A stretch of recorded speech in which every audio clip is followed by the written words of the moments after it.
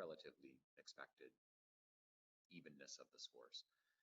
So over to Charles. He's still got that blank on his rack. Um, some fun words here. There's a few obscure ones that could be considered. Basige is a fun little word that could go down on this board, and it scores a fair bit, doesn't it? Absolutely. That would be 50 points, making BAD. And I think that because it's tripling that J, making that 8 points of the J into 24 points, it's such a good play. It scores so many points. I really, really like this play if he's able to find it. It can be a little complicated to see sometimes because you're looking at J, you kind of just want to get like jab down, which is something that Charles is looking at. He's probably thinking of jabs and czar. But if he does go ahead and play a shorter word such as, jabs, I actually think maybe jibs would be a better version of that because, um, the A is a friendlier tile for you. Then you also consider what's left in the bag in this case. Both I and A, there are 9 of them when you think of the distribution in the bag. There has been 1 I played and 2 A's played, so not a huge difference, but there is a slightly higher probability with everything else factored out of drawing an I after. So aside from the A playing alongside the J on a future turn, it does keep for lots of possibilities. So he is going to play jibs instead of basige and keep that AS blank leave. I really like that for him. If you're not going to see besiege, then this is a really, really good play. I think as well, just given the letters he's keeping, this is the time where if you're not sure of a word or if you don't see it, this is quite all right as far as an option that still scores and allows you to have more opportunity down the road.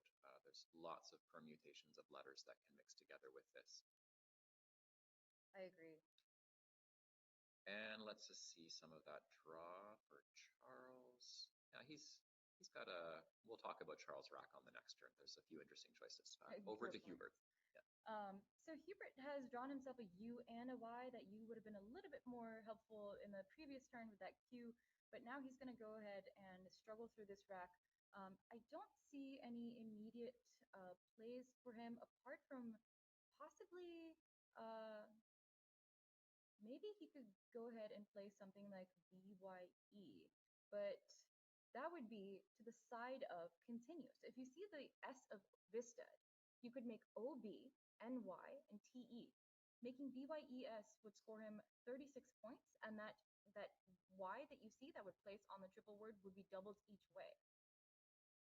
As far as the scoring option, it's really hard to argue with the success of a play like Wise. The trade-off, of course, is whether it's worth keeping a leave, so that's the letters you have left, but it's worth keeping a leave that isn't necessarily synergistic. So ing, of course, isn't a lot of words. We know that's the gerund form of lots of English words. But blended with that U, there's just lots of reduction in possibilities. In terms of how it combines. Yeah. So one of the other options that we might consider instead would be just by, by, uncontinued. It doesn't score as much, certainly, but it does keep an E, and that adds a bit of synergy with GUE words, for example. At the end of the day, it looks like bub. This is what we would call an equity play, and we'll just clarify what we mean by that. So an equity play is something that scores reasonably well, but it leaves a nice combination of remaining letters. The problem is here that it keeps the Y, and Y just really doesn't blend well with a lot of letters. So yeah, I'm not sure about that one. I understand because the U is challenging, but I'm not sure about that one. Right. I agree. I mean, I feel like BYES was a good play, but you know what? Getting the U off your rack is always such a good idea. Charles here is rushing forward to play Ridoas. That blank that you see is an R. That's a really good find by him to see continued, because otherwise his bingos would not have fit on this board. Or there would have been like one bingo that fit on this board otherwise. But playing continued is going to give him, and Ridoas is going to give him 84 points. He could have also played a common English word, meadows. Yeah, there were several choices here. Redouaz was lined up on Charles' rack pretty quickly after he made his previous play. And just for those out there who are looking to possibly find ways to build up their game and elevate it to another level, when you see a play that you're relatively certain of, it's still a good idea to look for more. So in a case like that, when you've lined it up on your rack, literally in that case, as Charles did, um, you can also just write it down on your score sheet, whether you're sure of it or not. In this case, at this level, he would be sure of that word. But write it down all the same, and then look for other plays, just in case there's something else that scores even better, or the same but is better positionally. And that's something else we can talk about as a concept in the future. But it's a good idea to write down a play even when you're 100% sure of it, and look longer.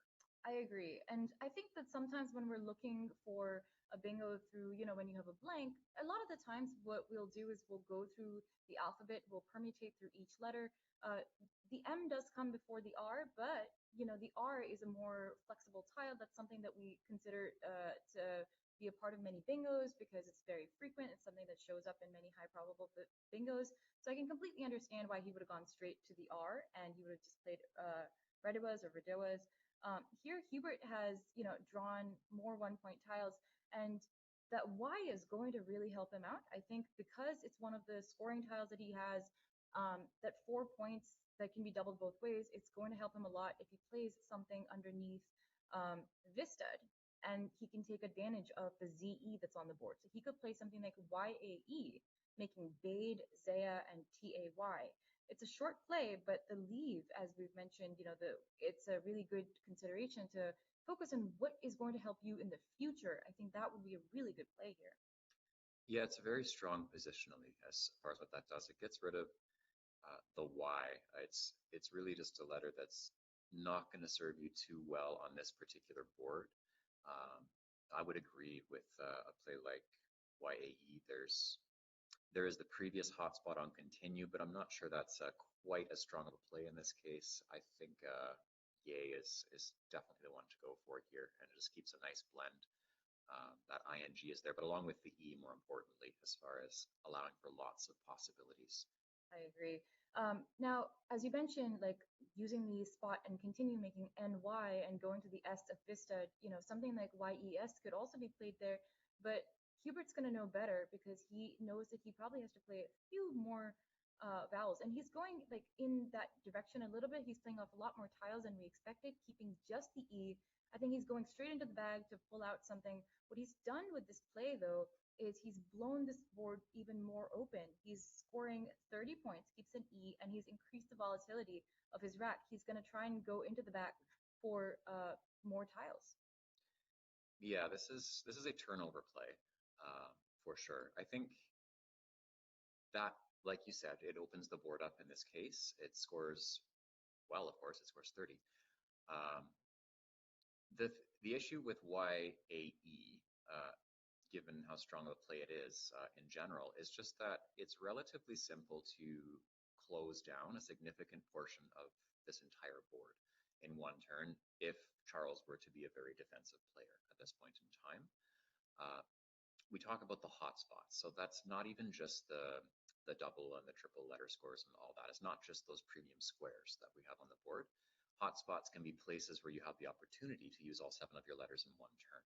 So what Genesia does on this board is it creates multiple opportunities to use all of your letters. And that's one of Hubert's greatest strengths, is his word knowledge is incredible. There's a reason he's starting out on board number 3. He is the number 3 seed in this tournament. And we would expect someone at that level to know basically all the words or very close to it. So a play like Genesia is, for Hubert, an opportunity when he's behind like he is right now to use all of his letters in one turn. There's just simply more possibilities in that case. Whereas YAE does give an opponent who is more, we would call this a defensive style, the opportunity to control the board in a way that Hubert would not like necessarily. So Genesia, I can see the logic to it.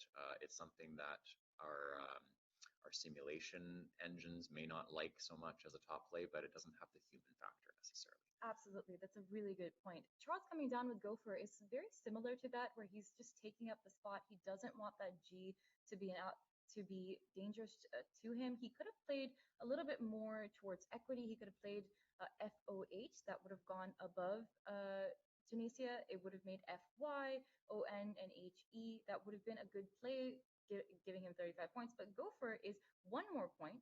That is 36 points, and it keeps AF.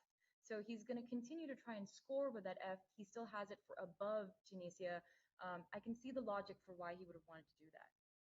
Yeah, and it scores essentially, and also keeps the board relatively controlled in that sense. You look at what Hubert has just opened, and what Gopher really does is it shuts down for now any opportunities to play all of your letters in one turn there. There is only 6 squares when using the I in Genesia to play horizontally. So there's essentially no spot at this point in time in the top half, not even just quadrant on the left, the top half of the board. There's no spot to use all 7 of your letters at this point in time, just based on the shape of the board, as we like to talk about. So with that. Yeah, that's a really great point. And Hubert now doing something that Charles did not do, which is take that spot last turn. And actually, what Hubert has done here is really open up that line above him when you were mentioning, there's not much space in the upper quadrant. Now that MOY has gone down, YE takes quite a lot of hooks. So now Hubert will be able to place a 7-letter word there if he draws into one. The other nice thing with Moy strategically is when you think of my, one of the words that's created by this, there's no hook, we like to call it, where there's just one letter that goes on top of the M. So Amy isn't a word, for example. So with that, there's not really any easy way to completely close off that lane without taking a significant equity loss. And that would be essentially getting fewer points, not maximizing what you can do on your turns. It's harder to easily get rid of this opening that's been created. So it's really nice for multiple reasons. And then it, of course, left nice letters for Hubert for a future play. Absolutely. That's a really good point. Coming into Charles now, he's drawn another F for the F that he had on his rack. Luckily, though, the 2 Fs go pretty well together. You're able to make quite a lot of words. So here he has a great opportunity to take up that spot that Hubert just created. He can play something over there. It's quite dangerous, though, I will say. So say, for example, Charles here was to play his high scoring move of draft, DRAFF, which he's not going to because he's very smart. He's not going to open up that line. It would have given space for Hubert to play on top and get the triple. Instead, Charles has gone ahead and played quite defensively. He's protecting his lead. He's gone ahead and played and for 28 points, a 2-point sacrifice for a lot of control over this board, I'd say. Yeah, because what you can also think about here is if Hubert were to use all 7 of his letters on the top, it's not going to score as much as it could because it will hit a triple letter score at the very best, but it's not going to hit a double word score or a triple word score. What it does do if he plays up there is it offers a triple.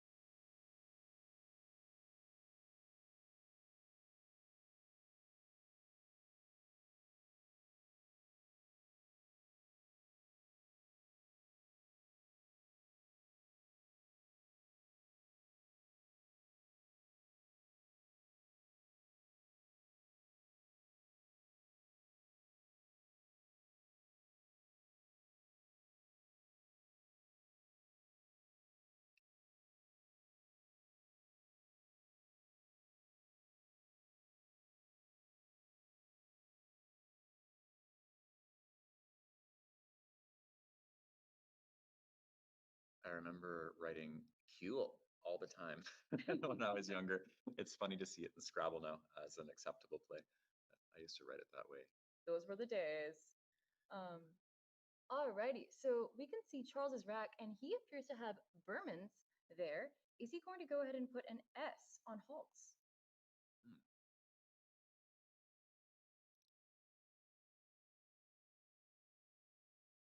Before he can consider that, we are seeing a nice 7-letter play coming from Hubert.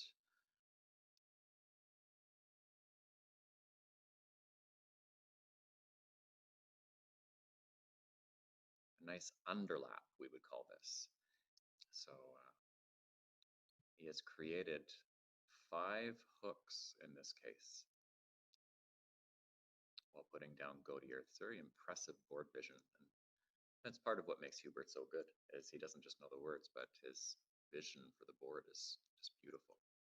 That was really, really fancy. I think these are the kind of moves that we really love to see at a tournament this high of a level. I believe that it may have been Charles who played Godier, actually, given the fact that he kept RIOT. So apologies for the little glitch, folks. We are getting everything back together. But because Charles had kept TOIR after playing AFF and he's drawing the tiles now, I'm led to believe that it may have been him who played Godier and taking his lead even further, which is actually just mind-blowing just how well he's doing in this game.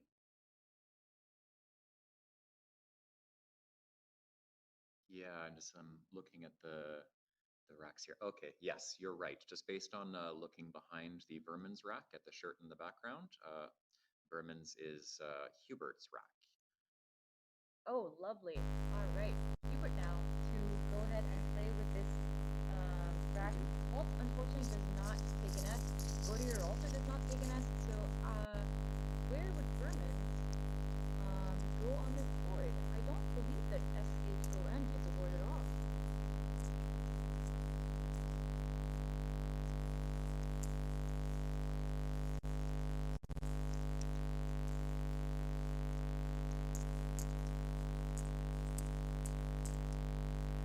Hubert has to go ahead and contend with these tiles. I believe it might be possible for him to just play 2 or 1 tiles, maybe go ahead and do something that we call fishing, which is to say that he attempts to play fewer tiles for as many points as he can so that he can draw into a bingo later. Because right now, he's down about 200 points. He's down around 170, and he really, really needs to get some bingos down on this board, multiple, to be able to catch up.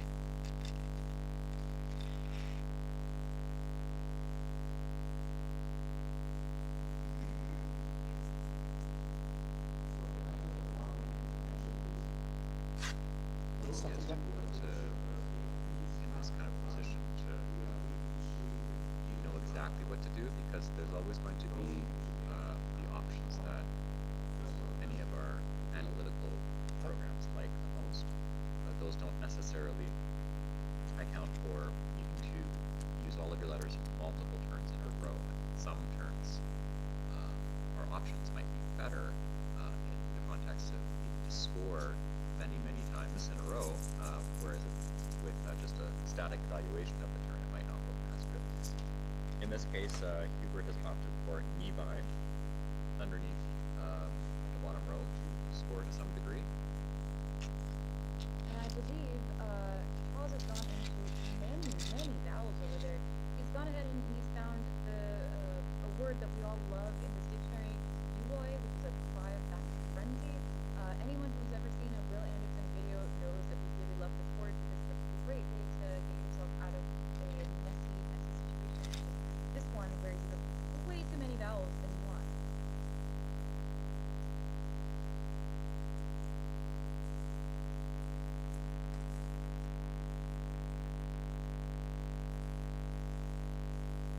All right, Jesse, what would you think of doing in this position? Are you doing U-Boy somewhere, or do you think you want to exchange tiles, or what do you even do? So if you're Charles in this position, you have a pretty comfortable lead. I mean, it's not insurmountable, but given the position of the board, it's very difficult to lose, quite frankly, at this point in time, unless you make a couple of not even just one at this point, a series of egregious errors in terms of relinquishing control of this board. The nice thing with Godia is just how beautifully it controlled that bottom right quadrant of the board. It did allow for a hook onto the G underneath, but I and O and they don't really end a lot of 7-letter words relative to, say, an E, for example, or an A. So it was really nice in controlling the board. Hubert himself played Nevi, and that dealt with the bottom line on the board in terms of scoring with all 7 letters. And in the process, when you look at what's available above Nevi, there's no opportunity to play 7 letters in that quadrant of the bottom line. So when you look at the board right now, there's actually nowhere where you can use all of your letters in one turn. So at this point, if you're Charles, all you really have to do is continue to empty the bag, to make some kind of play. There's not really any incentive to change here at this point in time, as clunky as his letters are. I suppose technically there's one on top of coup. So if you're going to do anything, in terms of playing something here, you're probably just going to minimize any opportunities to use all 7 of your letters in one turn, which is really only possible on top of coup at this point in time. So I'd be looking at playing something to control that portion of the board using vowels, and it would most likely be underneath a coup. But in this case, it is difficult to use all your letters above there, so I can see what Charles is doing as far as playing UI at the bottom. It does use up vowels. And it's really just saying, okay, go ahead, Hubert, if we can find something that fits above there, we'll just use triple word score next time. I suppose this is line of logic in this case, if I had to figure out what my movement factors here. Because it's not scoring much, like as far as playing UI at the bottom versus just vowels, to control the top of the board, it's not really scoring much more by using more vowels at the bottom. Yes, it gets a little bit more balanced quicker, but again, there's no spots except for that one on the top who's losing 7 of the letters. So it's not like Charles needs to play a bingo again. It's really just controlling the board. Absolutely. And he's gonna do he's gonna be pushed back against Hubert. He's gone ahead and he's gone the X. Hubert now really also needs to control this board. He's got all consonants, not much to do, but I kind of like what he's trying to do by opening up space on this board. He's played the I. We're having just a little bit of trouble. Like he's gone ahead and he's played VIM. I kind of like that. He's got the blank, gives him some flexibility. He can go ahead and play some words there. This is an entirely unobstructed lane for Hubert, so I think it's a good idea here. And then if we go back and look at what he's got left, the nice thing with this is it's a beautiful setup to score with the X in some way, as long as he gets another vowel. EX ends a fair number of words that are 5 letters, even 6 letters long. In a best case scenario, it could even be a pluralized 5, where you do EX, ES of some kind in some 7-letter word, where he could score a huge amount to at least make the differential in score far less. At this point, if we're looking at the winning percentages, realistically, even a high-scoring X over Hubert is not going to be able to come back here. It would have to be something very, very special for that to happen. Of course, it's very unlikely with the position of this board. All the same, he's given himself the best chance to minimize the score differential by having a potentially high-scoring X play, and this is something else that experts do as well that really separates them from the field. Is even when they've lost, which realistically Hubert is very likely to lose this, what he is doing here is minimizing, or is maximizing, the opportunity to make the differential in his loss small. Because part of what we factor in the long tournaments is what we call spread. That's the differential in how much you win by and how much you lose by over a series of games. So Hubert is making a play that he already knows is probably not going to win in this game, but will lower his loss in many cases. And that's excellent for luck for the long run. Absolutely, that's a really, really great point. I think sometimes we have to choose between, continuing to go for a bingo and going ahead and maximizing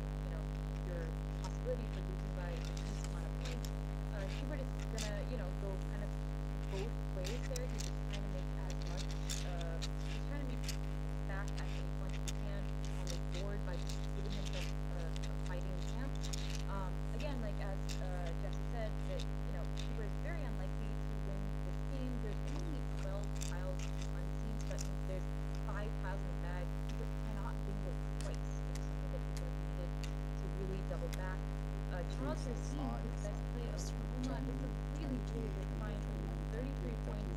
And this is such a beautiful play. He's kind of blocking that space that Hubert has just made for himself. That C is very unforgiving.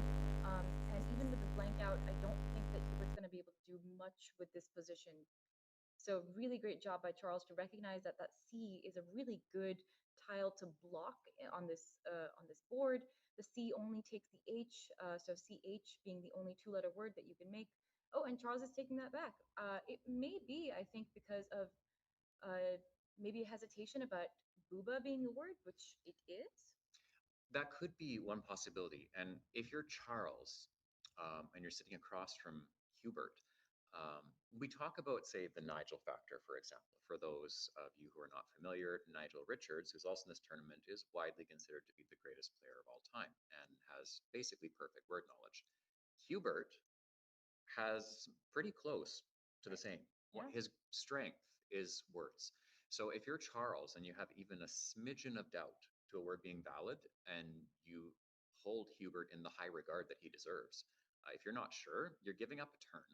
And this is in a position where, to Charles, he's also looking to maximize his win. Right. So I think Charles has to know he's not likely to lose in this situation, but he can give up more points than he has to and not win by as much because he wants to maximize how much he wins by. Exactly. So if you can make a play that allows you to continue to score, to continue to keep your lead, and to not give up the game, which quite frankly he can't at this point in time, Right. then you'll do that. So if he's not sure, he's looking to make another play. I would agree with you. That's likely what's going on here. Is it's really booba where he's possibly not sure. And the other reason why he might not be sure is because bubal is a 5, for example, and then sometimes there's this blend in. I know I can speak to this. You probably had similar experiences, Nits, where there are words that blend in your head. You know, where you're like, am I just combining several words and making a new one up that actually isn't a word? Um, so bubal is a word that maybe he's thinking of, and perhaps he's doubting that buba on its own works. There's lots of possibilities as to why he's not playing it. Aside from all the reasons that Nitz has mentioned, C is a blocking tile, but coma in the process, it also blocks that line on the top where you can play above cool. There is no longer the chance to use all 70 letters on the top there. So it takes out that lane. It takes out the lane alongside dim, but he's going for a safer play. So I think it is some doubt here as far as the validity of booba.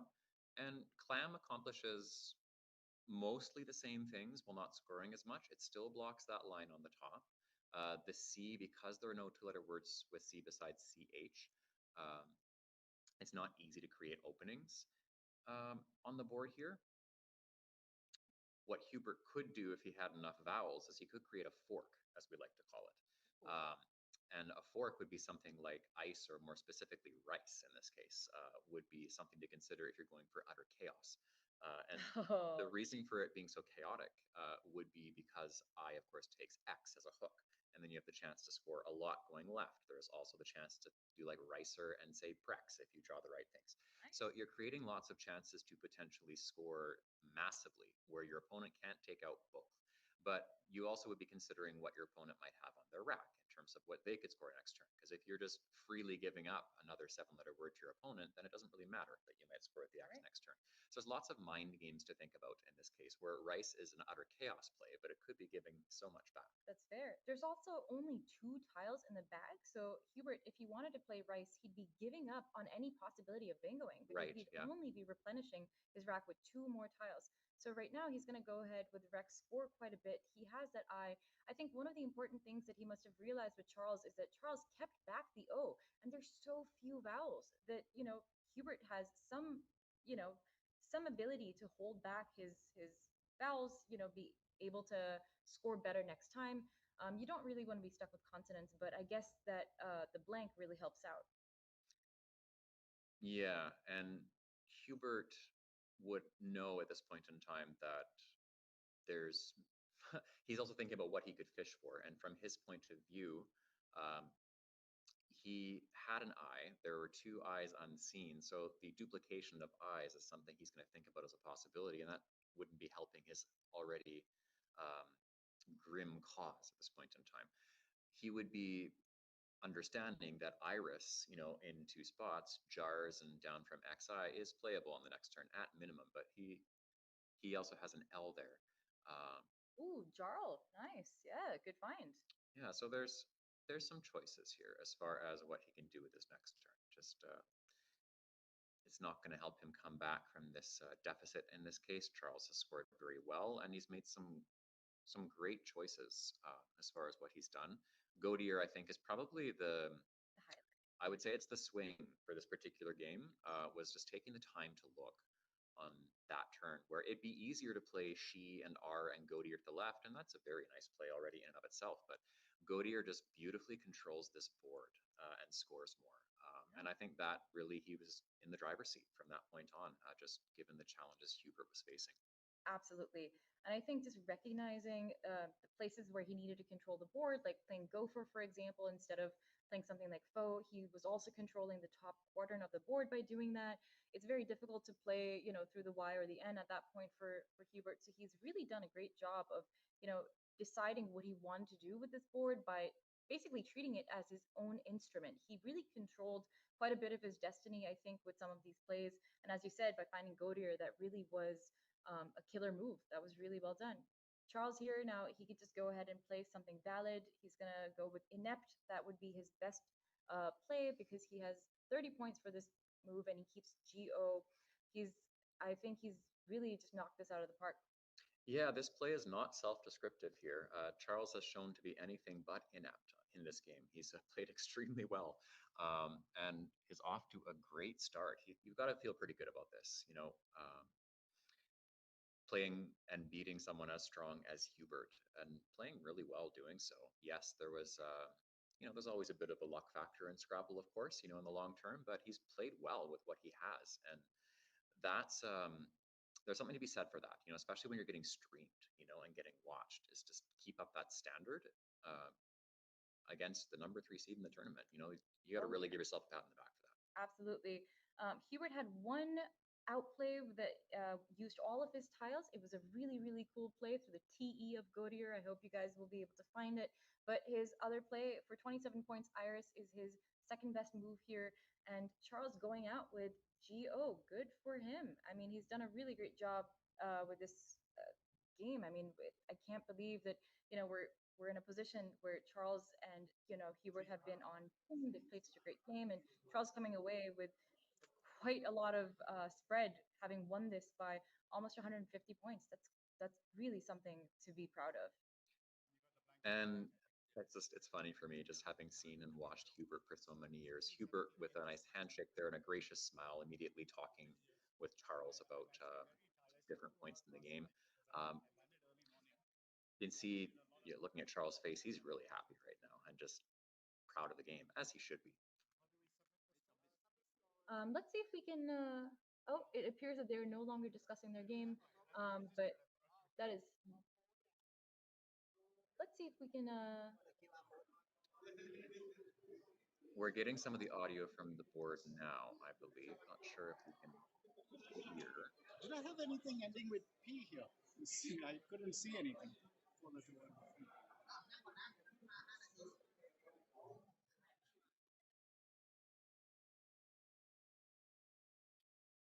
It looks like it was a very brief post-mortem. Hubert is logging or texting about the game on his phone. Charles has walked away, so it looks like it was a very short discussion about that particular game. I mean, I gotta say that was quite a game, even though it's just 8:30 in the morning. Well, now it's 9:30. I gotta say these players really came to it with their best. I really think that these players showed us what the high caliber of play that we're expecting from this tournament. And Charles here coming away with such a huge win in the first round. That's gonna do really, really well for him. Kudos to him and kudos to Hubert Wee for continuing to fight and like trying to find his best play at each point and like trying to open the board and give himself chances. Sometimes the tiles just do what they do, but you just keep keeping on.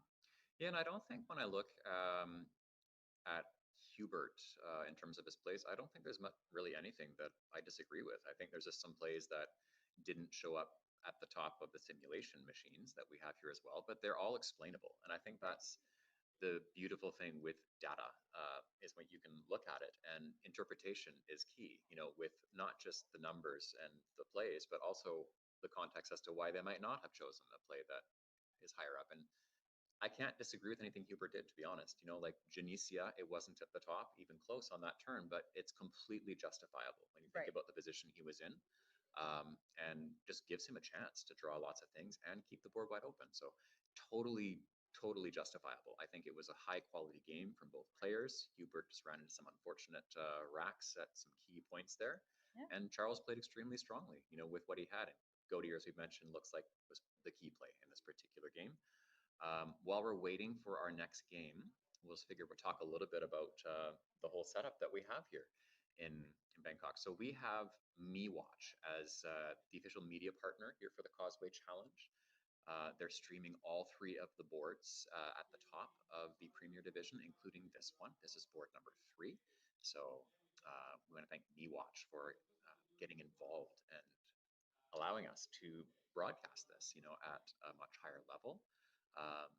Probably the widest reach we've ever had at any tournament. So that's one shout out we want to do here. Causeway Challenge in general, we have 400 and I think 50, give or take, is what we have for the number of players here. So 108 rounds in total of what we're covering as far as what's being broadcast live. That's a big undertaking we've never thought to do before. But our organizer, who we'll also talk about, Michael Tang, has a lot of vision, for something like this. So this is his biggest project yet. I mean, I gotta say the scale of this is massive. I don't think we've ever had a live stream and a live broadcast at the same time. This is just a huge technological innovation for us. And I'm so glad that you guys are here with us watching. Thank you so much for being here. I hope you guys enjoyed the first game. We have so many more incredible, crazy games coming for you. This is Table 3, as Jesse mentioned. We're going to have a lot of fun together. This is a massive international field. We have so many world champions here. We have just like the cream of the crop, really. I'm really excited. So in the moment here, we'll talk more about some of who's involved with getting this tournament underway and running. But for now, we're going to take a quick little pause here. So briefly signing off from Bangkok for one round. This is Jesse Matthews, and this is Nitz Chakti. Thanks so much. We'll see you soon. We'll see you soon.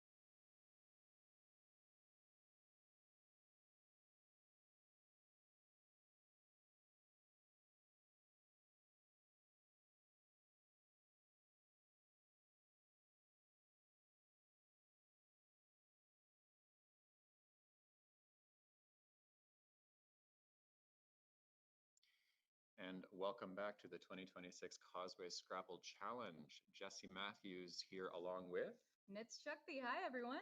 We are back for round 2 on board 3 here at the Causeway Scrabble Challenge. We have Akshay. He is taking on Jaya. Akshay from India, Jaya from Singapore. Should be a really great matchup here. Let's talk a little bit about what we're expecting to see based on these two players. First of all, I don't think we're going to see a blowout because these are incredibly matched players. They are so good. Look at the ratings on them. Akshay coming in with a rating of over 2,000. So is Jaya.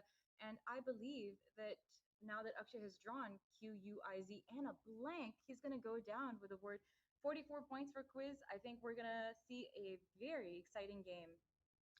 Yeah, really nice way to score here early on. And we talked about leave already a little bit in the first round. The leave here, because there's a blank, we're not as concerned necessarily with, there's obviously exceptions, but in general, we're not as concerned with letters that don't perfectly work together in this particular case. I and O are not bad as far as ION words are always possible for longer words. ISO is a common front extension for lots of sciencey sort of words. And then both I and O, they underlap underneath of quiz on future turns. There's lots of options for Akshay to go with following a play like quiz. So yeah, and it's really strong. I really like this placement too. He has that blank, and squiz is a really good word. So that, the placement puts him in a really good position. So if he's not able to draw an S, and he is, however, able to bingo, look at those tiles coming in.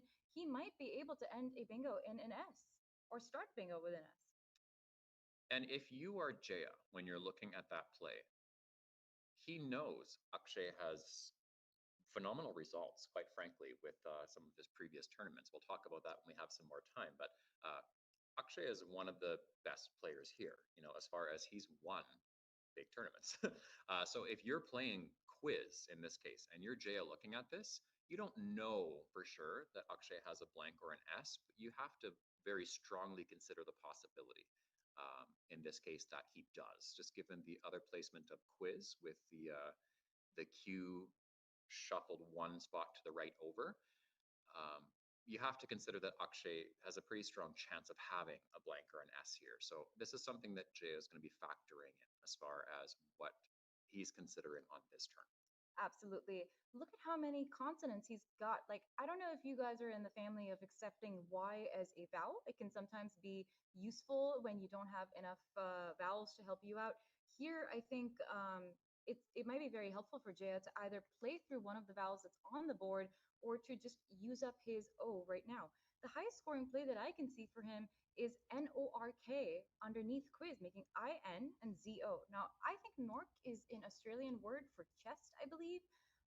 So if he knows that, which I'm pretty sure he will because he's rated really highly, I believe that he would be able to find that play. It's quite tempting to play through the U though, to just get some points out there and just like clean this rack up, keep your vowels. I feel like they could be very useful.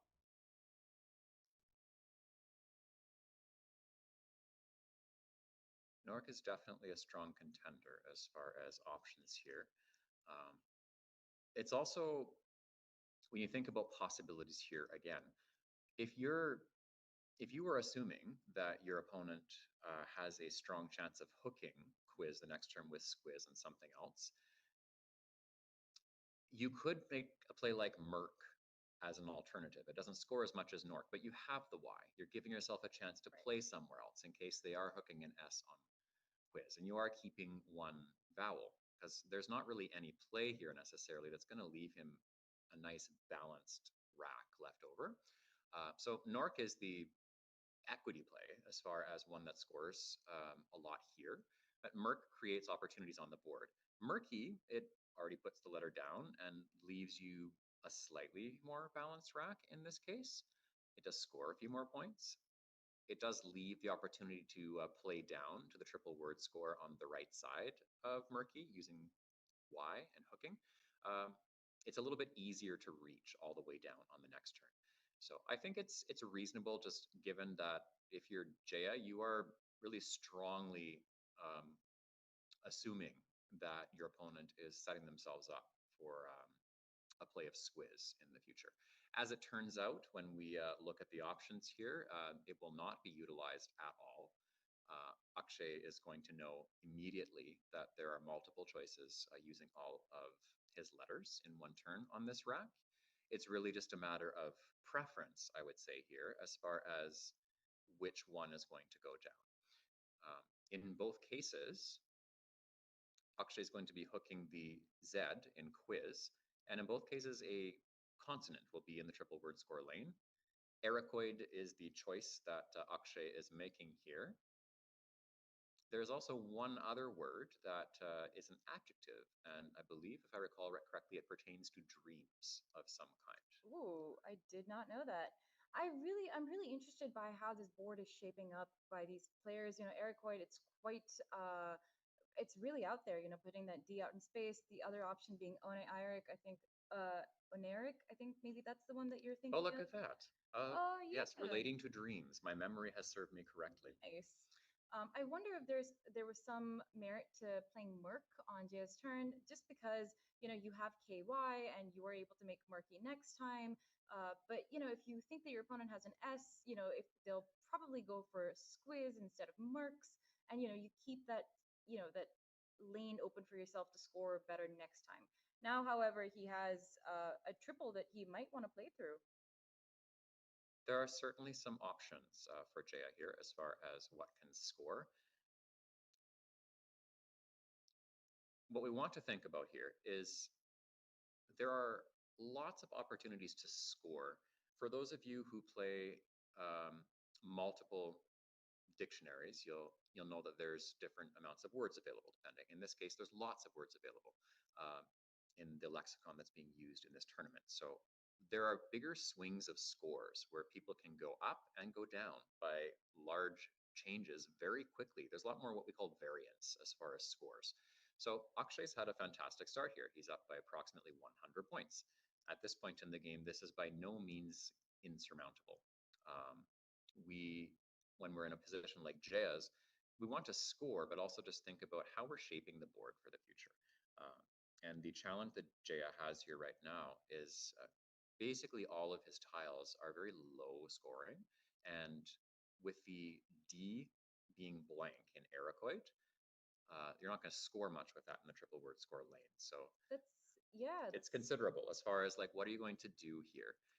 That's actually why I kind of like the play of something like LOO, making LOOI and OD instead of something like Ogler. The reason why is because your opponent is usually going to play making like YA, YE, YO, and they're going to play to the triple or they might play squiz.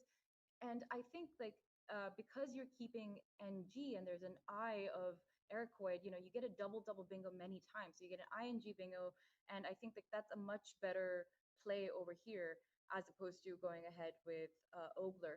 Not not a huge mistake, I'd say. I mean, it's certainly very close. It's you're putting an R out in space. It's pretty easy to end bingos with an R, but I would have liked to see LOO just for the consideration of what your opponent might do next turn.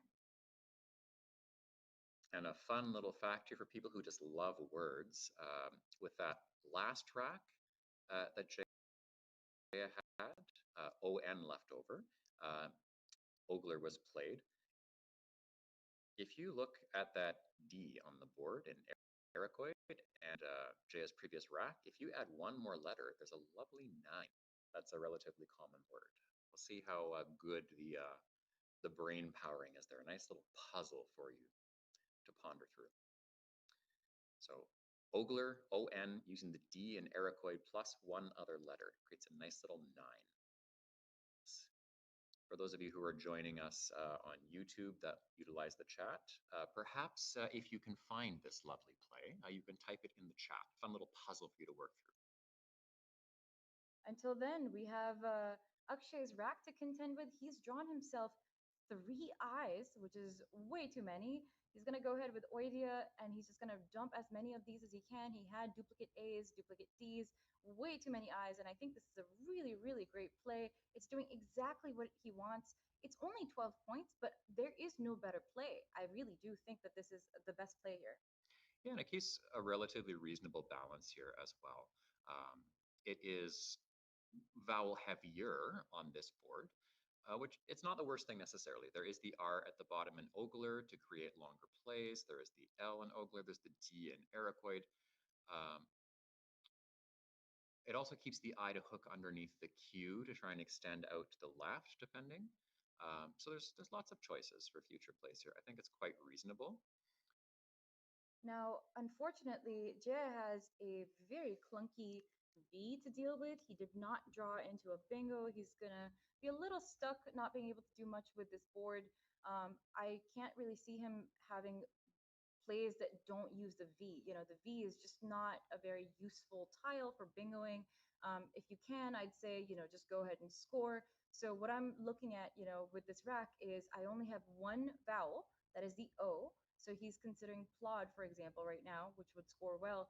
But what I would want to do is not use any of my own vowels, use what's on the board instead, and go ahead and play something like vid or viled through the I of Oidia, the second I of Oidia. I think that's 20 points. PONS is a really nice synergistic leave.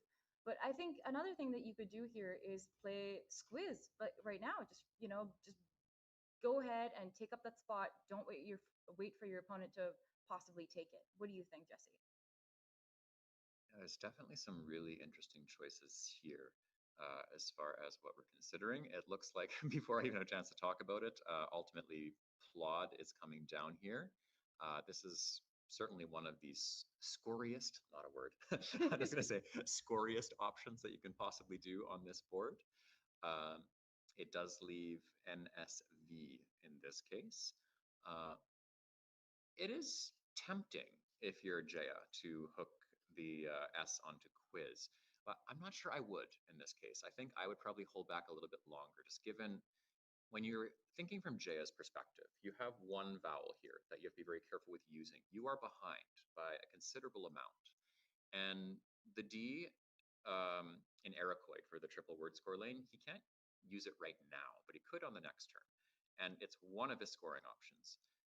It will still be there if Akshay were to hook quiz with an S on his turn.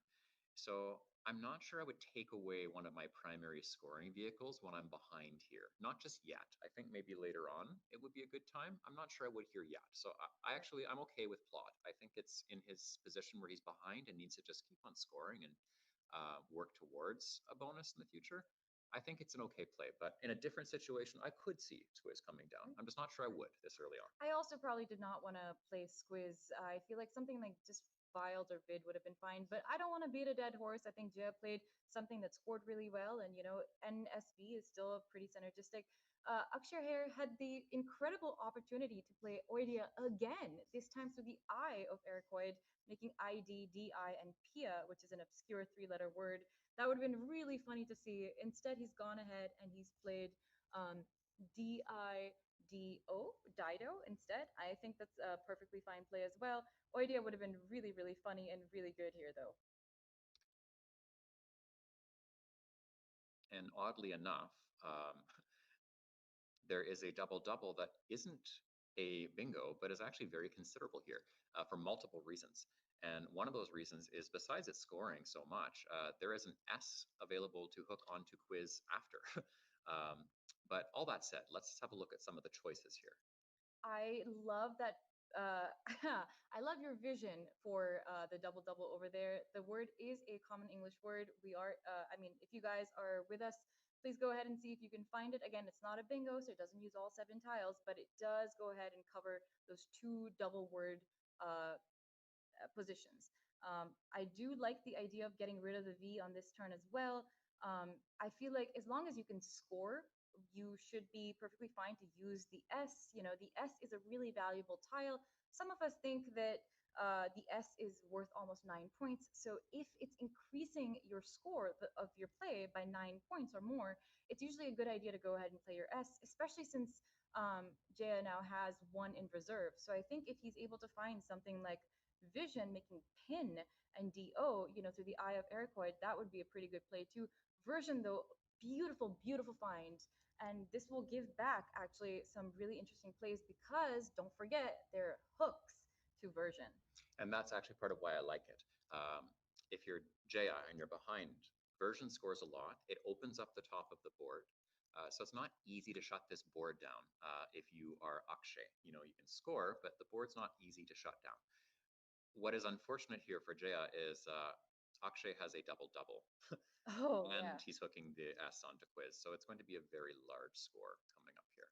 105 points for Akshay coming down for teasing. Another one of these very high probable bingos. And what we mean by that is when you look at the Scrabble bag, you know, there are 100 tiles and they're in different frequencies, which correlate with how frequently they come up in the English language. So T's, S's, N's, I's, A's, E's, you know, they show up a lot in our words. So teasing is one of those higher probability words that you learn as you're starting to, you know, become a competitive Scrabble player. You're learning these words, seeing, you know, what are the most obvious, like, what are the words that are going to come up first that you should know? So now, if you are Jaya, you are currently down by 140 points. There's still a fair number of tiles to draw, but this is where it starts getting precarious, and you have to be really careful about what's happening with this board. So let's talk about this board. We talk about, I believe, board geometry is what some people call it. Right. So we need to look at the shape of this board basically, and what this allows Jaya to do as someone who is behind, and what this allows Akshay to do as someone who is considerably ahead at this point. So this is a board that we would classify as a very wide open board. Right. And what we mean by that is there's lots of possibilities. We talked about version having lots of hooks, such as an A, such as an E on the top. That allows for plays in the future that could use all 7 letters. So a V, while it is a very blocking sort of tile in nature, is not considerably locking down the board in this case. There's no parallel plays that can be made on the sides of this word, but there are hooks above that allow the top right quadrant to, and the whole top half of the board, quite frankly, to stay open. Teasing scored a lot for Akshay, but it keeps the board still relatively open in that left quadrant. You can parallel play to the left of teasing to create words of up to 7 letters long. You can play through the T to create 8-letter words, or the V inversion as mentioned, the D in Iroquois. The bottom left quadrant is still open with the E and the R in Ogler and the L. There's lots of opportunities to score on this board. So if you're Akshay, and especially when you look at Akshay's rack here now, it's not quite so balanced or easy to navigate, at least in one turn. And we look at Jaya's in comparison. He has a blank, which is going to be very helpful here, given how far behind that he is. Also some high scoring letters that in and of themselves can be helpful to score, but not always conducive to using all of your letters in one turn. So there's lots to consider here when you're in both Jaya's and Akshay's shoes as to what you want to happen with the geometry of this board. Jaya doesn't want to remove options. Jaya wants to keep options available. Akshay, in an ideal world, would like to score and to start removing some options, not giving up too much in the way of score. He's not really in a position where he should be forfeiting a bunch of points to control the board, because you can't easily shut this board down at this point in time. So there's a lot to consider here. I actually really like what you're saying about, you know, the board control version. So there are some things that Akshay can do to start closing this board down. And I think for Jaya now, because he's down by so many points, I think he has the capacity here, and he should be, you know, like playing a little bit more volatile. So for example, you know, he's going to go ahead and play Hubble. That's beautiful. He's setting up his S. You know, his opponent has just played an S. You can hope that your opponent has not drawn another one. And, you know, this is like he has the only blank. There's only one S out. So shovel being there, you know, a possible hook is really, really nice. And it's really lovely. It's very annoying for Akshay to deal with. Now, you know, he's gone ahead and he's opened the board a little bit more. He's created a really, really great spot for him to score really well. I think another play that could have worked similarly is volts, like VOLTS, that would have made ST of the teasing, or even teasings and volts. But I really like Hubble. I think it's really hard to make this play as a human. And, you know, to have seen this and to have played this, I think it's extraordinary. I think it's fantastic. And we're keeping in mind what Jaya has done before this turn, right? So Jaya has played version. This doesn't necessarily indicate that he has an S, you know, because version just happens to score as a double-double. But if you are Akshay, you are considering the possibility that your opponent might have an S, although it's not a given after you've played version. When you're playing at this level, you think about what could my opponent have done if not this play. So if you're Akshay, you look at all the letters in version, you see plays like Vinos that we have talked about before, and you think about why wouldn't they have played Vino or Vinos? Version answers, the answer here is just that it scores. So if you play Hovel, you're kind of conceding that, yes, I have an S, you know, or I have a blank at this point in time. But after you've played version, you're not necessarily saying already that you do, but it's already it's not unreasonable that you do after that last play. So the human factor here is basically, okay, go ahead. You can know that I have something. You're wanting to give your opponent a chance to maybe, if they are paranoid, sacrificing some equity and some score to try and control this board here. Hubble really makes it quite difficult to shut the board down in any measure anytime soon here. And even if you play underneath or above Hubble, there's chances to play up or down to the triple word score and keep the board open even more. So it's a beautiful play to keep the board open. This particular play, I like it. The C, just given how killer it is for locking down the board in general, and the F tripling twice on the triple letter score here. It scores really well. It controls that right side of the board, effectively shutting down the bottom right quadrant and removing plays to the D and Aracoid as far as a bonus play is concerned.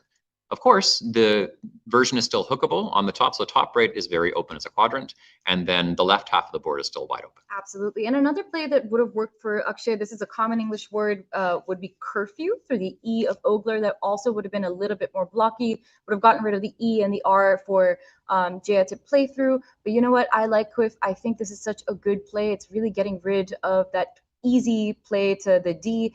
ED words, for example, could go there. Bati's now going down. Really, really lovely find by Jaya. That great board vision to realize that, you know, E version is a word, a version is a word. So really well done on his part. I mean, I think he's done really well. There is, however, one more word that would have played on this board for a lot of points. And I think that it's possible that Jaya just didn't see it, because if he had permutated through all of the letters that the blank could be, he would have seen shovel and brawest, Brawest, which would have been 107 points. Yes, an impressive score. Certainly nothing to be sad about with Botties. It's a nice 90+ point play here, but yes, there was a higher scoring play available. And then for those who didn't hear earlier, I'll give you one more chance with the puzzle. It might have been the volume a little bit lower when I offered it. On the rack with Ogler, there was ON left over. There was a D in Aracoid. If you add one other letter, there is a nice 9 that is available. It's a very common word, but anagramming it is somewhat challenging. So Ogler, ON, the D in Aracoid, and one other letter makes a fun 9. I'll give you 5 more minutes, then tell you what it is. Ooh, nice. I like it. I like when there's like time pressure. You guys are on the clock. Come on. I know you guys can do it. Akshay here is stuck with a lot of consonants, not a single vowel for him. And he's going to have to go through the vowels that are on the board for him to use. He's going to go ahead with the perfect play here. Throw, really lovely. It's 30 points. And you know what? I have no issues with this at all. I can't imagine a better play. I am perfectly fine with this play as well. And somewhat ironically, there is one really fun 4-letter word here that actually might be the best play if you don't change. Ooh. Well, it's not quite that sound, but it's close to that sound. And it's self-descriptive of the rack. It's ew. This is a really terrible rack to play through. Oh man, but it is so many points to play EEEW, which is a great find by you. I mean, I'm not sure if this is going down, because so when you look at this rack, it's nice. Oh, that's lovely. Wow. Guys, it is 10:30 in the morning. We are on our second game of the day. Beautiful board vision by Jaya. He is just killing it. He's knocking it out of the park. Really lovely find. I think you have to, quite frankly, when you're in Jaya's position. At this juncture in the game, I think you have to, for the purpose of controlling the board. You have to do that. So I'm a fan. hopefully Jaya can pull some consonants. I think it's the only play you can make if you don't change. Like, I don't think anything else is considerable in that position. I'm really impressed with his board vision here because it's so much easier to look through like the L or, you know, like the T and try to look for just vowel dumps that you've learned. And for him to have seen the W and for him to have, you know, formed that play. What word starts with 3 E's? Like, just really lovely on his part. I'm really impressed. Quite frankly, I didn't know if I'd ever see this word come up, you know, in a high level game, but it was actually, for the words that you could play and not exchange on, it was the best play. Right. So you never know. And now for Akshay, now he also has to have really great board vision here. He has to look at this board. And I think what's going to be key is remembering that eversion also takes a hook. A word like grub making a reversion, I think, will be just seminal here. I think he's in such a good position to just take a commanding lead and to just run away with this game. As much as, you know, Jaya keeps inching closer and closer. Okay, wow. So he has not seen reversion. That's a really tough find. Going down with JEU is also pretty good here, I think. It scores very well. It's hard not to. When you think about, if you're thinking from Akshay's point of view, Akshay has an S to hook Havel at some point in time here. When he looks at the bag as far as what's available, there's still a decent number of vowels available. It's slightly consonant heavy, I believe, when I look at the pool, but there's a reasonable number of vowels to draw into here. This still scores really well. And it doesn't completely block the top, but it does make it so that if you're going to play all of your letters, it's just through the E. But the thing is, it extends all the way to the triple word score still in a worst case scenario. This does take away some of the so-called easier options through the E's that are more defensive. So I mean, it's fine. You know, I think it's fine. I mean, we have the liberty of seeing with perfect vision afterwards, reversion and grub and all that. I think grub is the play here, you know, but it's a reasonable play. You know, it's certainly quite reasonable in this position. Absolutely. And Jaya now, has he happened to exchange? I believe he did exchange. No, did he? There's no way. No. Okay, he's still looking at it. No, that's still his rack. He drew a couple of consonants, but not enough. Right. You know, with a Z, you would have Mazadia, but that is not an option here. Yeah, nice. It would be really nice for, you know, Jaya to get rid of some of the duplicates. So he's got 3 A's. If you're able to play 2 A's off somewhere on this board, get a significant number of points, or like, you know, like a not unhappy number of points. I feel like it would be a good play here. The real consideration though is, do you score or do you try and, you know, play fewer tiles? When you're behind, you know, sometimes you want the game to go slightly slower so you have more chances to catch up. Not everyone agrees with this, but this is, you know, a heuristic that some people will sometimes adopt when they're behind, that, you know, you only want to play maybe 2 or 3 tiles. You know, you don't want to just empty the bag too quickly, because if you do, you don't have as many chances to come back. So I think that the options for Jaya here are really to just think about AA, like he's doing right now, or Ma. That's, I believe, 22 points for him. That might, no, actually, sorry, that is not 22 points. It's fewer. He's gone ahead with Mod. Oh, nice. Okay. Interesting choice here. Closing off that E with Ogler. So I'm not sure how I feel about this play, because I would like, you know, the E's to be available. I would like to threaten as much as I can on this board. It is closing down relatively quickly, especially given the play of MAAED. Yeah, I think I need to take some time personally to weigh that one a bit more in my head as to how I feel about that one. I can see the rationale certainly as far as it scoring. Yeah, you've mentioned some of the reasons why I'm not so pro of that particular play. And yeah, Akshay has made a great play here as far as effectively shutting down the bottom quadrant on the bottom left of this board. Oh, you know what Jaya may have been trying to do? I think he may have been trying to go for the S. I think he's playing more tiles so he can fish for the S for shovel, because I think that's the only place apart from the bingo to the R that really gets him a lot of points on this board. Or like the bingo to the it's E, reasonable, yes. Certainly. It's reasonable. And from Jaya's point of view, you do have the E at the top of U to play through, possibly, but you're really counting on just that E at this point in time, unless you draw another one. So it's considerable. You know, certainly it's considerable. Mod, I can see the rationale as far as the scoring potential with that. So yeah, I mean, tough position for Jaya here. He's constantly drawing, these 1 point tiles, and there's not much that he can do. There's no bingo in sight for him. He's really been struggling. Now, Akshay has been struggling with a lot of consonants, but he's been really, using the vowels that are on the board beautifully. Use that Y to his advantage. Put Glebby down. Perfect play there. And Jaya now, stuck with these tiles that just don't do anything on this board. He doesn't want to block anything further for himself, and he still wants to, keep scoring. There's not that many options, but I think one thing that might stand out would be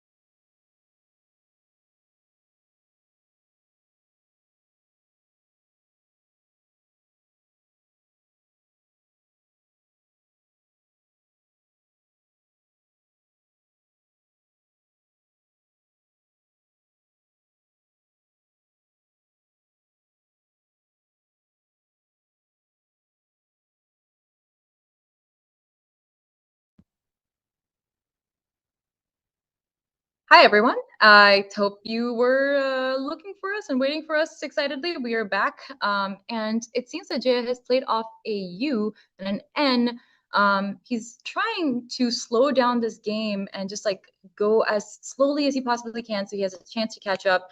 He's gone ahead and played Yawn and GU. I can see why he might want to do that. Nobody likes the U. It's also 11 points to go ahead and score that. I would possibly prefer to have played like AN or ANN because those were my duplicate tiles. But it appears that Jay is just going to have to keep struggling through these low point tiles.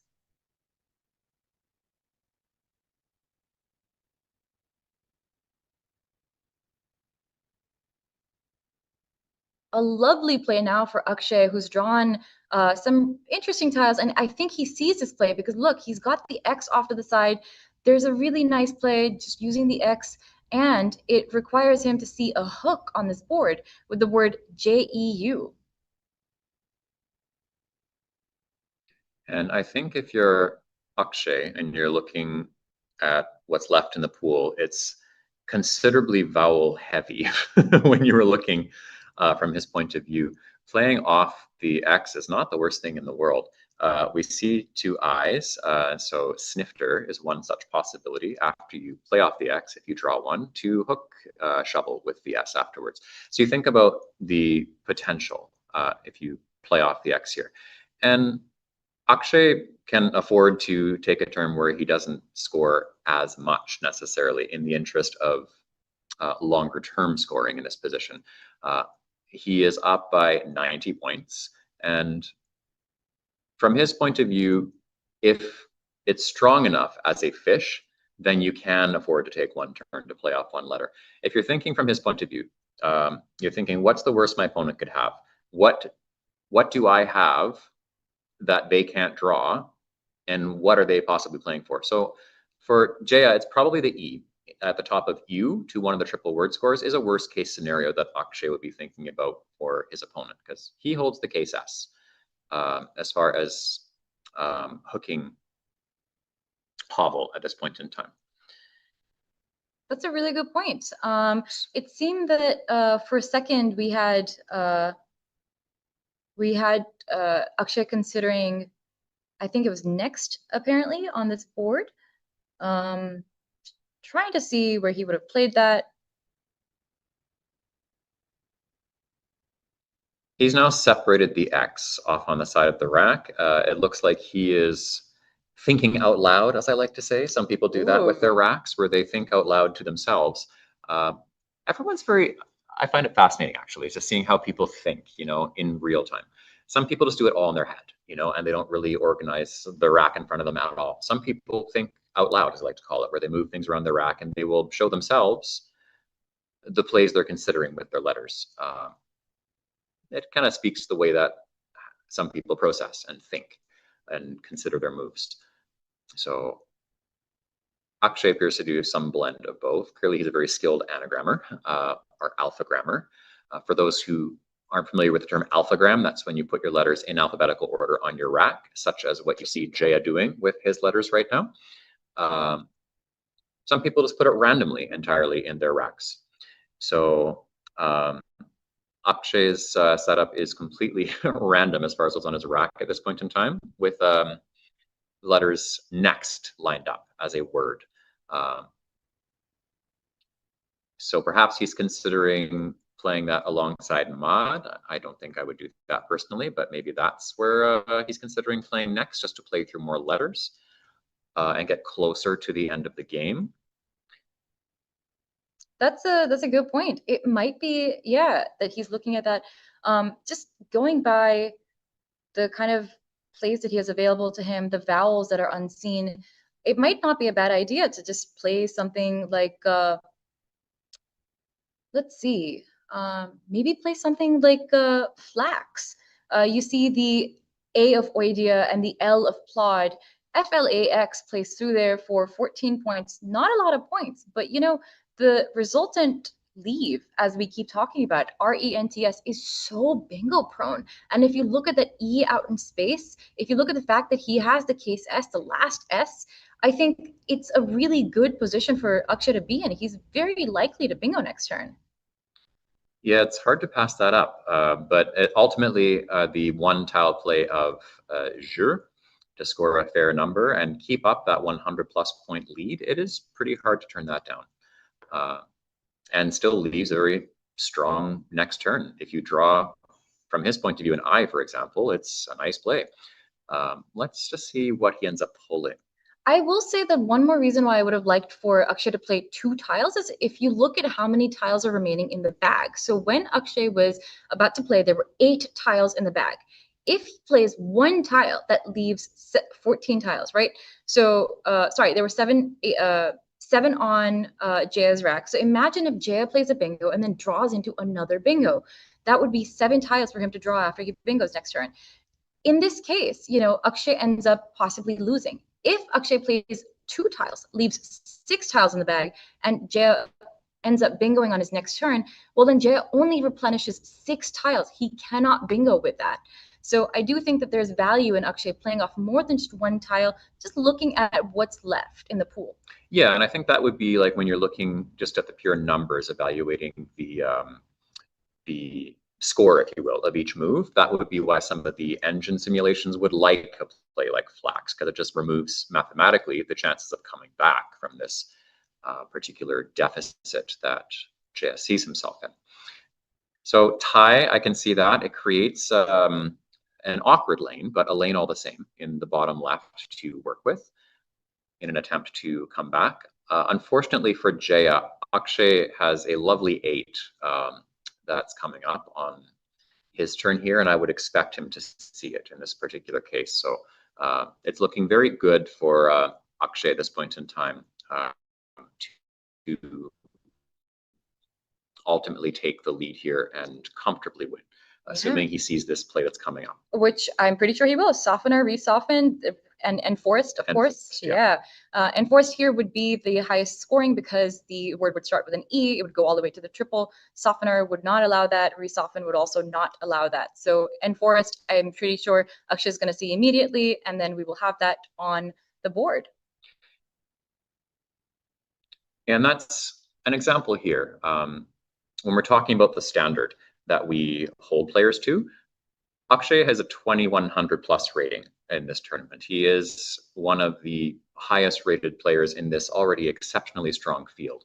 So for people who are not at a rating that is so high, we would expect maybe to get a safe win, if you will, that they would go for softener or resoften if they're not sure. But we would expect him to see enforce. But all the same, he can be human as well. Right. And softener still does the trick as far as getting enough of a lead to win this game.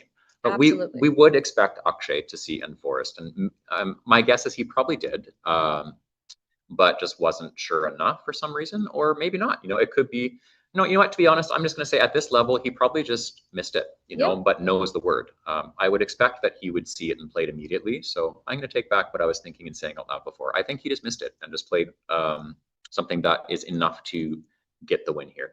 That's my opinion, but we'll ask him at the end. We actually just saw him in the main tournament room before, and let him know that, we would be jokingly, we said we'll be judging you. So we'll ask him. We will ask him and we'll tell him, we're like, so congrats on the win. We'll be saying that, and we're just gonna quietly judge you and ask you about that play. So I'm sure he'll be very gracious. You know what? Yeah. I totally feel like once you see softener, resoften, you don't really think that there's another one in there. And forest is so different as a word from, soften or resoften that it totally happens. Sometimes you just forget how many anagrams are in a word. I don't think, it's that big of a deal because Akshay does have this game locked down. Though, of course, we had mentioned previously about, the value of saving your spread, which is the margin of your victory. So, and forest, for example, would have been 86 points. This play of softener was 65 points. I think it would have been nice for him to get that down, but, it is just what it is.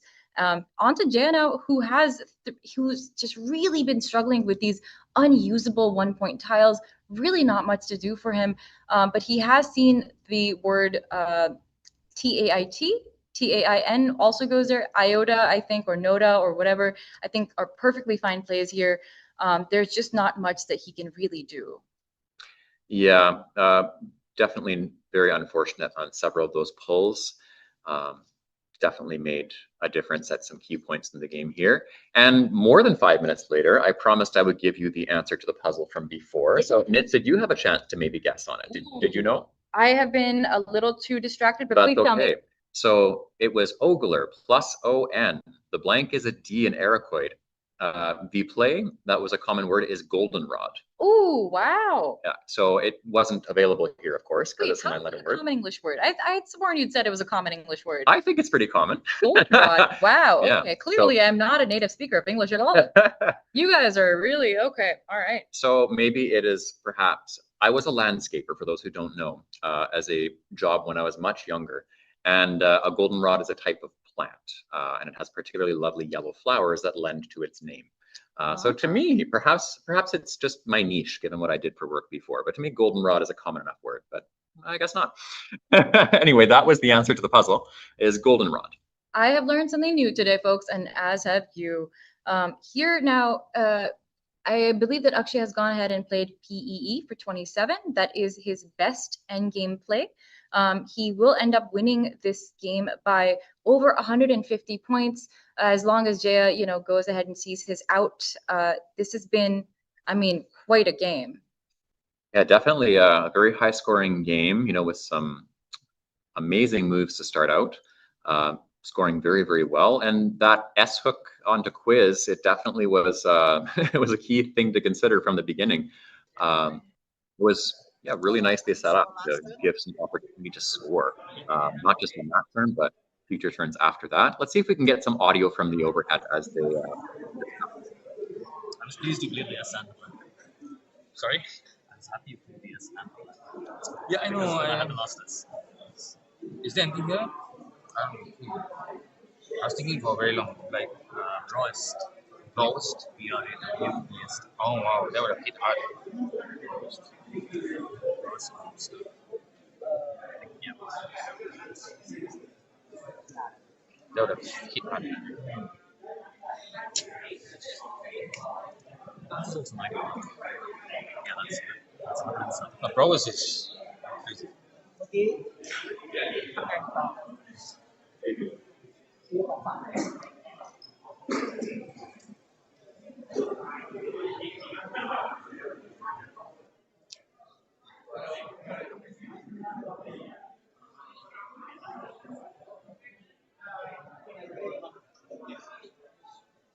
It's as in like I had to play this. What do you have? I had another S. Oh. Yeah. It's like I want to take this, but I can't. Sure. It's going important. This one it's good. Takes a R on it. Yeah.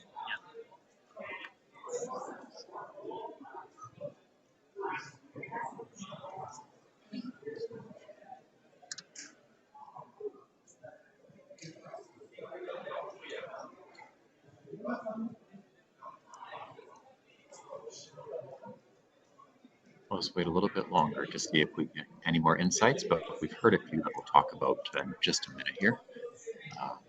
Looks like they're one of them's checking standings. Okay, I think the discussion as far as key points in the game has been completed here. So they did confirm awareness of reversion as far as a hook on the top there, something that we had discussed with grub being a particular play of consideration on one turn. Jaya revealed to Akshay that he had the other S after playing version. And then Akshay mentioned that he had the case S, and that's why Huffle was fine for him. So things that we had all talked about as points of consideration as far as board position. And yeah, I think it's, and Brawest, that was the other point I wanted to bring up. So Akshay pointed out Brawest as a play, and based on what I could hear from Jaya, I'm not sure if it was so much not knowing the word or just missing it, but either way, it seemed like there was a degree of realization, that Frost was the better play. So yeah, they discussed a few points there. I mean, but as far as, again, it was not a huge thing. I mean, we want to play the best we can possibly in a situation. Bros would have just been, I think, slightly better for his cause, but it was already a pretty tough climb given where he was at that point in time of the game. There was still an S out, so Jaya could have drawn into it. You never know with the tile gods. Sometimes they just give you what they give you.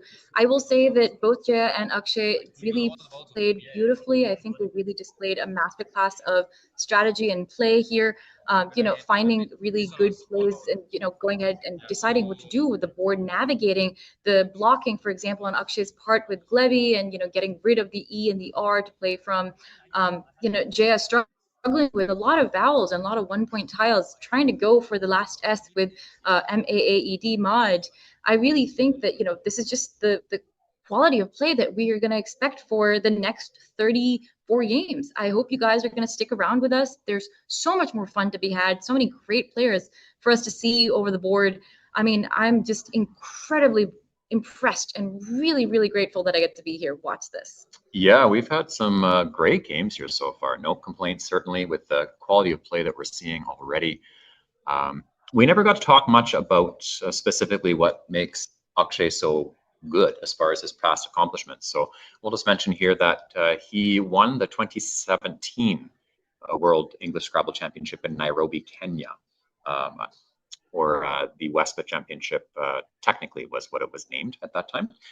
So he won that tournament against a very strong field and has continued to play and place extremely well, but that would be his big highlight as far as notable tournament wins. So yeah, he's a very, very strong player and needs to be in the conversation, quite frankly. We talk about some of the best players that are here that, you know, if they have a good run, they do have a chance to vie for the title. Absolutely. I mean, just really masterclass showing here. I'm really impressed by their level of play. I can't wait for the next, game. I can't wait for these days to go on. Remember that these players are playing 10 games each day, so they really have to keep their stamina up. Fatigue is going to be a huge problem.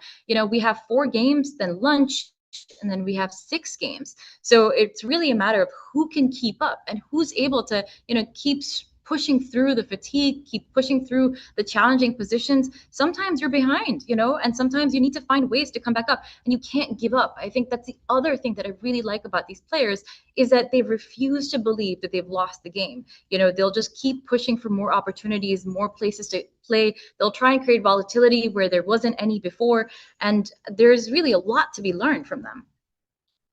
Completely on board here. I am having a great time already just seeing, it's very instructional, just seeing a lot of what they're doing so far.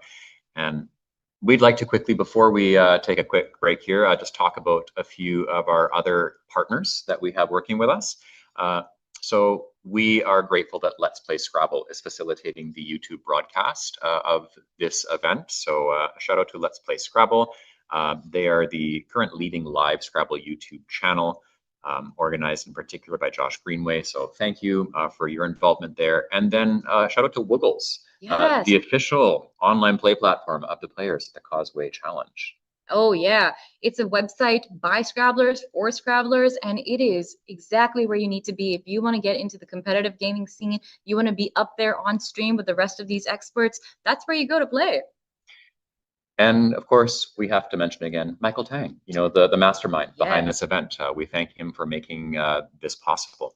So in the meantime, we're going to try and find out who is next here for you on board 3. Until then, briefly signing off from Bangkok, this is Jesse Matthews with Nits Chutney. Thanks, everyone. See you soon. Bye.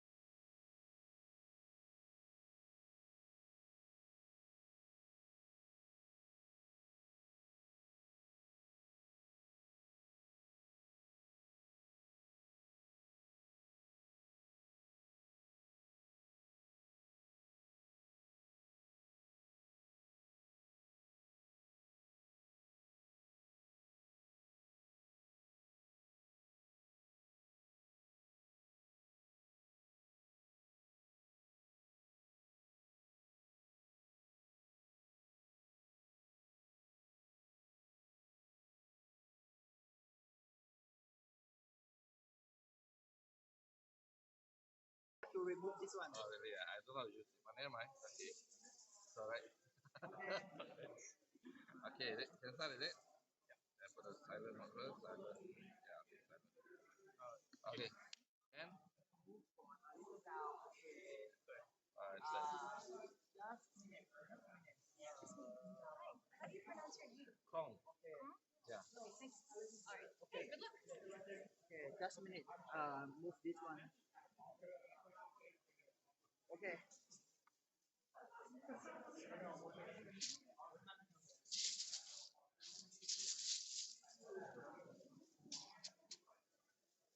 Excuse me, calling for John's Pan. That's all, you know what happened? My opponent thought the black is L. Then he played L with G. John's Pan. I feel bad for him, but then it's the game, right? Oh dear. Who's your opponent? We're waiting for them. Wait for them. I know you want to go for lunch early. Nah, it's all right. Pendia, are you in the room? Pendia. From Philippines? Philippines. Pendia? The paper is here. Paper 22 is here.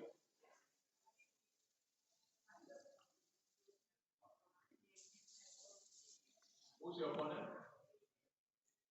Oh, can start. Can start. Can start. Can cannot start.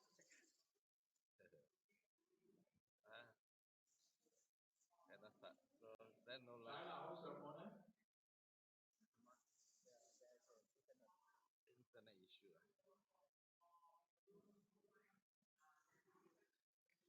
Filio just came in. Just type in. Filio.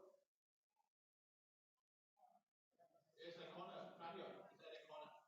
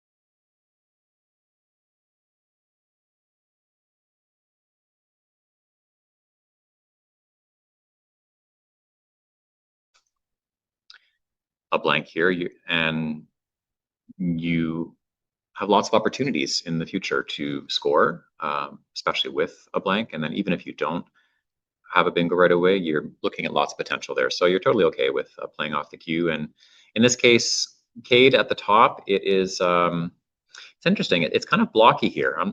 I'm not sure in this case if I would be so blocky given I have a blank. It might be, you know what, I'm actually not sure. I'm actually not sure why you would go blocky here. The S is open at the bottom, but I'm not sure I would take away options here. I do see a message saying the audio is back, so thank you for the feedback there from one of our YouTube viewers. Appreciate your patience as we're sorting through here. So Cade has come down to the D in Dragonets, and we are over to Kong, who is just under 40 points off the pace. And he's not too far behind. He's going to have to find a very tricky play over here that actually starts with the E of Resteer. So if you see the last E of Resteer, and if you look at the J and the S, if you play E-N-U-R-E in your, not only do you get rid of some of your 1-point tiles that haven't gone ahead and made a bingo for you, you're also scoring 28 points, and there's no way to score any more than that with these tiles. When you have 1-point tiles and you have a board kind of like this, either you're bingoing with those tiles or you're finding a nice cozy fit so you can get enough overlaps to score some points. The next best play for Kong, and I think he's already identified it, is Taut, T-A-U-T, to the T of Tav. But he's not going to do that. He's going to play off 2 tiles. I think he's going to play A and he's going to play a T. That looks like at, yes.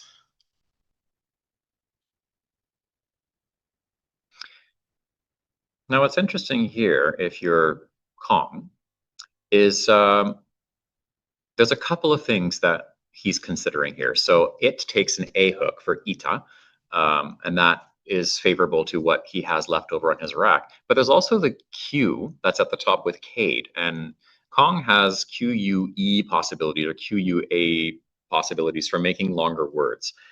Kong has lots of potential as far as things he can play through. And to the D in Anadem, there are longer words that can be played, like un something ed as an example.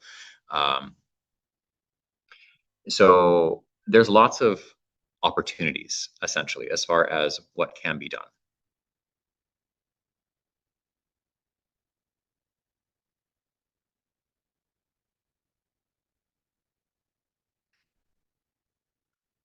Madhav is making the nice play of Yauza off of Cade on the top. And again, Madhav is okay with this because he's got a blank on his rack. A Y is not necessarily something you can easily bingo through, certainly not as a triple-triple. But if anyone were to do it, it would be the person who has the blank on their rack, which he does.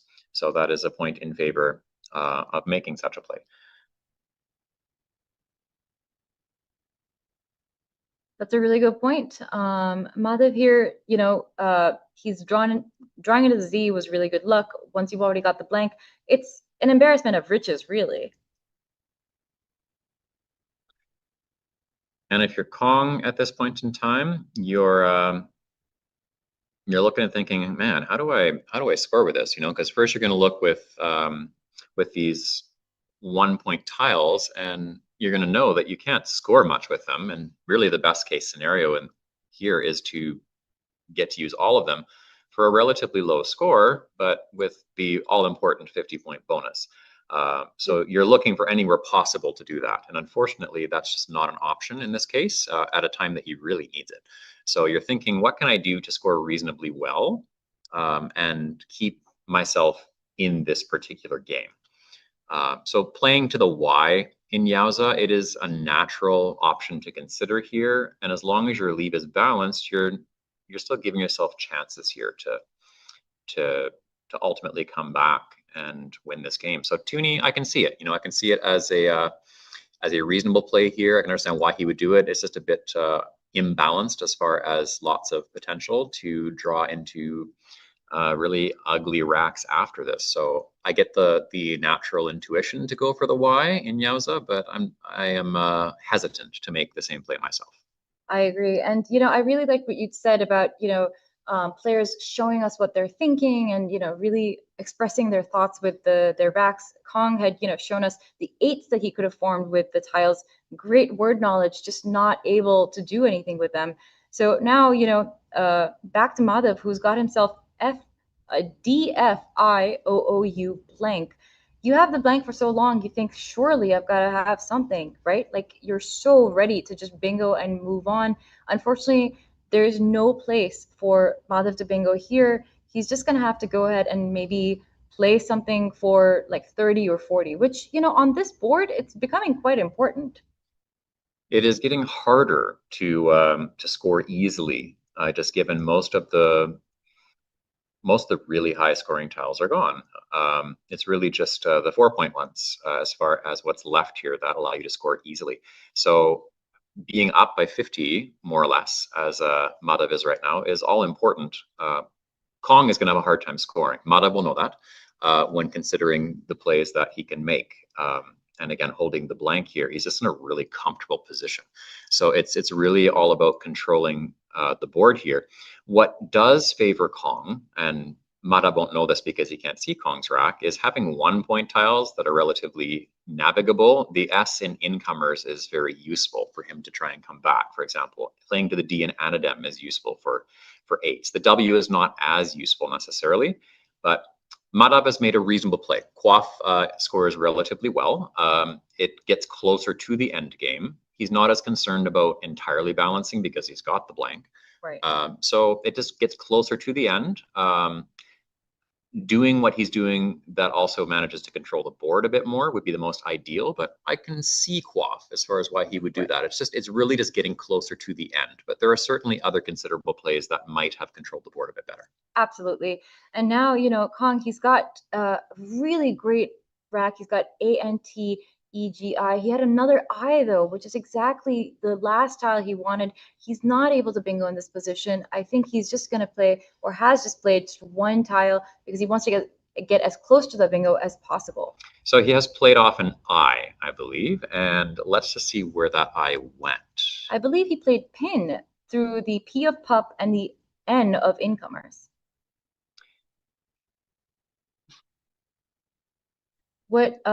Obviously what Kong does not know is that Madhav has a blank, and he will be able to bingo with this. This is a relatively high scoring bingo. This is a relatively high probability bingo. I think it's like in the top 10,000.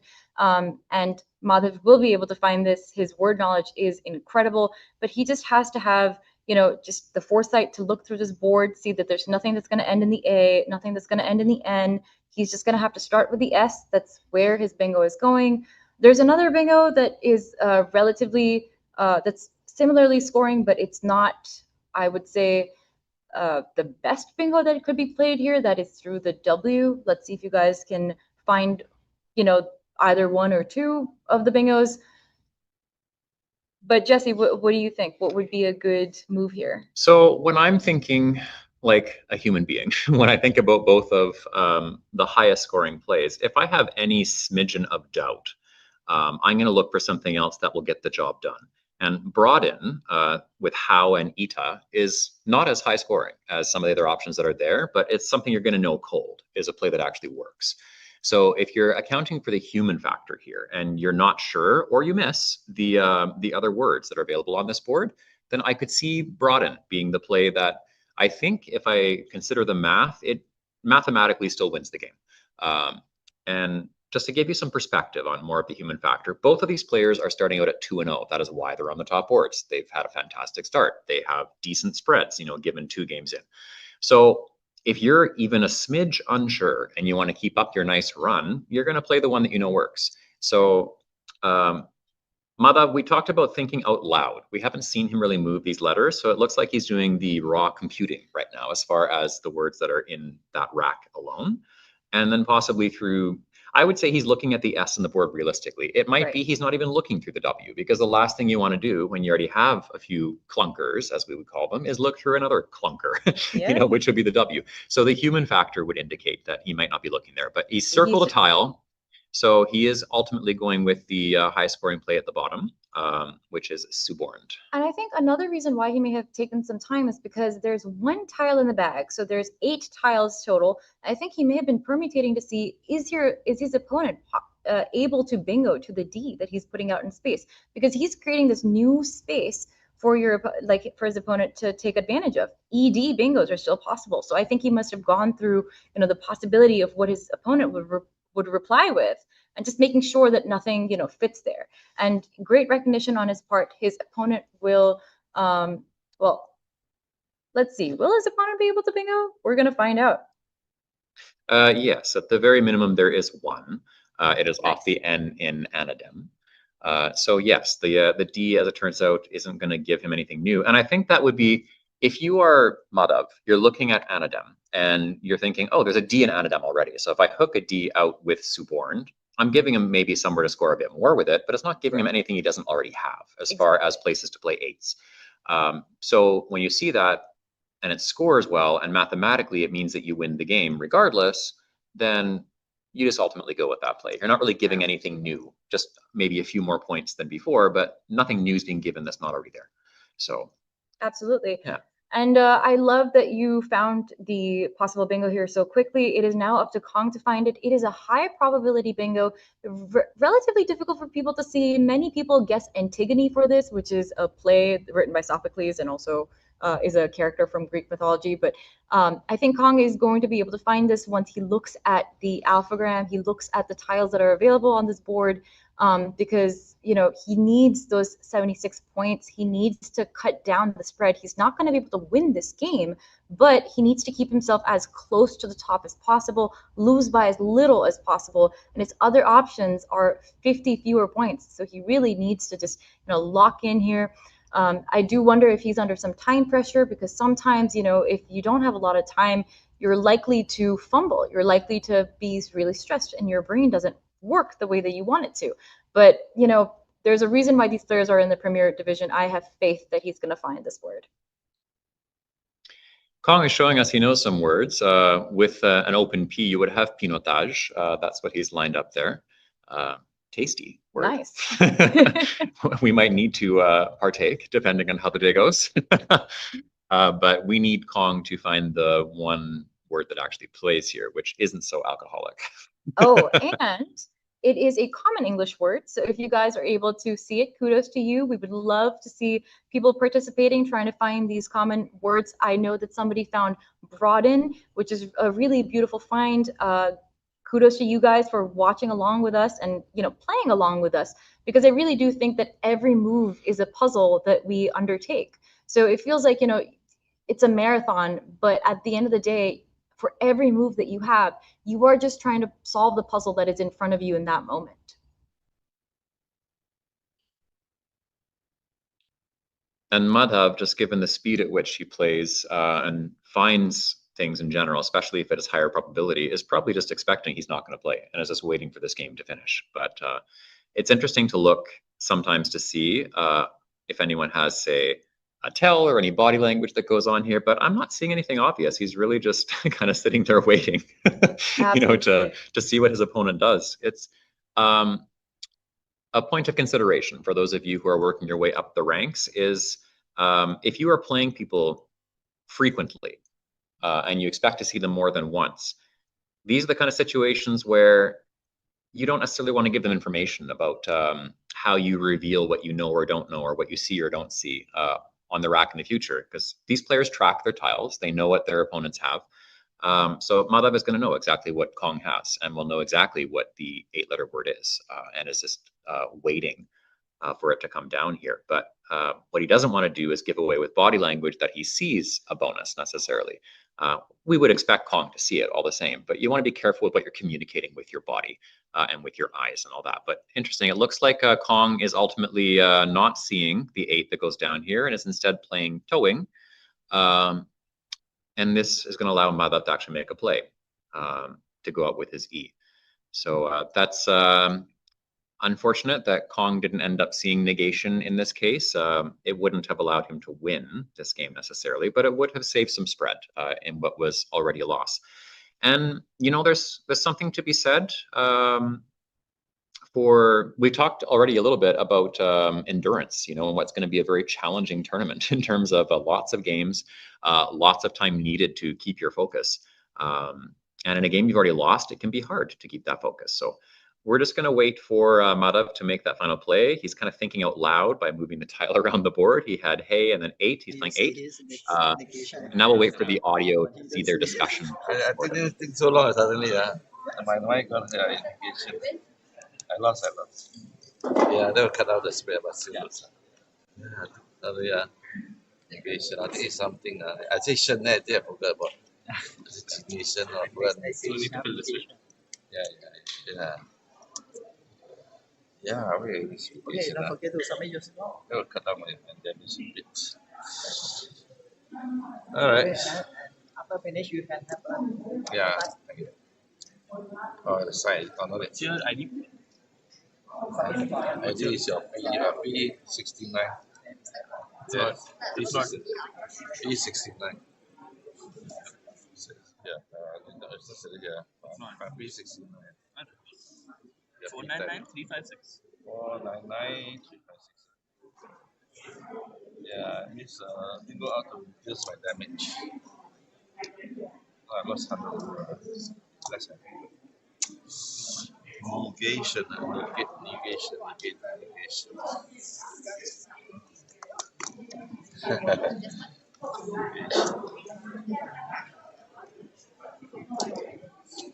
Betul? Why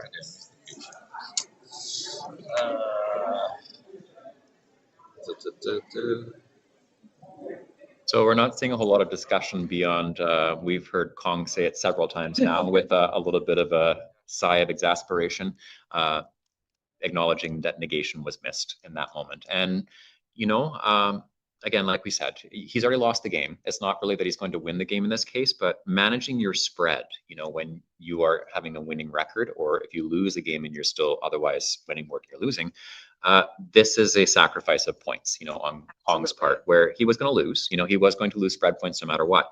But in this case, with the final score, it's a 140-point difference. And instead, it could have been less than 100 for that. And right now, it doesn't seem like much.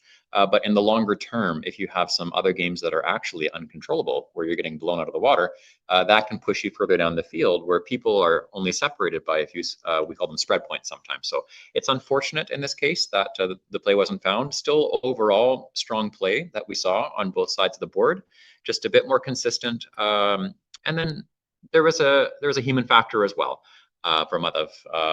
Shamoyed is not an easy find at all, but there was some human factors on both sides of the board. Just in this case, because of how strong the letters were on his side and his ability to score consistently, even past that, he was able to comfortably defend his lead. And I have to say, this game was so even in the beginning. It was neck and neck. We had no idea who was going to win. And then suddenly, out of nowhere, this spread difference just really maximized. I have to say, great play on both their parts. Really rough to have missed bingos. It's not as if, Madhav didn't miss bingos. It really just was a moment of, just confusion or, just stress. And Jesse, you mentioned that the spread really is going to matter. And yes, it is, because there's almost 100 players in this division. They are all sharks. They are coming for each other. They are fighting till the end. There are 36 games in this tournament. The Causeway Challenge is an incredible feat. It's going to require so much stamina, and you're going to have to fight through so much fatigue. There's one more game before lunch, and then the players return for 6 games today. I hope you're going to stick around with us, because we're not going anywhere. We will bring you more of a Sharknado with all of these sharks. So for the moment, we're going to quickly sign off here before our next match. This is Jesse Matthews and Nits Shakti. Thanks so much, you guys. We'll see you in Bangkok again shortly.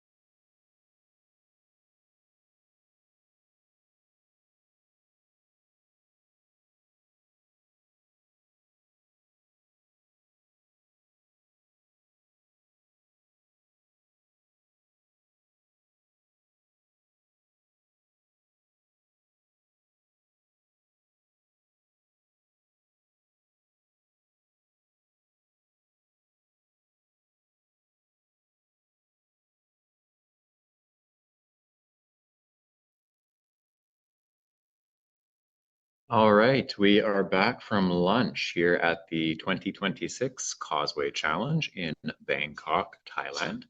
My name is Jesse Matthews. I am one of your two hosts, commentators, whichever word you like to use. I am joined by Nets Shakti. Hi, everyone. Good to see you. Yes, we're back from lunch. There was a very generous buffet lunch provided here.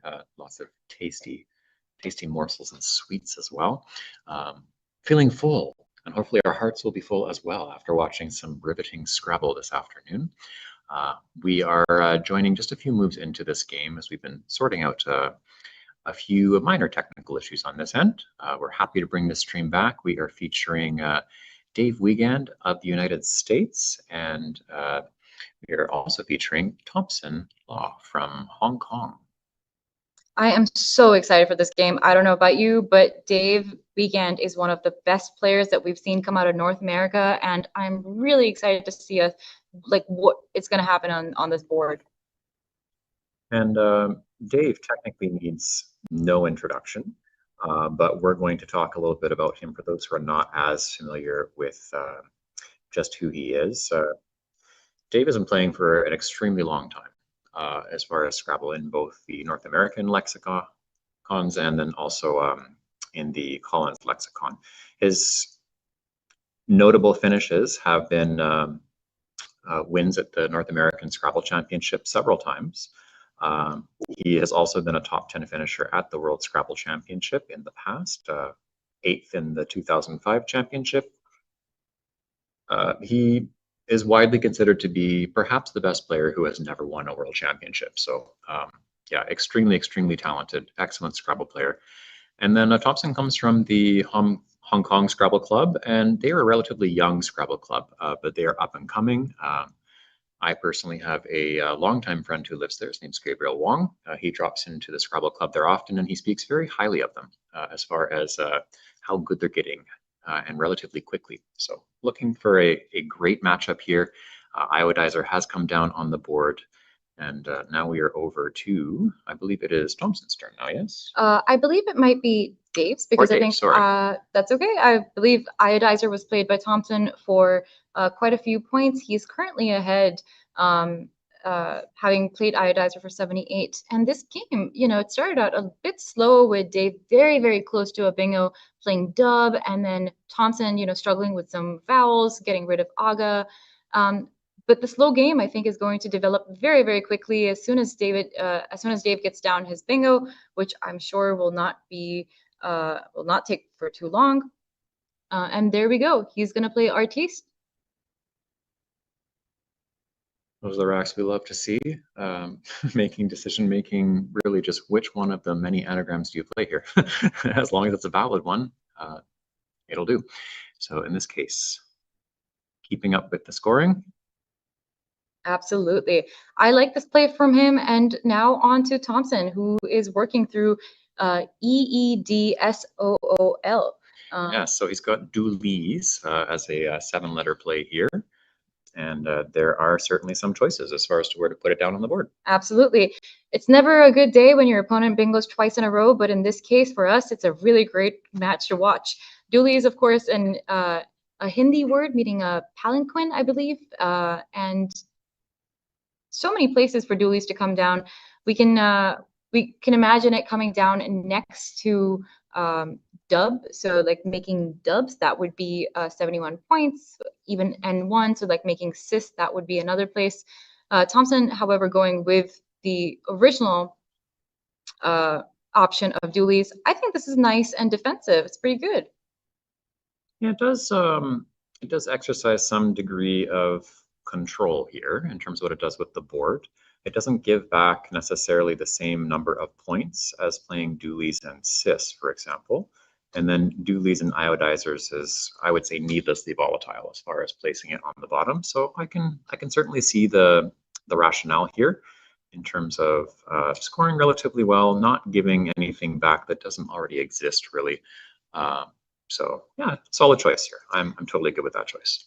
Me as well. And Dave here, he's drawn into something that's so close to a bingo. He just has nowhere to place anything. So I think he's just gonna have to work through this rack, maybe just get himself like a few points. I like the idea of playing through the E of iodizer because you can make UH, you can make HEAT, heat. It seems a little aggressive putting the T in the triple lane, but your opponent has just drawn 7 random tiles, and you know I don't think it's that worrisome to put a play over there. Yeah, I think as long as you're scoring relatively well here and keeping a solid stem, as we call it, so nice letters that are synergic together, I think there's a wide variety of plays here that score over 20 points and accomplish that goal, really. So he's got some choices. I think it's pretty hard to weigh one over the other here heavily when I look at the options, such as heat is one example here that he can put down and score with. Any number of 20 plus point plays. He could also just go for something like uneth from that U of emus that we were just looking at. UNETH uneth would give him 30 points. It's a rough relief, so it's AIT. I'm not sure how I feel about that. You do score a lot, but the trade-off is that, you know, AIT, you don't necessarily want that if you can instead keep EINT, right? Like you're so close to a bingo, your tiles are so good. At this point, if you want to just play 2 or 3 tiles, I think that's totally fine.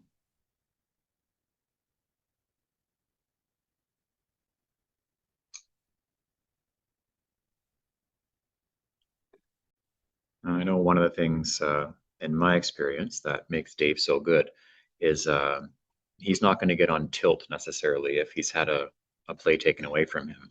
As it turns out, with Dooley's in that position, Antithet was blocked for Dave as a double-double as a result of Dooley's being played there.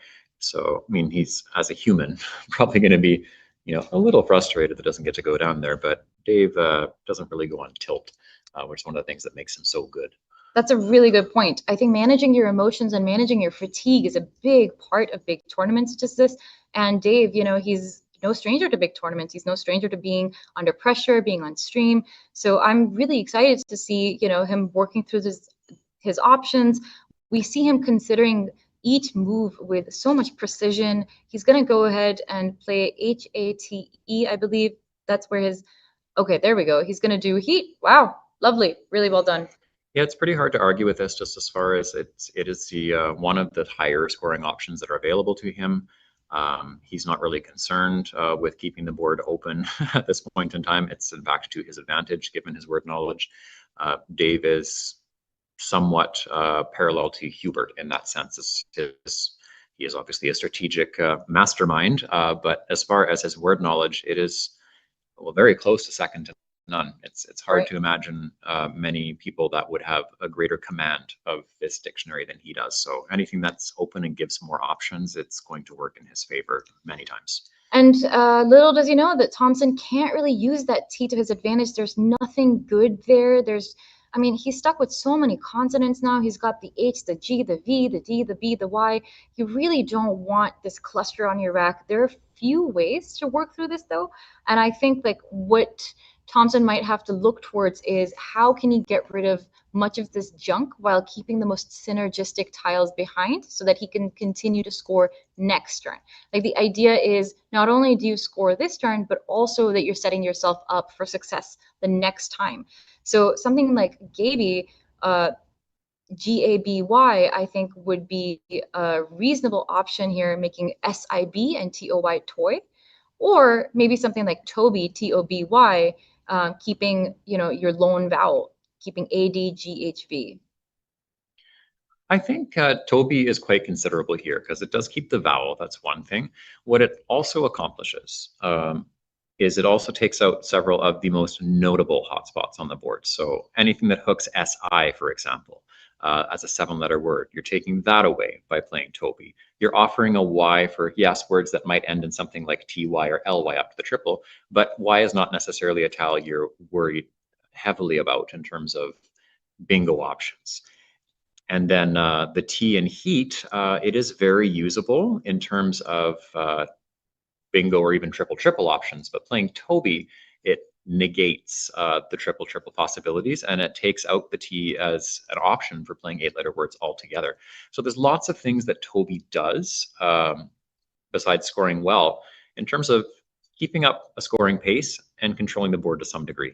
So we're seeing Toady with a D come down instead, which is also valid. It accomplishes all of the same things as Toby. It's just not going to be quite as favored by a machine or even by a human, really. And the reason is just because of, I mean, the letters are clunky no matter what. Right. You can't get away from the fact that letters are clunky no matter what that are being left over on Thompson's rack. It's just Toby allows for slightly more scoring and it's slightly less clunky. But to be honest here, it's going to be clunky no matter what. So positionally, he's made the play that does a lot of things that need to be done in his position to keep up the scoring and to control to some degree what's happening with the board. Right, I agree. I think that it may have just been that he didn't see Toby. We didn't see him line that up. He did line up Gaby, and he did find Toady pretty quickly. So it may have been the case that it just slipped his mind that Toby was valid. I think that if we give Thompson the option between Toby and Toady, he has to pick one. I think he's always picking Toby. So it may have just been a vision issue here. But on to David here now, Dave Wiegand here. He has more duplicates and triplicates than he wanted. This will not result in a bingo for him. He will have to play through this rack and not score very much. And in fact, Thompson hasn't given back anything that's going to score well. So at this point, you know, the options for Wiegand are just all below 20 points. And it's really hard to do that, especially when you're behind, you know, by, I mean, again, it's only 90, but it's a considerable score. So ideally, you want to be able to keep up scoring and leave nice letters, you know, while you keep up the scoring. And unfortunately, there's not really the chance to do much of scoring no matter what. But if you're going for the scoriest play, intent is going to be the play that does end up scoring the most, or in time. I like this. I mean, I think it could have been between intent and in time. Maybe I want to play intent, keep an eye in. There's not that many eyes out, so I'm not worried about keeping an eye at this point. But in time does accomplish similar things, gets rid of some of these tiles, and you're able to move on. I would have liked to keep that vowel though. But on to Thompson. So Thompson's still wrestling with the clunkiness that was expected on his end to some degree after playing a short play like Toady. He's got to figure out now how to unclutter his rack to some degree. And in this case, because you're up by 70, which is considerable, you know, but not insurmountable, really changing is not an option here. Right. You still want to keep on playing. Especially against someone like Dave, who is expected to score in most cases. This is a nice break that he's not really scoring that much. Right. So Thompson's looking to keep up momentum, really, and continue to build upon, or at least maintain, his essentially bingo lead. When you look at this, it's 70 points as difference. We expect, I mean, 30 ideally to happen in a turn, but 70 is a pretty standard score for a bingo when you use 7 letters. So he's essentially up by a bingo. Right. And as long as you keep on scoring, again, 30 per turn is ideal if you can, but 20 to 30 every turn when you have this kind of lead is pretty good. You know, it keeps everything going and putting pressure on your opponent. Yeah, I'm surprised by this play of Biga though, because it is 28 points. It is the highest scoring move that Thompson had. However, I think the overlaps are really easy on this one, you know, like because the B takes an A, the O, you can, you know, your opponent can play down like A, like consonant, then an E or an A. I feel like this gives back a little too much. I mean, my opponent's score, I think it really happens to shoot up. I'm not sure how I feel about this, but I still like the idea of getting rid of as many tiles as you can, maybe going for something better. Those were rather clunky tiles, you know, and Thompson did spot the word Biga very, very quickly. So I know he was going in between Gov and Biga. I would have liked to see Gov making VUG. I would have liked to see him control that board a little bit more. So I think about the human factor here. So I know that Gov, for example, is going to likely show up in a machine simulation higher. I haven't had a chance to look at it yet, but I would imagine that a computer likes that a bit better. What I like about Biga, when I think like a human here, is if you are Thompson, who is showing so far he's a great player and is making some nice finds. If you're playing someone like Dave, and you know how good Dave is, you are looking to, whenever possible, reduce options, that are available on the board. The D in Dooley's playing to that, for example, or the E in Dooley's playing to that. Those are two options you're taking away right away, and you're not really leaving any obvious nines, which you have to think about with someone like Dave. You're not leaving any obvious nines with that play, and you're scoring really well.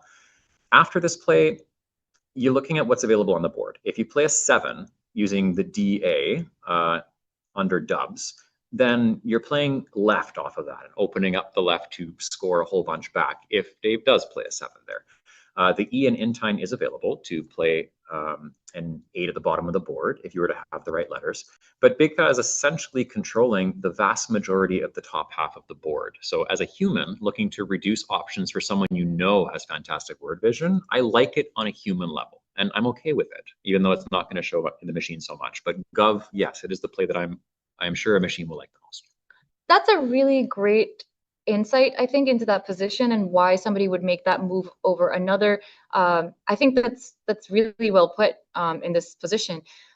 Obviously, Dave was unable to make much use of that position. He had TEW that did score a whopping 31 points, but he used his lone vowel and he left a Q and TL on his rack. Not much to be done there. He could have exchanged. Dave was in a really tough position there. So for him to have taken advantage of that move as much as he was able to, kudos to him. I think that it was the correct decision for him not to exchange. I think it was a good idea for him to get as many points as he could, since he is trailing at the moment. I would agree, and I think it's really instructional for people who are looking to raise the level of their game and learn from some of the best players who have ever played, and Dave is one of those. That leaving junk, quite frankly, on your rack sometimes, that you need to play through it sometimes, is given the position of what you have in front of you on the board, and you think about what can happen. Dave is keeping himself within one bingo, essentially, by doing that. And by changing, you can be down quickly by 120, 130, instead of scoring something decent here. And that makes it much harder to come back. So as terrible as it is, playing through it is a good decision here. And he knows words. So he's just waiting for something that might work. When I look at the pool, there's only one U left, but they're still both blanks. So a Q blank U is possible, but otherwise cat, kana, lots of things could come down. So Dave is trusting that things could work out. And I have to say, I'm really impressed with Thompson finding fly and putting it down so confidently. That is exactly the move that you want to make in that situation. The leave of COAP, it's pretty synergistic, I'd say. Maybe not the most bingo friendly, but the best leave I think he could have kept at that point. 28 points for fly. I think that was a really, really great play. Kudos to him. I'm really impressed. Yeah, and he's accomplishing what he has to. He's continuing to score. He is keeping up the pace. I think he knows he can't completely shut the board down. I think he would have even known that Biga wouldn't shut the board down entirely either. It's really all about keeping the pace up is what he's doing here so fantastically. I agree. On to Dave now. He has drawn himself 2 more vowels, but I just don't think that this is the kind of move where you play. I don't think that you make a move on this board. There is, so the V, for example, of fly has given Dave the opportunity to play LOVAT, Lovat, for 27 points, but it keeps MNQ. And at this point, I'm looking at how many I's are left in the bag. I'm looking at how many U's are left in the bag. I'm just not feeling comfortable with that Q. I just don't know what I'm going to do with the Q. So I'm a little bit more in favor of just exchanging QL, the 2 letters that he's got set off to the side. I think MOANT is so synergistic. It's so beautiful. There's the space between DA for 7s. There's the E to make 8-letter words. I don't know. I'm in favor of exchanging here. Yeah, I think we're in a bit of a different position than the last turn, as far as we mentioned that playing through, sometimes you just have to in certain positions. I think given where we're at with the position that's here on this board specifically, it's really whether there's something that's worth playing, and I think in this case, if there's something worth playing, it probably involves the Q. Given it's already been several turns that the Q's been on Dave's rack, and a handful of turns is fine, but I'm not sure how many turns in a row where you're giving up scoring opportunities is valid. 2 scores enough that it was worth it. But here it's really hard to play anything, quite frankly. Just given the score differential, given what is still available to play with on this board, it's hard, really. So it looks like Dave is opting to exchange 6 at this point in time. So he is keeping a T. That's really something. I did not have that on my bingo card for 2026. This was completely unexpected, but I see what he was doing. I think he was just trying to go for the blank. There were 2 blanks unseen. More than half the tiles had already been played. I think like that made sense. That explained why he was doing that. I think there's a few things to think about here, as far as there is the use of the other factors here, human factors, right? So we have the Y. We talked about Toady, that it wasn't so bad in terms of it doesn't give tons of things back, but TY words are common.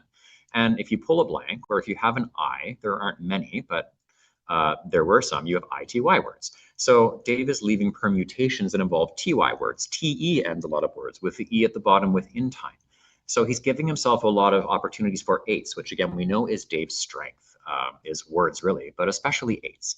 So he's giving himself chances. I don't think a static evaluation is going to like keeping just the T versus something else, but it's not necessarily considering, without simulations, what's on the board and how you want the board to be shaped and develop in the future. So I like the change and turning over more to try and get not just a blank, but any combination of things, including some of those other E's and A's that are there.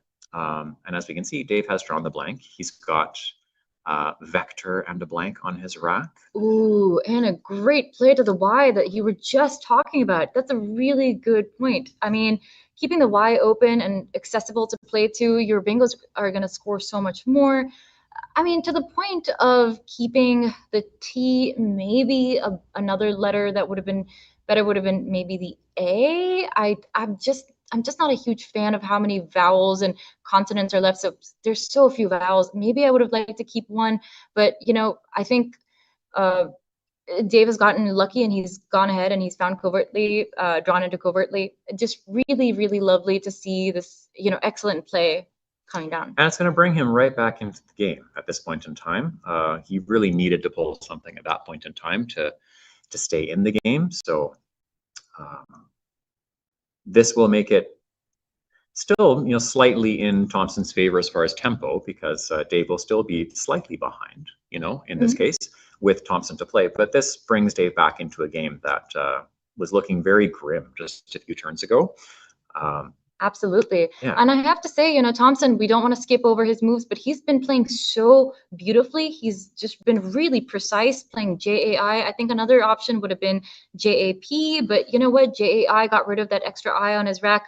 Then again, there were not that many eyes left in the bag, so I think he was fine playing JAP, would have scored more, but that's okay. I think he's done really well.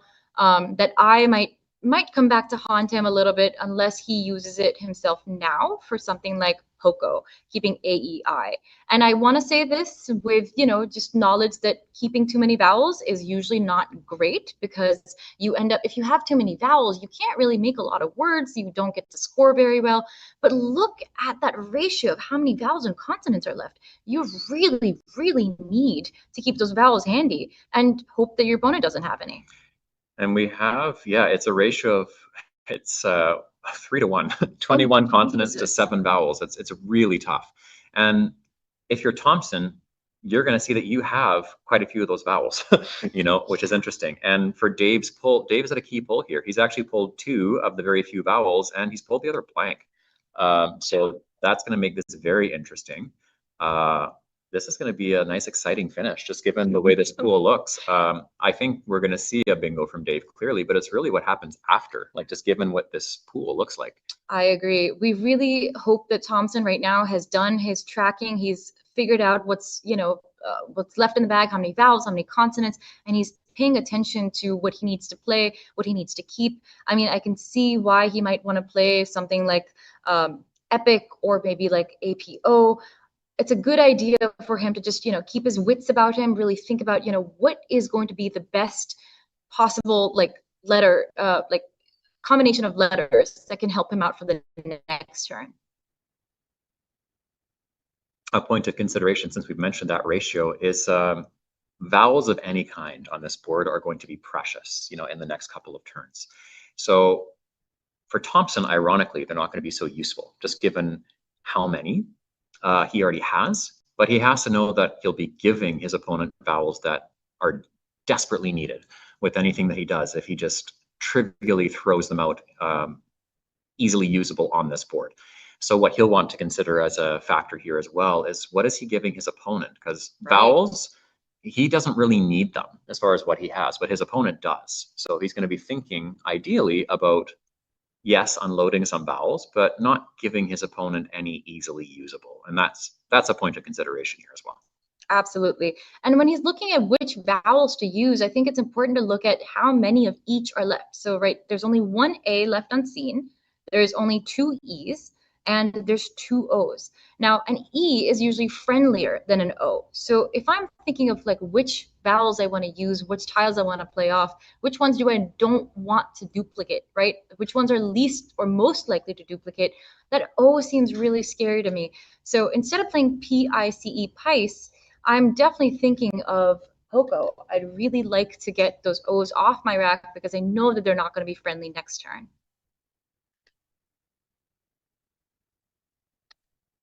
Thompson's taking his time to weigh options, and this is one of those things where it's okay to take more time on a turn like this, just because it's so positionally important, I think, to do the right thing here. But he has ultimately opted for Apo, and this is reasonable enough as far as Apo. It's going to be hooked with a D or an S at the bottom of it. The O is not being offered back as something easy unless you have a play involving an L to make jail and OL something. It's not necessarily giving anything easy back. It's not blocking entirely, but it is limiting the options while unloading a couple of his vowels that he doesn't need so much. Oh, and look at that beautiful find by Dave of tricolor immediately.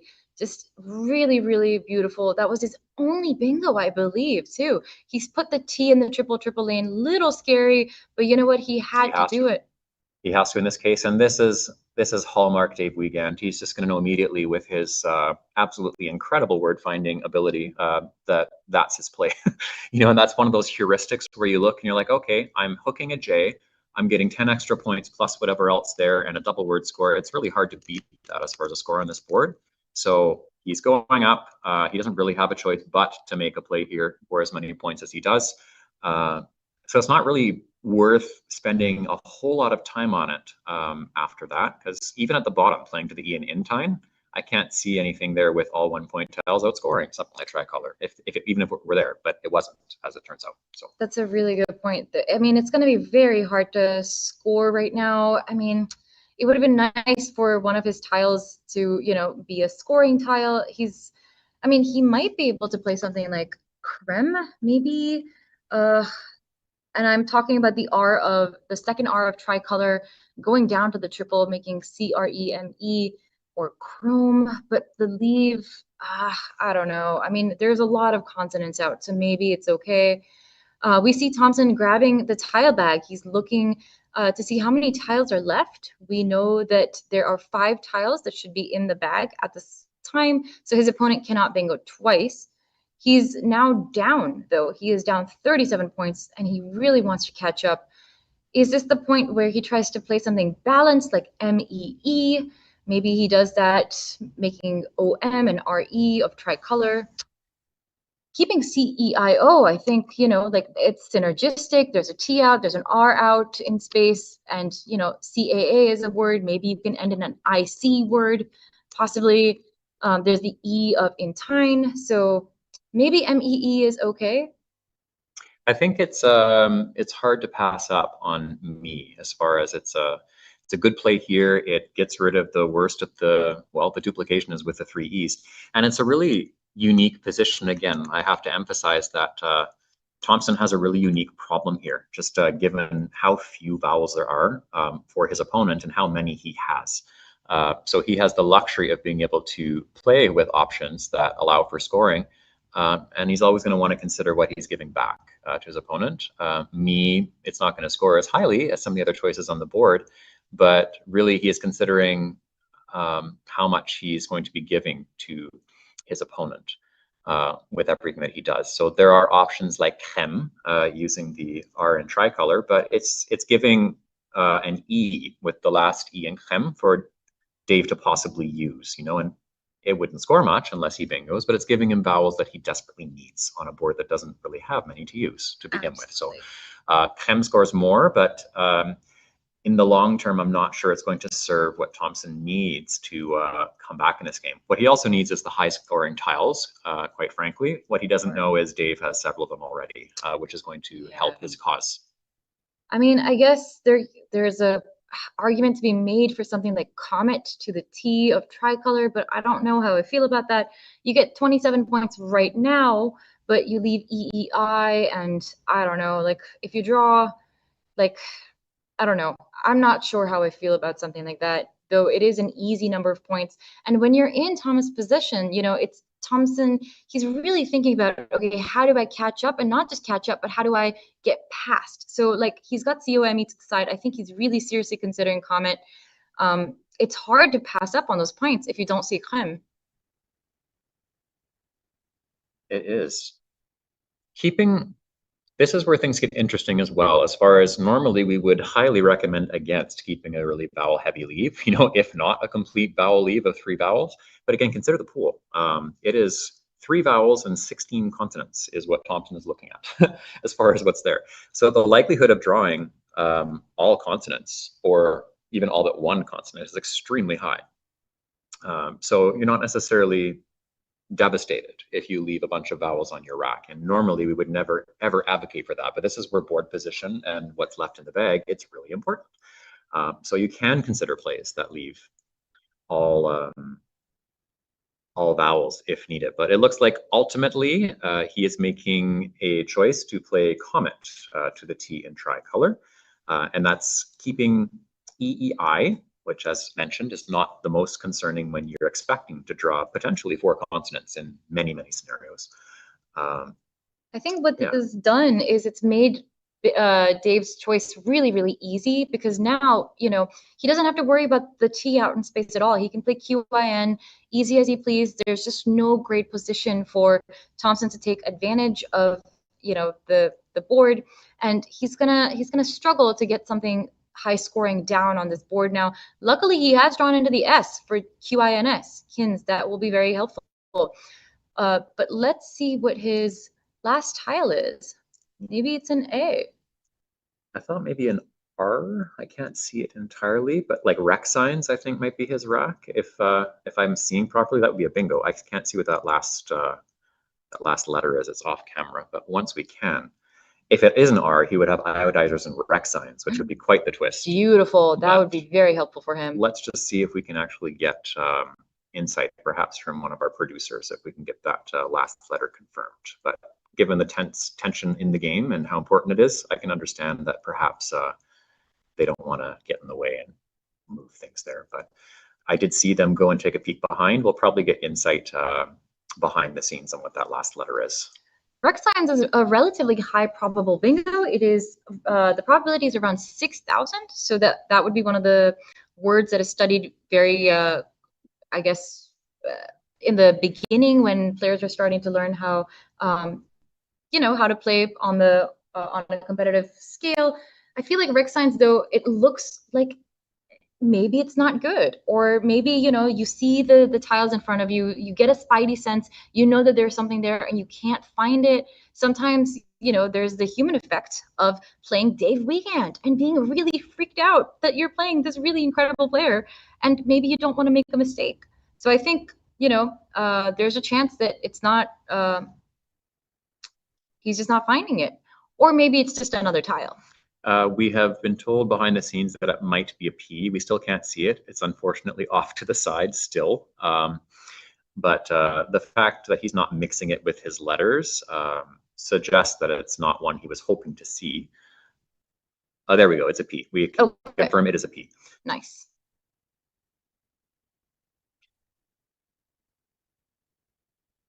That makes it a little bit more difficult for Thompson to figure out what to do.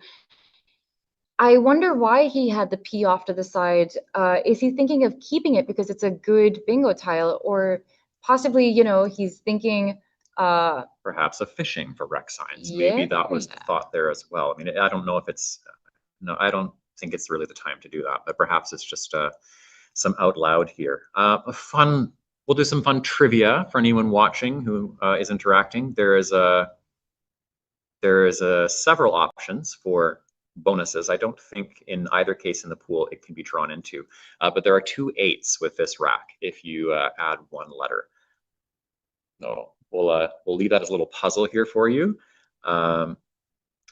There's a band from the 2000s that got popular, and the last words in that band's name was "None the Richer." So that's one of the words. Nice. Oh, I love that one. They have a very famous song.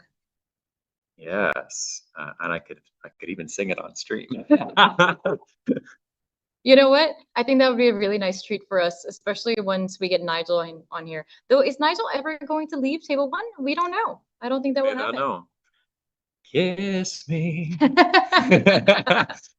Yeah, the play was Sixpence. So Sixpence None the Richer is the name of the group that's famous for that particular song from the 2000s. And the other option is Phoenixes without the O in there as the other H. Ah, yes. I played Phoenix recently for 70-something points. It was a fun find.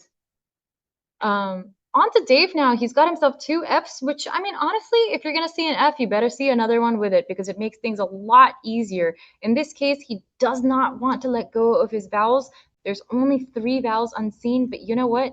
It's not a bad idea for him to get something like RAFF down, RAF from the R of tricolor.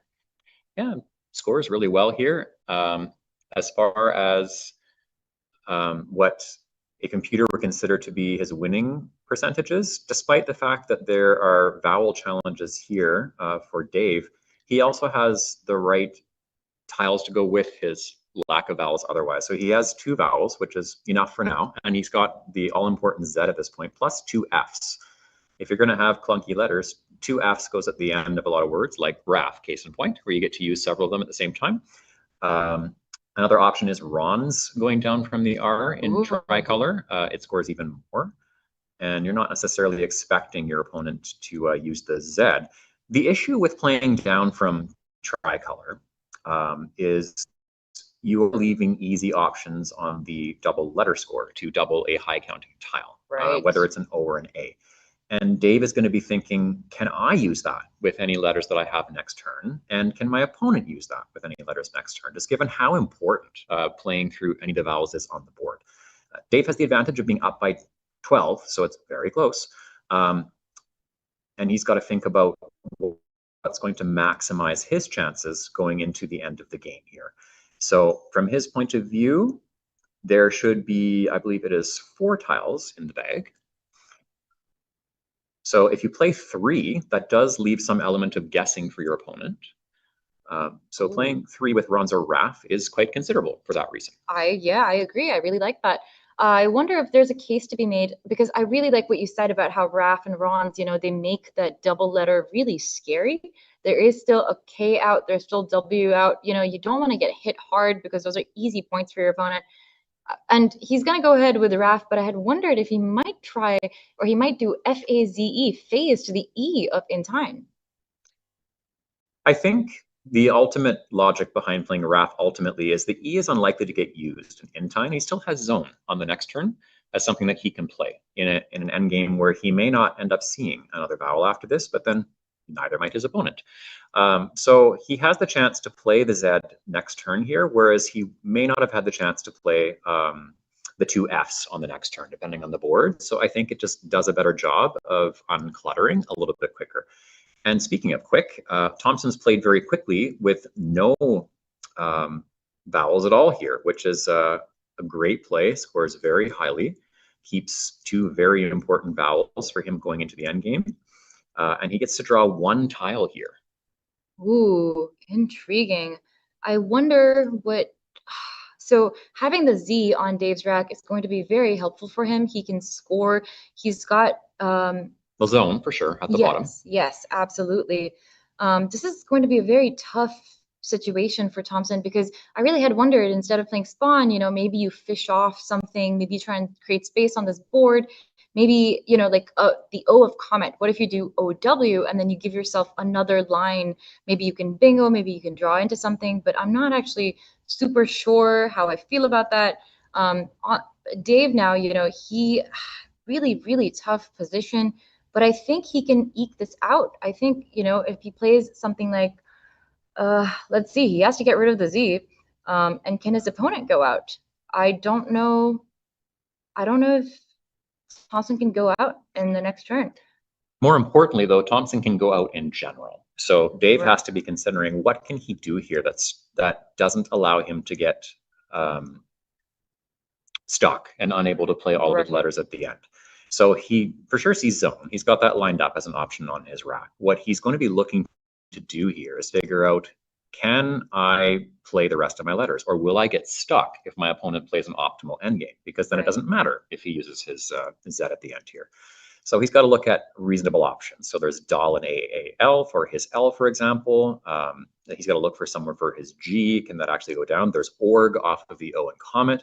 So he's got to look at all these different spots to use his consonants. And more importantly, can his opponent block those spots? His opponent has an embarrassment of riches in this case, an embarrassment of riches of vowels. And those can be used, if Dave is not careful, they can be used against him to nickel and dime, perhaps a win here if he plays really optimally. This is an endgame where you want to have a lot of time to work it out. It's really hard to do these, you know, to write out all these possible moves someone could make. Right. It's really hard to do that.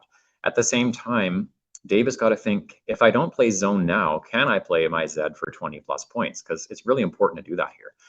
There's ZE and ZO and OR off of the ER and covertly that scores 20 plus. It doesn't use one more consonant like zone does, but there are 2 spots for a Z in this case. Right. So he's also got the K, which is really troubling as far as making that work.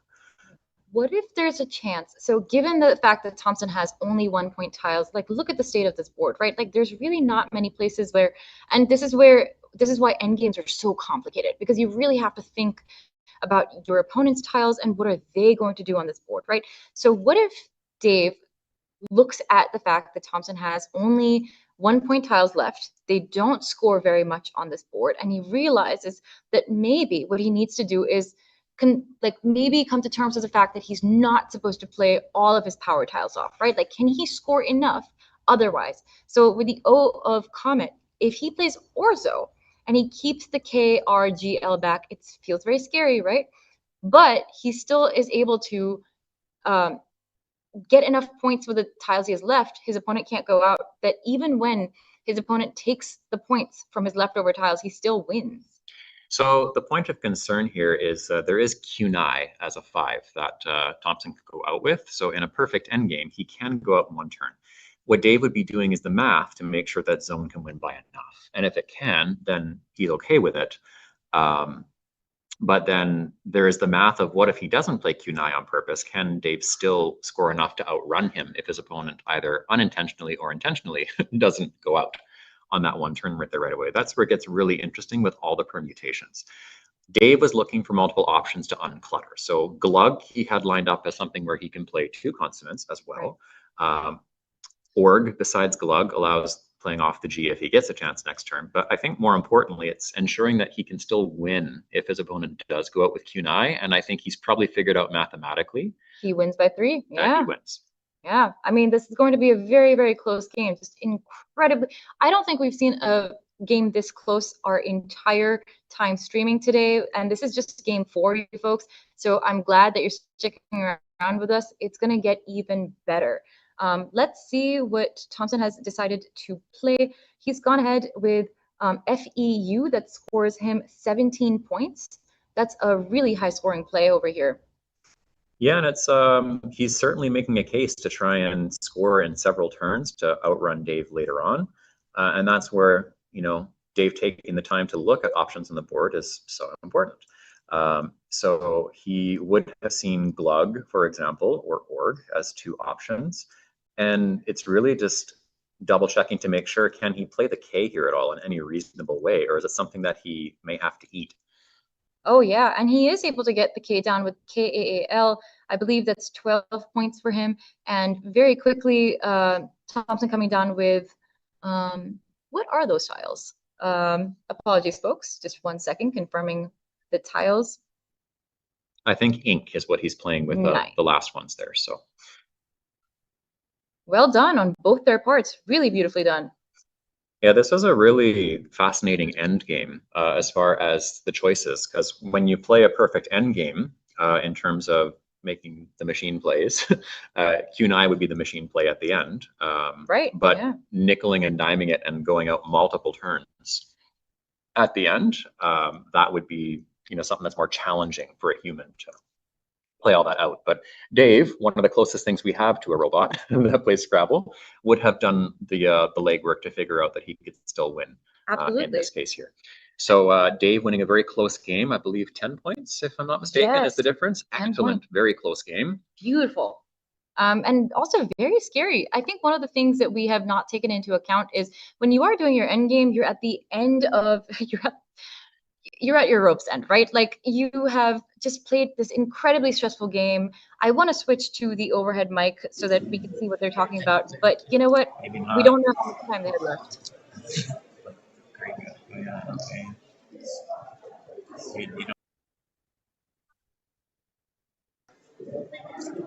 That sets you up for 9.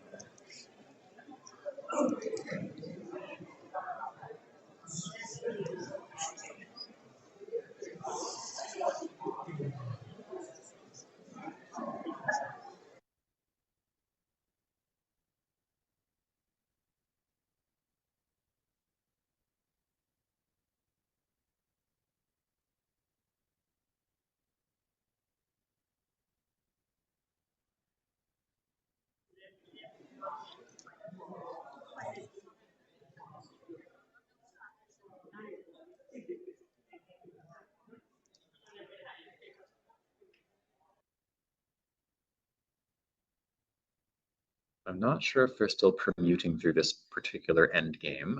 It looks like they put down nope and pin and EF. I think they were discussing whether that takes care of the K problem in the end game for Dave. We haven't had a chance to run through that particular iteration, but that looks like a point of discussion that they were having as far as another way to play this end game. Because nope, what it does is takes out the cow play for Dave. Yeah. OK is still on the board where he can just drop the K if nothing else. It looks like they have finished discussion now that they're squaring the tiles. So I think it was really just quickly them checking to see if nope had a win there. We'll have to double check, but I'm guessing not. I don't see any sign of exasperation or any sort of face palm or anything like that from the board. Just a really, really well played game. Absolutely. And all the credit to Dave just showing us why he is one of the best that's ever played this game with that almost instant play of tricolor as soon as his opponent put down apple. Absolutely. And look at Thompson. I mean, he just played so well. He was so precise with his moves. And I gotta say, end games are so complicated. At the end of the game, you usually don't have a lot of time left. You have to permutate through like all of these trees. What could happen? What would your opponent do? How many points would they have? This is such a close game. And the end game became even more important than ever. I can't even imagine how stressful it is. And I really appreciate, these players choosing to be with us over here, like on stream, showing us their caliber, showing us their capacity for play. I've just been completely blown away by their capacity. I mean, it's been such a pleasure to watch these games. I can't wait to bring, more. I mean, we're going to have 6 more games today? Quite a few more games today. Yes, 6 more before we are done for the day. We're not even halfway through yet, which is like, it's crazy to think about. We've had lunch already, breakfast and lunch. Breakfast and lunch, yeah. Chance to chat with everybody, but yeah, 6 more games. So they've squared up. We are waiting to see who our next opponents here will be. We get to feature on the board. All fantastic game things here before we take a little quick break. I want to thank our lovely producer Kumar who is helping us out in the background remotely. We appreciate you. Also wanting to make sure that we shout out Michael Tang as always just for making this event happen. We love this man, just what he does for Scrabble and how he's brought all these amazing people together, including, well, us. We're going to toot our own horn here. All these amazing people that have been brought together. And thank you for WESPA for getting behind this event as well. The local organizers, we have Manop and Ravi here in Thailand, who have been great at helping us with getting things organized with this venue. Yeah, lots going on. Yeah. Super exciting. And of course, to Let's Play Scrabble for facilitating the YouTube broadcast for this particular event. Ooh, and let's not forget Wiggles, of course, all of the annotators here who've been working on the top 10 boards. We have people who are annotating the games live, bringing us information about how each of these games are going, so you don't miss out on how your favorite players are hanging in there. And it's in real time, so you can go to wiggles.io, and you can see these games, and you can, join along for the fun. We have 3 live streams with us today. So, Jesse and I get to be here with you, but you also have the incredible team of Robin Pollock Daniel and Matt Kanik on table 1, Josh Sokol and Chloe Fatsis on table 2. I'm really glad that you're here with us, but feel free to shop around. Yeah. We're number 3. We're number 3. I mean, it has a bit of a different ring to it, but yeah, we are number 3 today. So speaking of which, here at table number 3, we're going to briefly sign off from Bangkok while we wait for our next match. This is Jesse Matthews, along with Nitz Shakti. Thanks so much, you guys. Shakti. We'll see you soon. We'll be right back.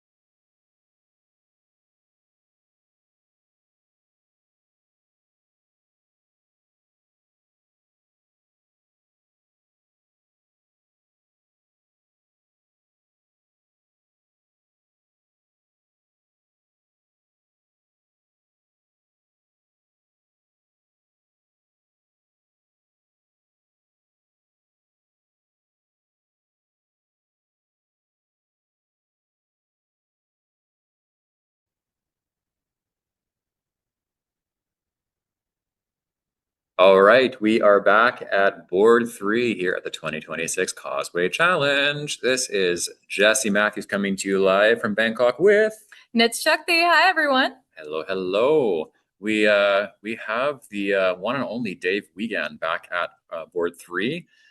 We're looking forward to having Dave show us his amazing skills once again. This time we are joined by a Thai player, an excellent Thai player, Tacha Kuirat.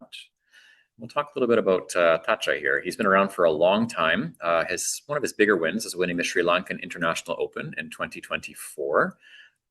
He's been a solid player for a long time from Thailand.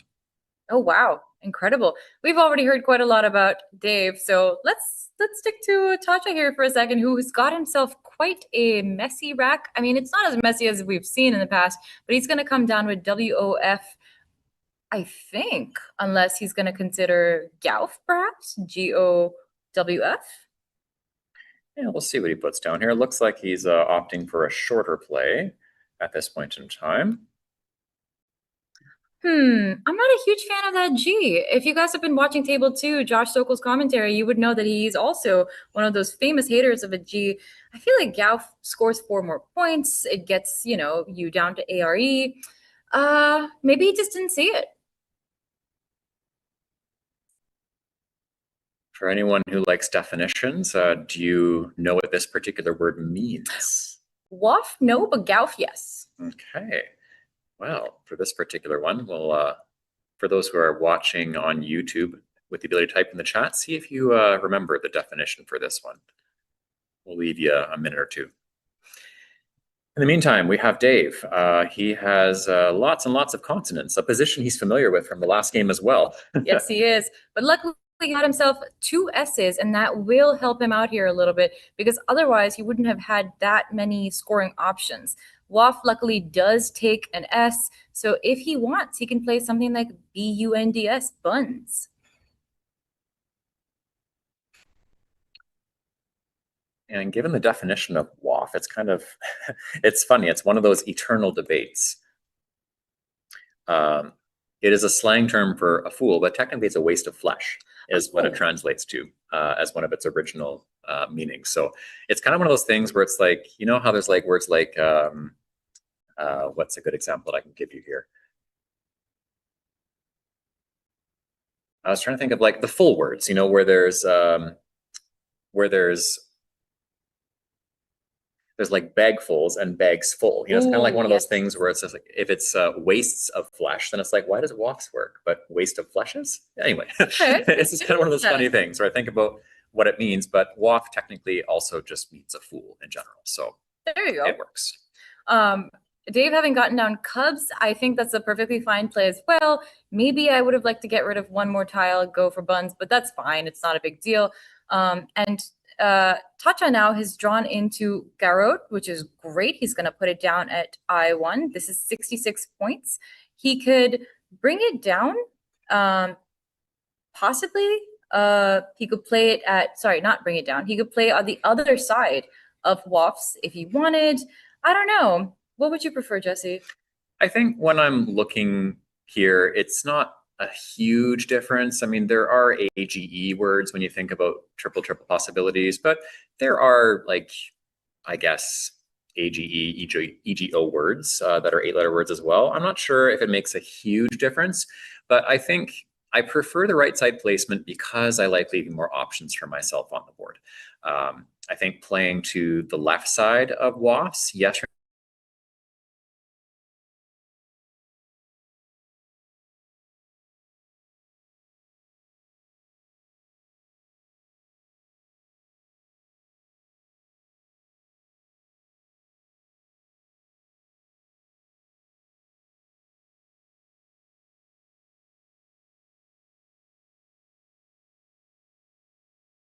to just play longer with anything 3 letters or more using the C. So I just like that Garot, it just keeps everything as open as can be on the right half of the board. So I'm good with that. Absolutely. It has allowed Dave now a scoring spot. He has tiles that look like he could be bingoing, but that Y and the U makes it kind of difficult. He's got an S now that to duplicate the one that he already had. I think it might be just the time for him to play through the G. But all that matters is, what do you play? What are your thoughts, Jesse? Do you find maybe yourself wanting to play maybe 4 tiles or like 5 tiles? Maybe you want to keep D, E, and S together, possibly? I think it's a point of consideration. You know, it's one of those things where I remember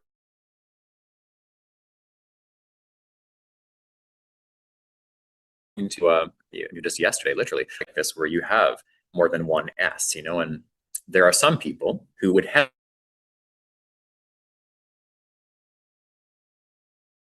to just play off an S. But in this case, it's not the worst thing in the world if you hold on to more than one.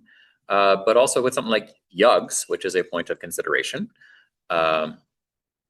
you would have a really nice leave of E and DS, just for slightly fewer points.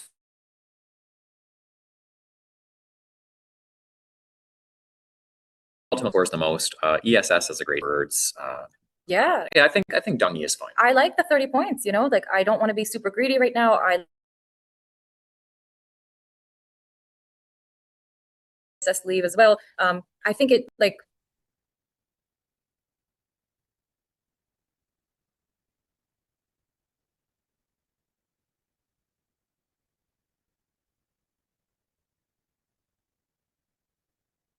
on to Taka now, Tacha now, who has drawn himself a K to go with his leave from last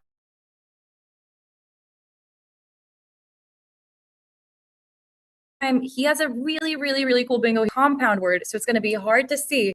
But you know what? I think Tacha's got that spidey sense. I think he's recognizing that he's very close, pretty sure. Oh, as long as he keeps shuffling, I'm sure he's going to run into this word. It's a really funky word. See if you guys can find it. A nice little clue there, by the way. Thank you.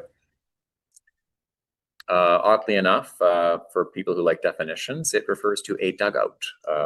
I did not know that, but it is a noun. And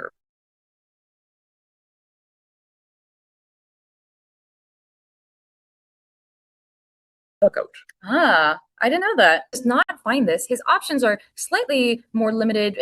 He still has to, you know, play a lot of tiles to be able to score well enough. And I think he's gone ahead and found how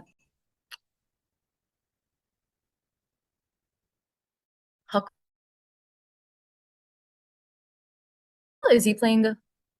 No, he's playing Kuchen, I believe, or something akin to that. Don't worry, folks. We'll be back with you before you. Unchoke has been played ultimately on the board.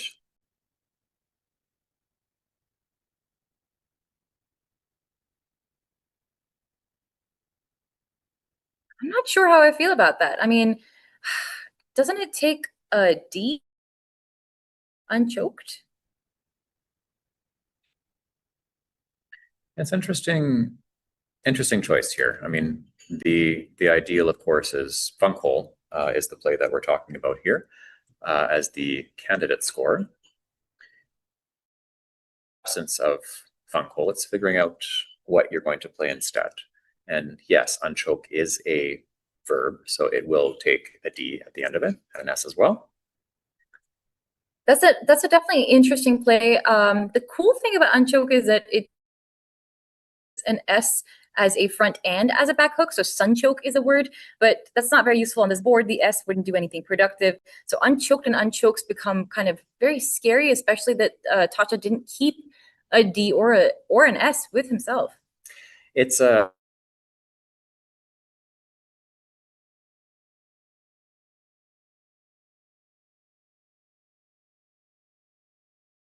something he can consider. As he would still have 2 more. But even more so, he's making a nice play of quesos, which uses up 2 of the S's. He still has 1 more. And he's keeping RLS left over, including that S he can hook unchoke with. So very nice board vision here. Absolutely. And I guess it must worry Tasha just a little bit to see two S's come down like that, because yes, it scores a lot of points, but if Dave already knows that unchokes is a word, then why would he not keep that S back? So clearly Dave must have another S to, to get unchokes down with. Yeah, and interestingly, he has drawn into leisure that will play down there if it is not obstructed on the next turn. The other thing with quesos that it does for the board is it does limit the use of the other side of the board considerably. Tatcha is making what looks at surface level like a pretty decent blocky play, but it does hook with not just the S, but with an L, and Dave happens to have the L for leisure. Assuming Ba is what ends up being played here by Tatcha, Dave will still have leisure and bail as his next play. Oh, wow. I mean, the turn of events for Dave here is really, really helpful. So Ba has come down. Dave has got leisure lined up, as one would expect.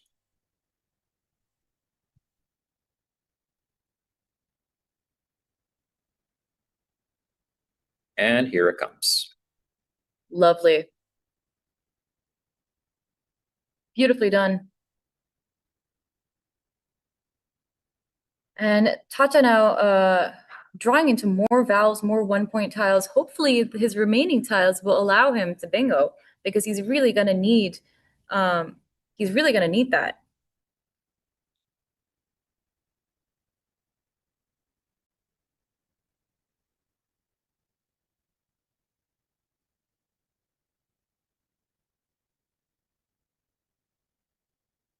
AEEIL on Tata's rack right now, but there are 2 more tiles that we need to see. Possibly something will be available to him through maybe one of the R's on the board of Garot. Maybe he'll be able to draw a D for leisured. Possibly, he'll be able to continue scoring. The game is nowhere close to being done. There's still many, many tiles left to go. I think this board can still come around in Tata's favor. So he's just played JA and Job, which scores really well despite the rest of his lead. But Dave has an 8. He's got a really nice 8 through either of the R's and Garots.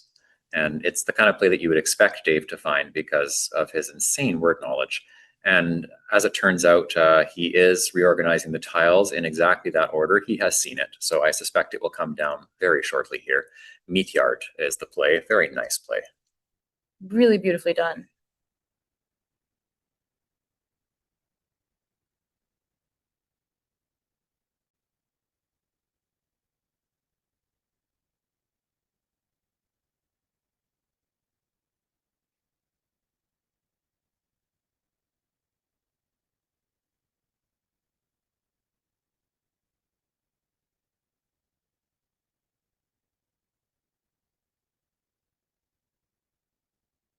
We still haven't had the chance yet to see what Tatcha's 2 new tiles are. And let's just add some perspective to this, right? So we know that after his play, Tatcha's going to be tracking the score. He's going to be getting all the tracking of the tiles played set up.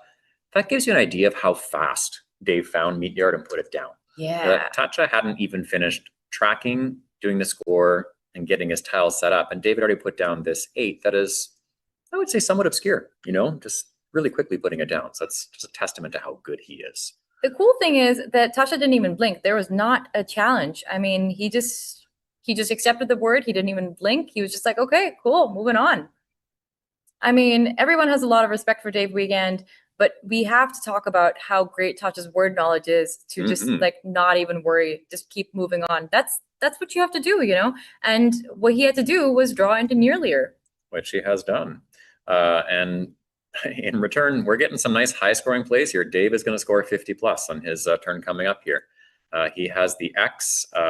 He'll be able to capitalize on, at the very least, Oxer and XU is going to be one of his highest-scoring plays here, if not the highest-scoring play.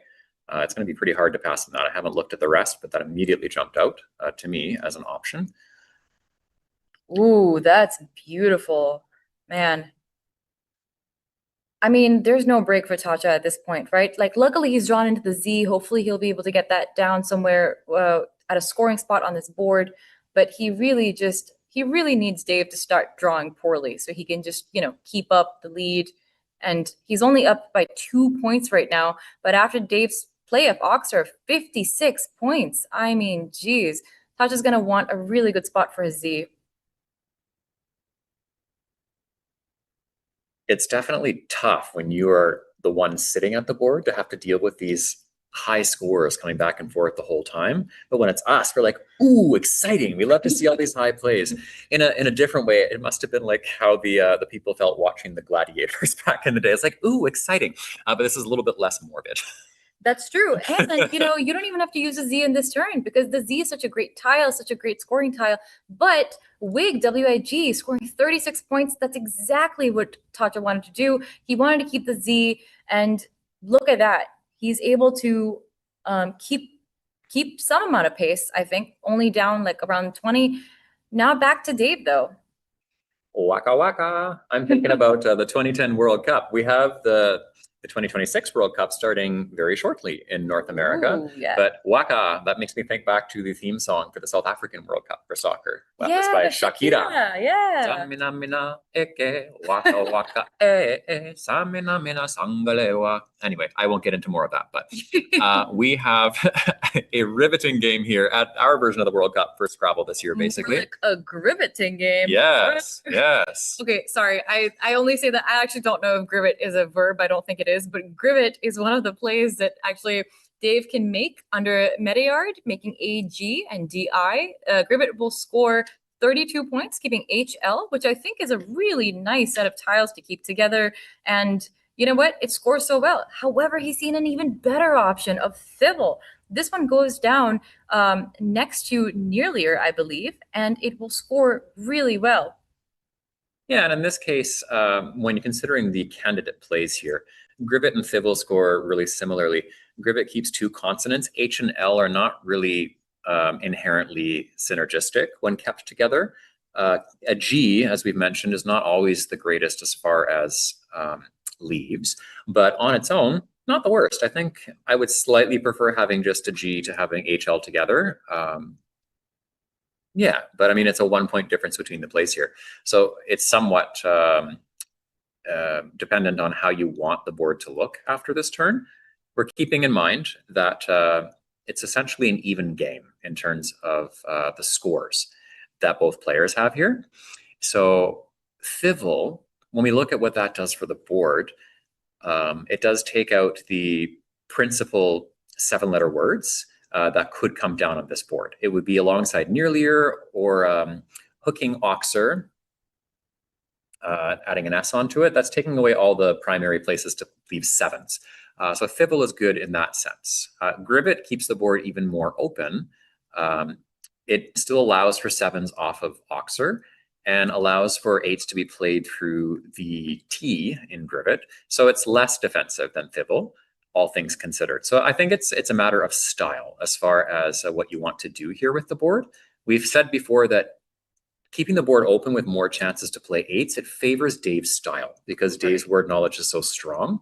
So I can see him making a case for Grivet because of what it allows him to do, which is to possibly play more 8s. We know that bingos are an essential component of Dave's game, but his word knowledge of all lengths is incredible. But Grivet just gives him a chance to do even more of it with 8s in this particular case. So I can see a case for both. I'm not sure what I would lean towards personally.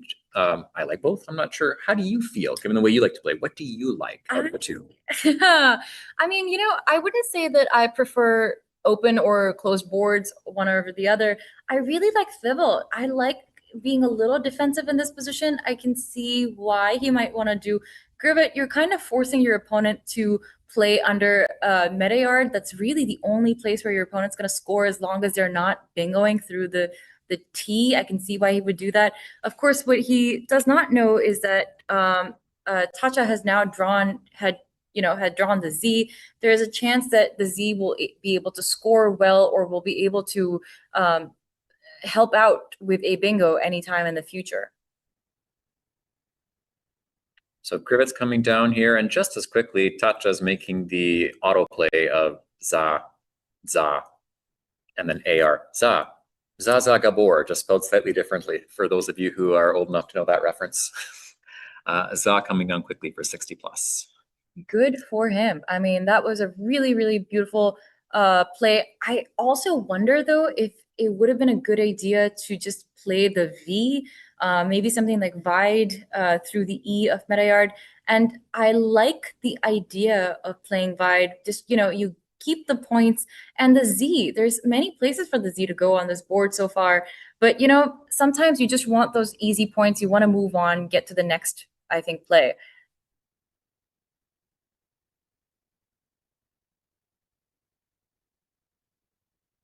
So now if you're Dave here, you're thinking about, okay, I am down by a little. It's for all intents and purposes, the game is even, more or less, especially after he makes this play here.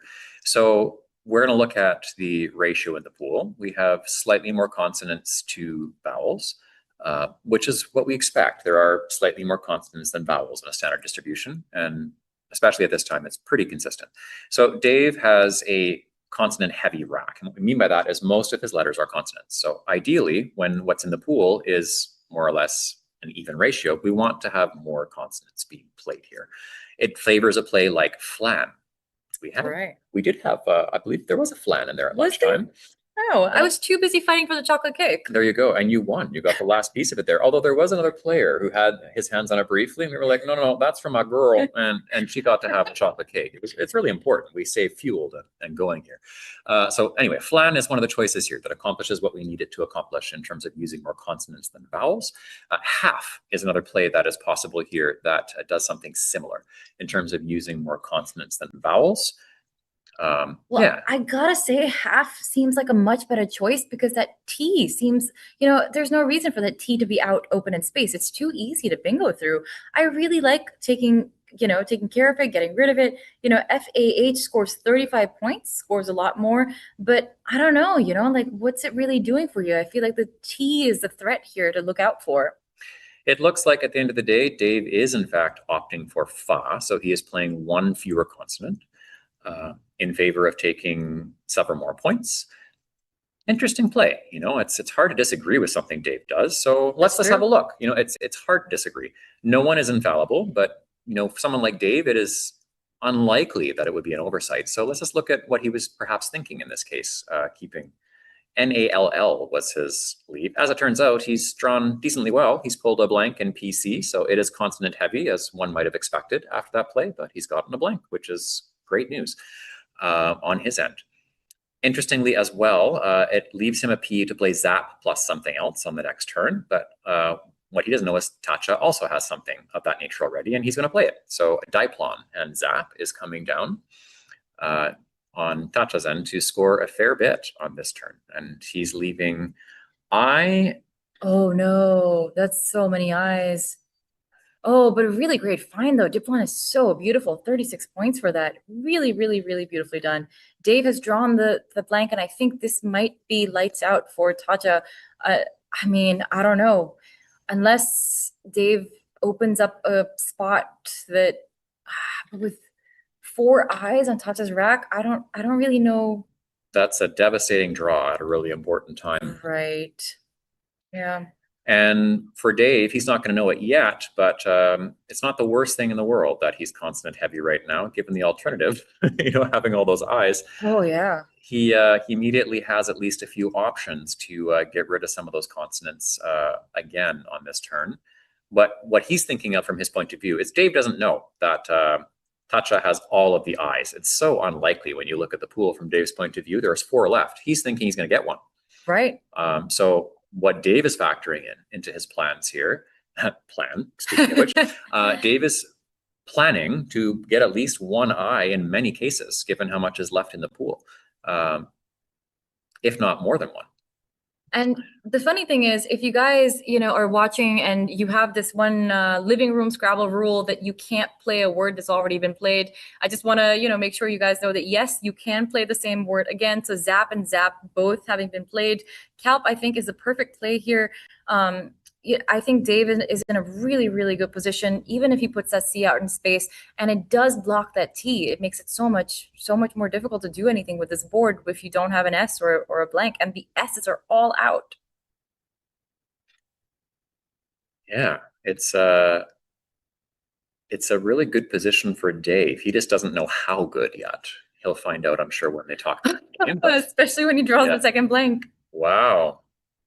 So still only one vowel on his rack, but he's got all the options in the world as far as what he can do with those blanks.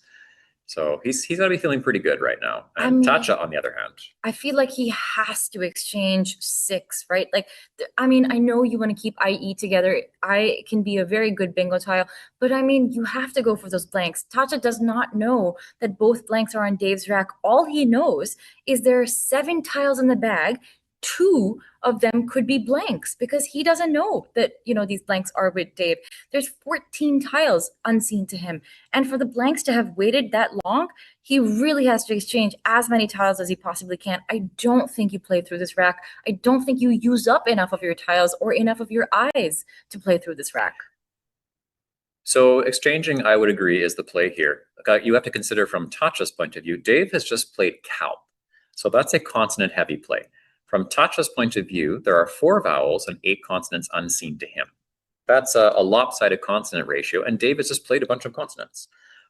So when you look at what you possibly have to draw here, it's actually not the worst thing in the world to keep an I, unusually in this case. You won't draw one. And then when you look at what's left in the pool, there's 1 E to draw, and I think you kind of have to assume you're not going to get it. Right. So what you can draw realistically is one of those 3 O's, as far as an actual vowel, otherwise blanks. So I think if you're exchanging, typically the machine play would be to keep an E. But I think there is a decent case here, given how weird it is to have all 4 of the I's. There's a decent case to keep an I as well. Right. You're turning over 5, so it's still a large number of tiles. 6 is more, but there's a case to be made for keeping IE, just given that you will not draw another I. It's highly unlikely you'll draw another E. And O could go with those letters. And he's doing it. He's exchanging all 6. I love this. I love this on his part. I know it was so tempting to keep on, to that I, but if you could draw that blank could be an I. You never know. The pool, like you see, it's so bingo friendly. Like, look at those tiles, D, L, M, N, R, T. You could really bingo with those. And he does not draw a blank, as we knew he wouldn't. But the frustration that one must feel in this position. All things considered, with what was possible in that pool, he's drawn almost as well as he could. More than 1 O is kind of unideal, but also pretty probable given what's there.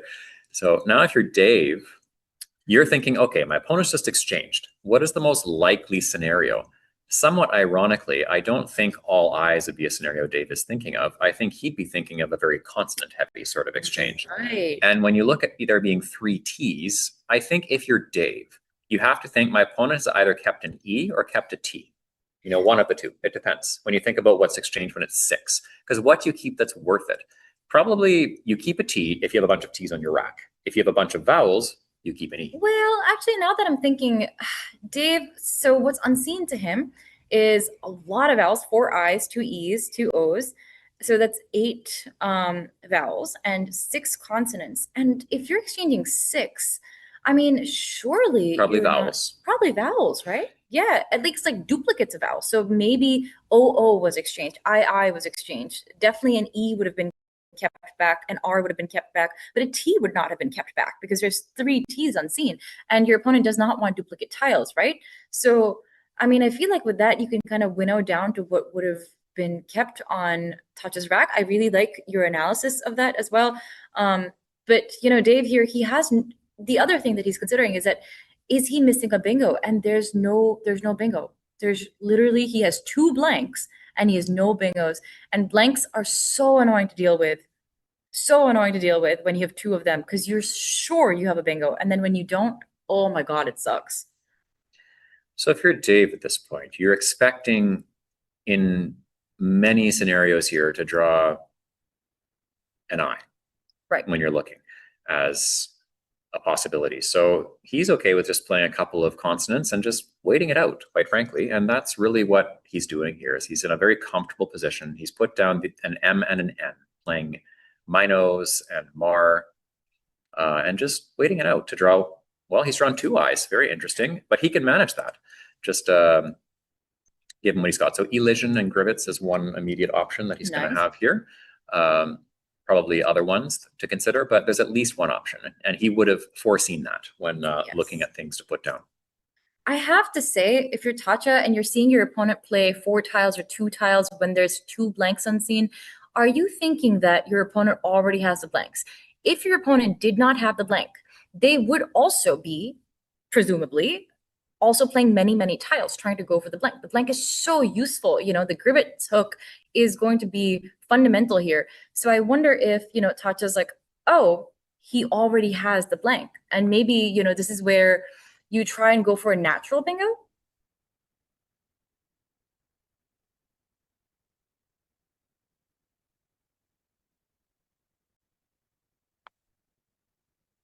Interestingly, I don't even know if Dave should, I don't know if Dave should bingo right now, because look at how flexible his tiles are, right? Like no matter what he really draws from the bag, I think he's going to be good to bingo no matter what. So like, what if he just forces his opponent to like be stuck with the tiles that he is? So let's look at how many tiles are unseen, right? There's 9 tiles unseen. That means 2 are in the bag. And if Dave wanted, like he could, so right now, like he could permutate through like what's left, see what bingos are possible. And there's a chance that maybe he just plays off 2 tiles and then bingos out. And what I mean by that is his last play is a bingo, and then he's able to get double the amount of points from his opponent's rack.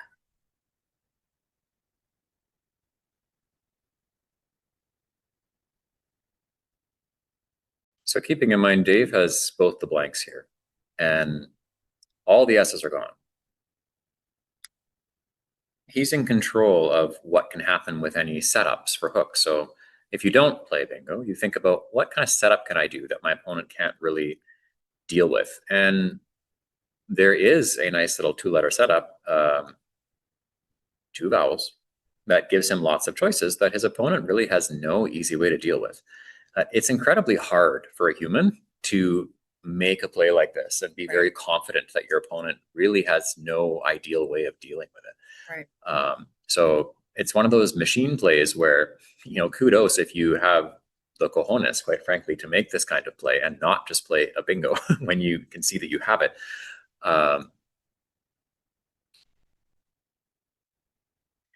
Yeah, I mean, there's something to be said of, what if you're not sure if your opponent can bingo or not bingo, right? So like, what if you only play 1 tile, by which you leave 1 tile in the bag? So whatever your opponent does, you know, they end up picking something off the bag. You end up being able to have that opportunity to play another turn. And look at that. He's going to go ahead and play. Is Diphthongs a word? I believe it is, right? He's gonna do violins. Okay, great. All right, it's still a win for him.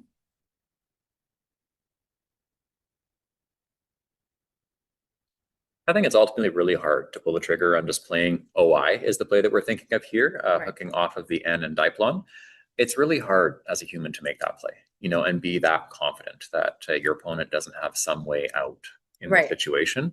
And if you know that you're going to 100% win playing the bingo and you're not 100% sure after OI, you make the 100% win. And violins is a 100% winning play when you look at machine analysis behind the scenes. So yeah, maybe there's an opportunity to make more points, which of course we love, you know, when you want to build spread.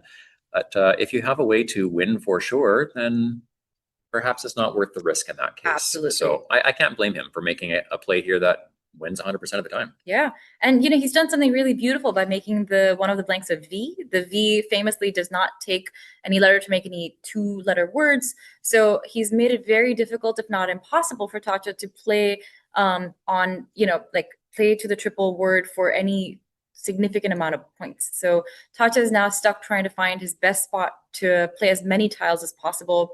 He's going to go ahead and play Vote over there, which is 27 points. There's a slightly better play. Actually, you know what? I really like Vote now that I think about it. But Tried would have been to the side of Violence. That would have been 5 overlaps. Very, very difficult to see. That would have been 33 points. And I think at this point, Tacha was kind of ready to, throw in the towel because he knew that there was not much he could do. Yeah, so a strong showing at the board 3 here. Dave continuing a nice run with another win. Yeah. What's the middle of the game? Or the analysis of this game? I think 4 eye.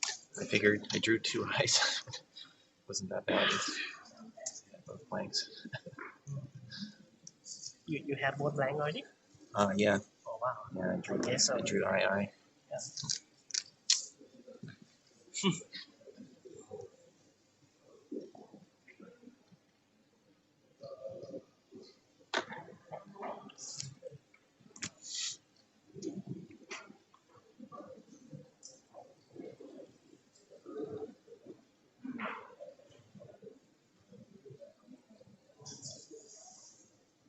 I have to say, I mean, just listening to their commentary and their analysis of this, all of them both like really great sports about it. There's no tears, there's no screaming, there's no crying. This is a really high level event, right? Like we're seeing the best of the best at the Causeway Challenge. We have some of the best players in the premium division. And I mean, look at this game. It was neck and neck with just like a 70-point difference at the end. It's just baffling to me. It was so close. You never know how these games are going to go. You never know how the luck is going to favor you. Yeah, and in this case, strong showing from Dave as always. Queso is a fantastic play on his part with that multiple S rack. Definitely a noteworthy play for Dave in this game. I do have to point to Unchoke, on Tacha's side. So Funk Hole was missed as an 8. It is a very tough find. Right. But again, Tacha is rated 2037, so exceptionally high. It would be a play as hard as it is that we'd expect him to find. So unfortunately, in this case, when he goes back and looks later, he's not going to be happy because I'm pretty sure he knows this word. Right. And it's hard to say just because it was early on in the game, relatively, only a few turns in. It's hard to say what the game could have been, at that point in time. But I would say it's a noteworthy play for Tacha as far as what happened for his game after that. But for Dave, I think Queso's was oddly enough. I mean, Meteor was a beautiful find. But Queso's was just a beautiful play in a really unusually difficult position and just showing great vision. Really, absolutely agree with you right there. I mean, Unchoke was a very different play. I wasn't sure what Tacha may have been thinking through there. But you know what? Every game we have so much to learn from, and we really do see some really intense situations. They're so tense, they're so close, and at this level, these players are just superhuman. Like really just think about their word knowledge and like the kind of effort that goes into making these games so incredibly insightful. I mean, I'm baffled. I'm blown away. I'm really glad I get to be here.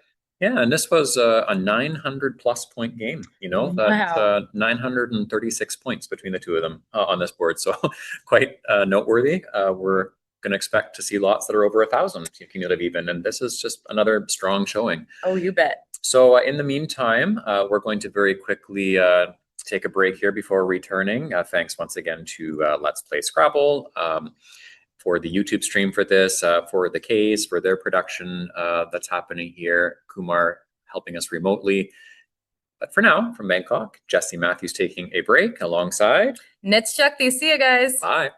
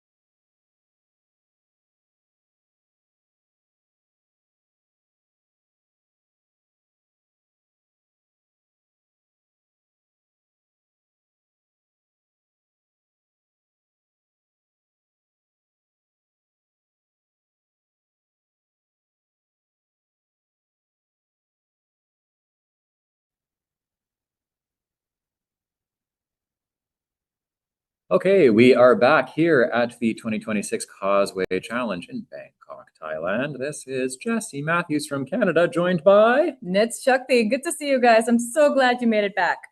Yes, and we have a little change of pace here after having Dave for a couple of rounds. We have two players we haven't seen yet on this stream, both having fantastic starts to their tournaments, of course. That's why they're here.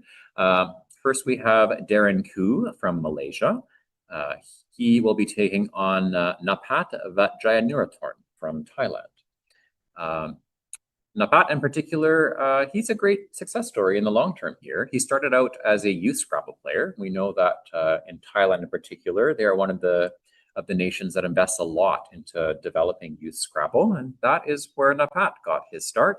Since then, he has become a grandmaster Scrabble player as far as what his rating dictates, and consistently does very well in tournaments where he plays in the area here. So just a very strong player. He has a 2105 WESPA rating. That's quite impressive. That's higher than, for example, Day Weekend, who is in the mid 2000s. So Napat's done very, very well. A great success story.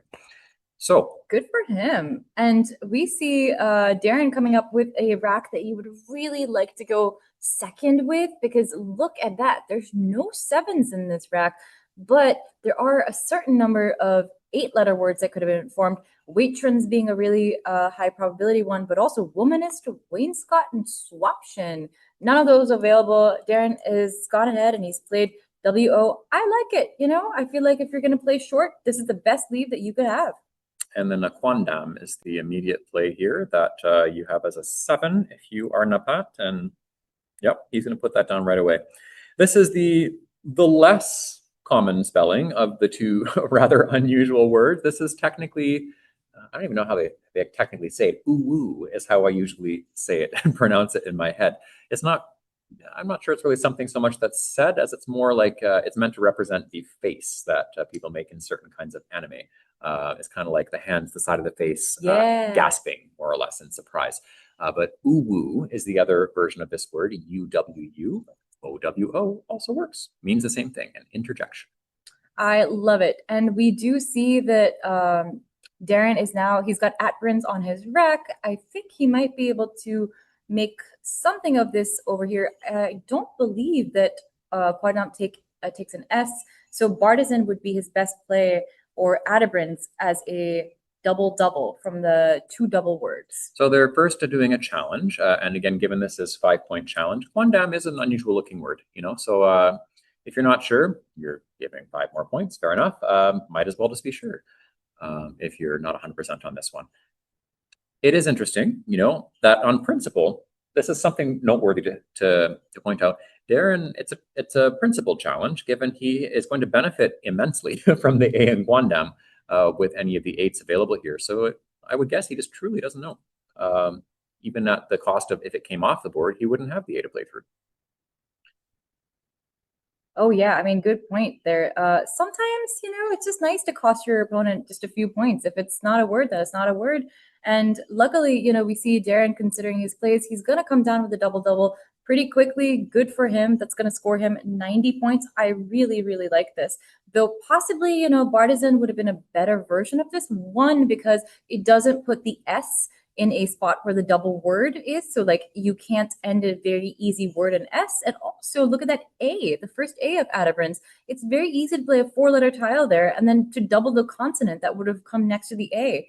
So, you know, Bartizan may be a better option here, but Atabrins, I like that he's not taking too much time and he's getting the 90 points. Yeah, in this case, it is a matter of just what the board does for you after Atabrins versus Bartizan. For the reasons you've mentioned, Bartizan is a slightly stronger play, but both score 90. So this is us being really nitpicky. But again, this is the strongest tournament in the world this year, so we're going to be nitpicky about some of these things. Atabrins, we can see that with Napat, there are X plays available, Axe and something, but there are other plays besides that to consider. One, for example, would be Radix off of the R in Atabrins. That scores reasonably well. Oh, I love that one, especially because you're keeping G and S. And if you are new to Scrabble, you can kind of think of G and N together as their own consonant. So together, you know, they work really, really well. And with Radix, you're putting an I out in space that your opponent is very unlikely to use unless they're bingoing through that. So you are actually setting yourself up for an ing word if you go ahead and play Radix. It's also the highest scoring play here. It is 42 points. So I really, really like it. Pretty tough to argue with the appeal of a play like Radix. You can certainly look at things like Axe and Nix, for example, or even just Axe ×2. It's really tough to argue with Radix and just all the things that it does for you if you are Napat. He's looking at, well, okay, here's the other thing about like Radix, right? Like when you're looking at this rack, you see yourself, you're so close to a bingo, like these tiles are so friendly. Sometimes you just want to play fewer tiles. You want to get that spot, the AX spot, very easily. It's, you know, easy 36 points. And you're thinking, you know, there's other things that I can do with this board, but I don't know, you know, I mean, there's not exactly an S spot on this board. So if you think about the S of DINGS, you usually end words in an S. Quandam does not take an S. At Brins is already pluralized. OWO also does not take an S. So it's like, I like the idea of Radix just to get some space and to be able to use the S in an 8-letter word instead. But of course, Axe is setting up some hooks. So, you know, maybe there's some value there. In this case, I mean, it looks quite reasonable from Napat's side, ultimately. You can see why he would do such a thing. Now with Darren, close but no cigar, as far as it's close to things like Decreer, but that's not quite there. He just hasn't got quite enough ease. So instead, you're looking at what you can do to score relatively well and balance. And it's inevitably going to involve the spot that was just created with Axe ×2. Right. And I think that's maybe one of the reasons why Axe is not the best play here, because it's so easy for your opponent to play there. Sax, racks, tax, wax, you know, there's so many words that you can form with that, and your opponent can play a 5-letter word. They can just get a lot of points. And, you know, something like cedar itself would get like 32. Or seared, in this case, above, making racks. Looks like a fairly strong play here if you are Darren. He's seen cred though, so I think maybe he's not able to permutate through and like find maybe a good 5-letter word here. But cred, you know, it will get quite a lot of points. It'll be 28 points. DER is a good leave. It's a good set of tiles that you want to hang on to. And that's not where I expected the word to go, because acred is a word. Yeah, so this is quite volatile as far as a play, leaving the A hook on the top when you don't have it, you know, and it's early in the game. The leave is nice, yes, but I can only imagine, if I can't see any of the simulation yet, but I can imagine that the machine analysis of this is not going to look as favorably upon this as options like seared or cedar. Meanwhile, Napat has singled out a nice play on his rack. So what he does have is axes and DI and singled as at least one option. And then we'll be looking at others that are comparable to see if they end up being better or more considerable. Or dingles, you know, is going to be there as well. It's hard to fight against singled. I mean, there's also dual links to the U of Quandam, but I mean, that's more like just a flashy play because you're showing that you've seen the word. Singled here scores so much more, 79 points. I think this is a really, really nice find. Great play. Now we're back over to Darren, who finds himself down approximately 90 points very quickly here. Good news for Darren is while his rack is a little bit clunky, the board is by no means shut down. There's still lots of options for things to do here. Although, if you're Darren here at this point, assuming he's aware that he's created a hook spot on top of cred, that's going to be something, you know, gnawing away at him. His opponent is drawing 7 random tiles here, where that could be used. Yeah, none of them were the A. So it's possible he could also draw into the A, but something to consider is just the volatility of that spot going forward, and it will potentially influence the decisions that are made on both sides. So he's not going to know that Napat has an A, and will look into considering using that spot the next turn. In the meantime, Darren needs to think about options with his letters here. ideally using one of, if not both of the F and the Y to clean up his rack. It's really going to be seeing what's ideal. I mean, and the only reason he wouldn't use both is if there is an option using just one that scores significantly more. And in that lovely hot spot at the top, I can see at least one that would justify not using both the F and the Y just because it scores so many points, and that's forced.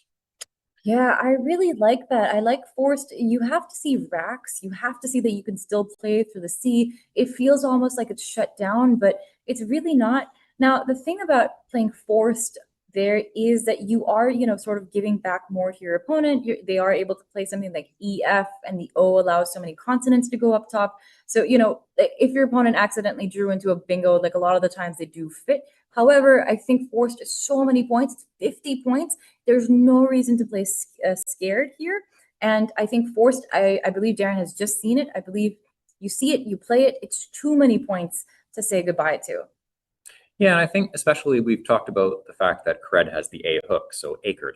I mean, you're just giving a different version of what's already there. As far as there is already access to the triple word scores on the top with an A in this case. Force does give you more ways to use the top than before, but it's not like it isn't already there for someone to use. So force is just acknowledging, okay, it's open, now I'll give it to you. But it looks like Darren is making a play that, like I was saying before, by default on this kind of a rack, you want to get rid of both the F and the Y unless there is something that makes it worth not playing. Fiery scores a lot. It's 42 points in this particular case. And that, by many standards, is already quite good, leaving OD left over.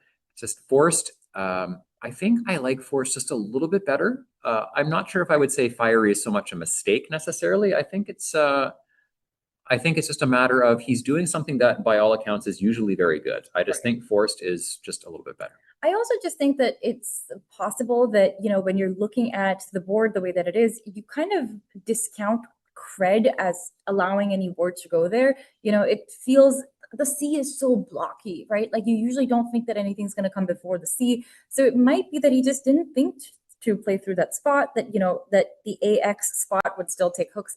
And, I don't want to beat a dead horse. So I completely understand why he would want to play fiery. I think it's a really good play in that, it scores well, and it was 42 points. It keeps a good lead, DO, instead of IY, which forced would have kept. And, moving on to Nabat here, he's got himself quite a lot of vowels. He would have loved to see a T on the board for Agoutis or an L for Eulogias, but instead he's going to have to play through this. He plays age, which is very surprising to me because, I feel like Uoy, our favorite Cry of Bacchic Frenzy, would have also done really well here. Yeah, it's interesting choice for sure. I think KO is going to be an immediate standout play for Darren Koo to play on top of Cred, and there you go. At the end of the day, he gets to utilize that hook at the top and give himself a really high-scoring play. It's it's tough to not do that, almost immediately when you look at the choices. Intuitively, it just seems like the best play right away. Absolutely, I completely agree with you here. 56 points, nothing to sneeze at. Best play. I love that these players are moving fast and they're moving on to their best plays, because you really do sometimes need to save time for your best end game, and that's something that we've seen in a few of the games that we've already had on stream already. You really need to save your brain power for the moves that are truly difficult.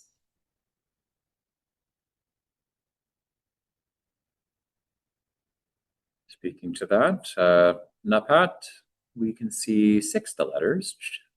Just waiting for one more there, and from the 6 we can see it is relatively balanced. Looks like they are doing a challenge. It looked like they typed 5 letters, so I think acred was challenged. That would make sense to me. All right. So that would explain perhaps why. I'm not sure if there was a candidate play for an A up there for Napat anyway, but I guess just didn't know it. We've all been there. Sometimes, the words just don't look like they should. So M is the 7th tile for Napat on that rack. So opiums and a J. And he's already seemed to have spotted his best play here of jump that will play beautifully, making Pax's, it will score quite a lot. It will be 31 points, keeping iOS. I really like that. I really like that. Yeah, it's a great play. I have a hard time arguing with that when I just look at other options. There is technically one play here that scores slightly more. I don't think it justifies the leave in this case. Oh, and he's played Jumpy. Oh, I think because Pax's might be harder to see. You know, there's a chance that that part of the board, that top quadrant, feels completely walled off. There's a chance that, you know, these players feel like there's nothing that goes there. Or maybe it's just really scary to put the J out in space. If, you know, a Taj play or a Raj play or Besiege, for example, could feel scary. Jumpy certainly scores relatively well. It's just not quite as much. Jump is a few more points. Yeah, I'm thinking positionally with these plays here. I think Jumpy's relatively fine, given he has an O to hook underneath the J there. It's interesting. I would like to, when we have more time, run that through and perhaps look into some of the four-ply reasons as to why Jumpy is. We're checking on our machine analysis to compare Jumpy. It's just the machine doesn't seem to like it much at all, even though it only scores a few less. There's very likely what we would call a four-ply simulation that would explain some of why. And what that means basically is when you have a number of plies, we call them, that's usually the number of turns that are taken after your play. And some of what evaluates a move is based on what's expected in a number of cases after your play and then after your opponent's play and so on and so forth, depending on the number of plies, we call them, that are made. So the more plies there are, the longer it takes to analyze because there's more combinations of moves. The cool thing about the machine that we're using is that it's Magpie, which is the best Scrabble engine that we have right now. So right now, we actually just ended up doing a 20-ply sim. So the results of Jumpy not being as great are actually coming from a very intensive sim of 71,000 iterations that took only 4 seconds. And we had a 20-ply result that came from it. This is, of course, thanks to the work of Josh Castellano, one of the premier division players, and John O'Loughlin, another export player who's unfortunately not here right now, but both of those, you know, players who've built some of these tools that we have to use. Really, really exciting to be able to use that in a live stream. So really a nice play here from Darren to utilize the Axes spot, playing Dowd, Waxes, and Et. Really nice. What do you think about playing something just like Woot instead? Woot was one of my favorite words as a younger person back when that was that was in the lexicon, the actual vernacular. Back when I could say I was young. You're still young. Come on. I mean, the only reason why I'm thinking about Woot is because OOT feels very unfriendly to me, as opposed to Woot that would be 21 points to 10 fewer points, but keeping DEO. And I like the synergy of DEO a little bit more. But, you know, they're very, very, I feel like they're very close. And Dowd, you know, I think it still works. I think what's nice with Dowd is it doesn't necessarily give as much back. That's easy. You put a W on the triple word score line when you play something like Woot, and you're giving a decent number of points back and not scoring as many while doing that. Having said that, the counter argument to that argument would be that you expect players of this caliber to score 30 plus points anyway. And most of the time playing off of that W, what will you score? Probably 30 points. You know, so it's not like you're giving anything else back that you're not already expecting them to score most of the time. Right, so. right. That's fair. Man, this is a strange position to be in. But there's a part of me that's wondering, do you just do a very non-human move? Do you play something like Fub through the U of Jumpy? You have an S. There's only one S unseen. But I mean, I don't know if a lot of people are going to pull the trigger on that. It feels way too scary. And I think that Cobb is a very human move here. And I think when you look at the pool from Napat's point of view, it's possibly trying to pull something like Festive, I suppose, but there's not really a place to play it. Unfortunately for him, we'll get back to this later, he's had a pretty horrendous draw to what he's played there. In the meantime, Darren.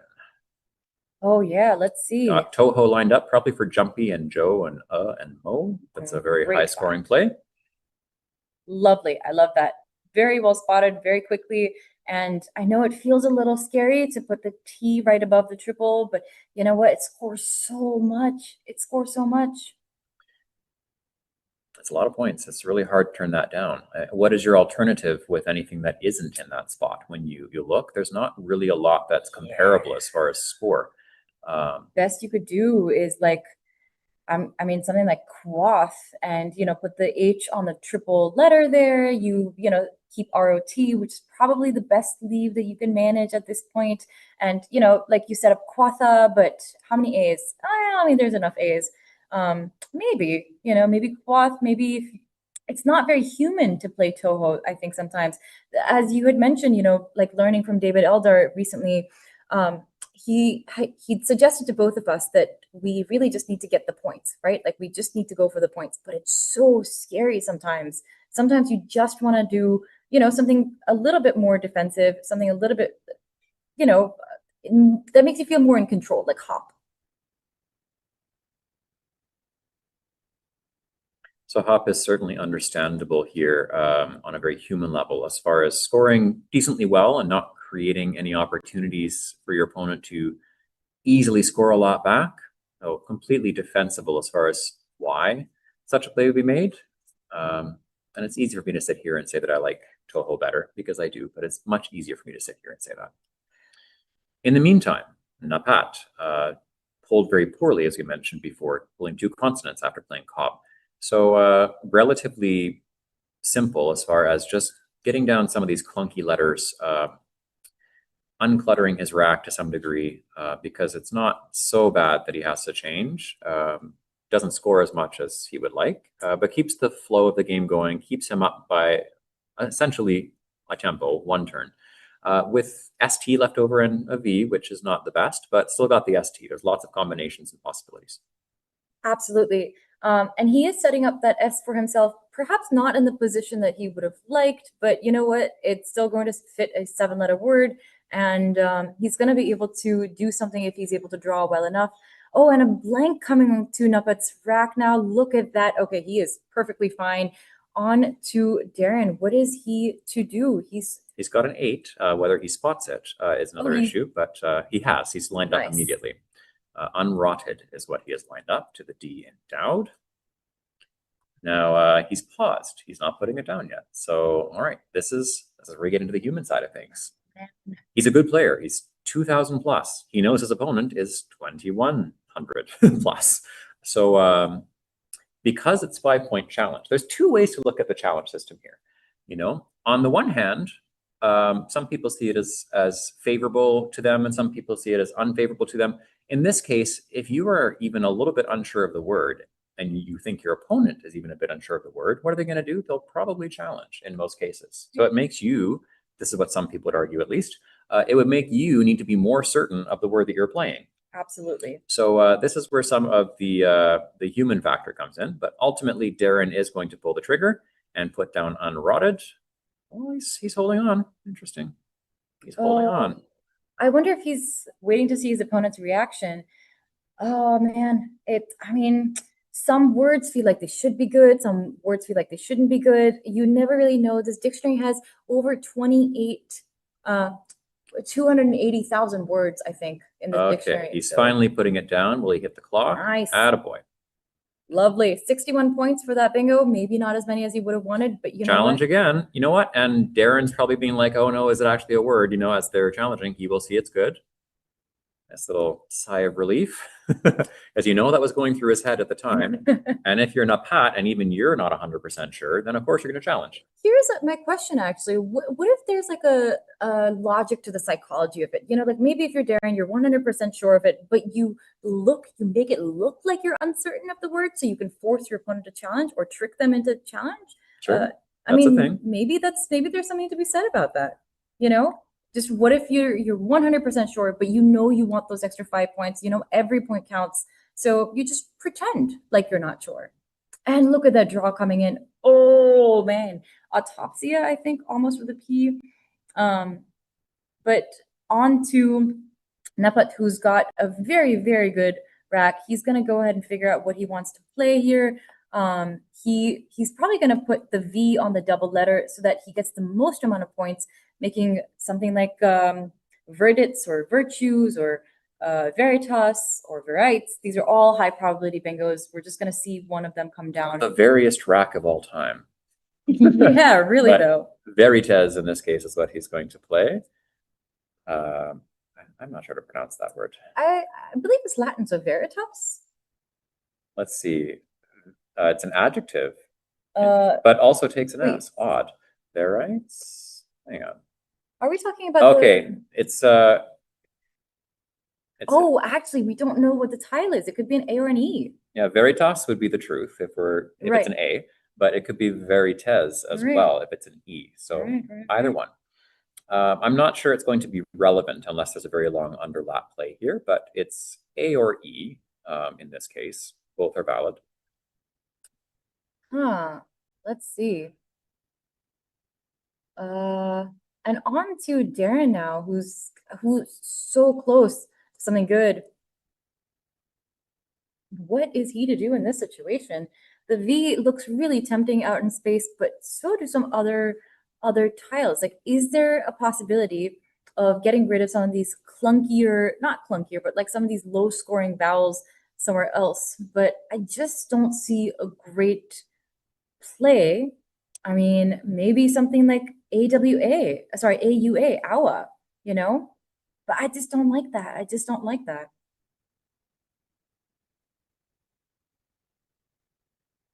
Maybe AUA on top of unrotted, maybe.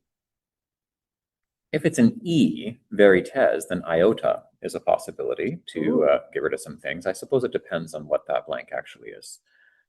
We'll hopefully find out relatively soon. Maybe it will be relevant, but it is after all. Yeah, good point.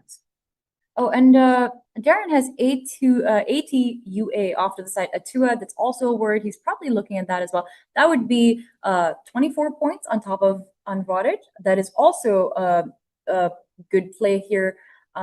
There's something insane that he could do, which I think is, I mean, I don't know if any human is ever making that play ever, but Ouija, I mean, or Ouija, or like the Ouija board. You know the Luigi board memes, right? Yeah. So Luigi board, yeah, because Luigi's Mansion, you know, with the Ouija board. Yes, exactly. But Atua, I think, is a really, really nice play, very human play, I'd say, because it's just too scary to open up a triple with, sorry, not open up a triple, but like set yourself. Well, you have the case S, so you do set yourself up for Ouijas, and it's like, it can be blocked, but your opponent wastes a lot of time doing that, so I don't know. It creates really nice chaos. I like the Ouija play, you know, if you do that, for sure. I agree. I think there's something to be said for it. A lot of low scoring tiles for Nabat, but he goes through them very quickly. He plays Vele, and you know what? 21 points. I think you should just go for it. Just keep scoring as much as you can. Keep up the pace. And oh, Darren has got a lovely word lined up in his rack. He's got zircons. Ooh. The issue here is a place where it actually goes down. Oh, I don't see a place for zircons. I mean, I see a place for zircon, just the ZIRCON, but not for the bingo. So do you play the Z now? Everyone loves the Z. You love the Z. The Z is such a great tile. It's so high scoring, parallels really well. It comes up in a lot of bingos. A lot of the times, you know, people will suggest keeping the Z back because it's so useful. You don't always have to play it, unlike a J or a Q, which you would want to get rid of pretty much immediately. But here I'm thinking like ZIN, just Zin on top of unrotted might be just fine. Yeah, and it accomplishes what needs to be accomplished here as far as scoring in a situation where you're down by 40, so slightly under the expected average of 30 per turn. So it's one turn plus a bit more. So Zin scores a bit higher than average, given it's almost 40 in this case, levels the game and keeps a really reasonable balanced leave. We look at the pool, it's 8 vowels to 7 consonants from Darren's point of view. So looks pretty good, you know, when you make a play like Zin. Just a chance to draw into a few more vowels, there is the R and the T to play through, and Veritas or Veritas, depending on what it is, for future bonus plays in a best case scenario. Yeah, Zin is it's hard to find anything else that I like quite so much when I look at this board. How about something, okay, and I don't like this play, but it does exist. What about playing through the E of unrotted and making S easy says? That is 48 points, but it gets rid of the last S, which is so useful for setups. Yeah, I mean, as far as just scoring period, that is, if I'm not mistaken, the highest scoring play on the board, period. The issue here, like you said, is it uses up that last S, which in this position, depending on the way the board looks, there's a lot you can do to set yourself up and create all sorts of chaos, you know, if you were to need it. It's much harder to do that without the S in this case. I mean, there are other setup hooks you could make, but more often than not, just given the nature of English, you know, being able to set up something that hooks with an S at the end when you have the last one, there's this, it's heavily favorable to you if you can preserve the opportunity to do that. But like you said, says scores a lot, 10 more than Zin. So it leaves a point of consideration just by score, but I think Zin is the right play here. Nice, really, really well done from Darren's point of view. I'm so impressed with his play. Just all of the plays that we've seen so far, just in general, have been so high quality. I'm blown away. Unfortunately for Napat now, he does not have a 7-letter word on his rack, nor do any of the floating tiles give him an 8-letter word. Look at the E, look at the R, look at the T, the I, you know, they feel so friendly. They feel like surely something should be like formable here, but there really isn't. So now Napat has already spotted, I think, his best play. He's going to play it. That is Veena, Veena. That is that's an instrument. And I think he's going to be able to get those 38 points down, keep this game competitive, and also start taking up some of that space on the board that would have otherwise allowed for bingos. Here comes Veena.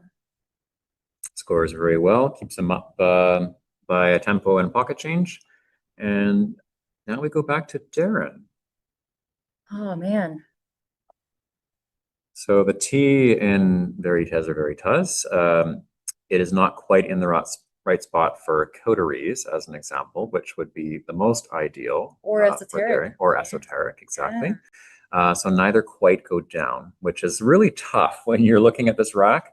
Yeah. You know, unless you're just even keeled and really confident, it's tough. You're like, am I missing something? Like when you look at, it's just such a high probability rack, you know, but you can doubt yourself in these situations where it's like, have I seen all of them?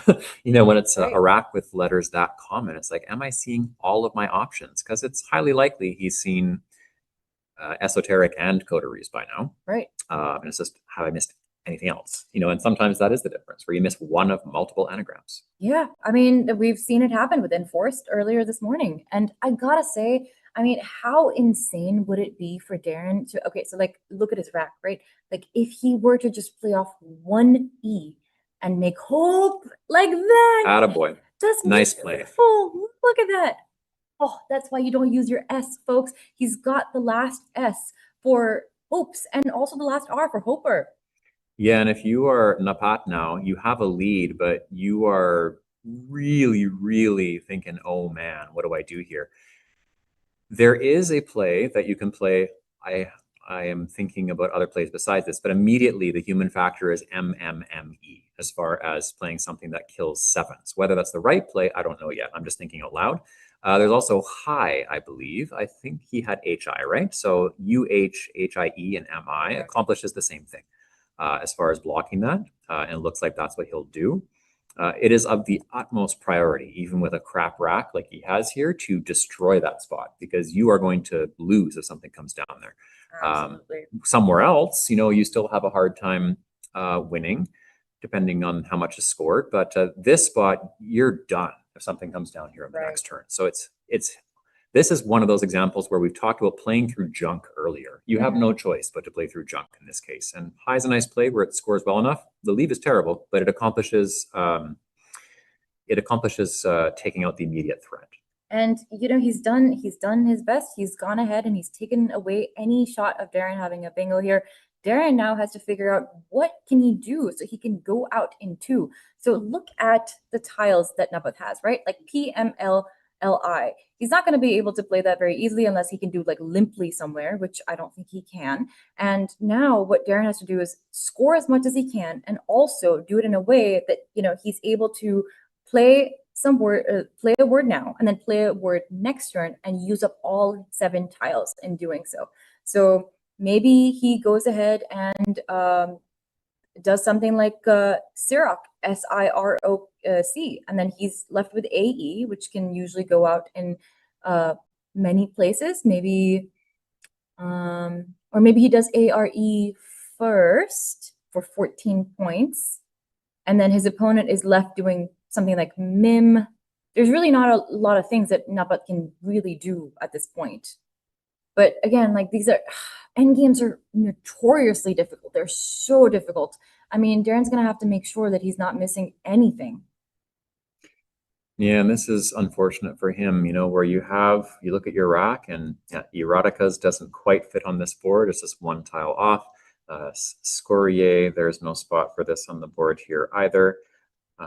It's got to be frustrating when you look at this and think, yeah, it's a nice rack, but there's just nothing going down in this particular case. Right. Oh, and you want to make sure you haven't missed any parallels, right? So like you're looking at unrotted, you want to make sure, does Orsi's fit? Does Karios fit? Does Scoria fit? Do any of these go anywhere? Am I missing anything with the I? Am I missing something with the E, the T? As you've mentioned, you know, is there like a really cool fit?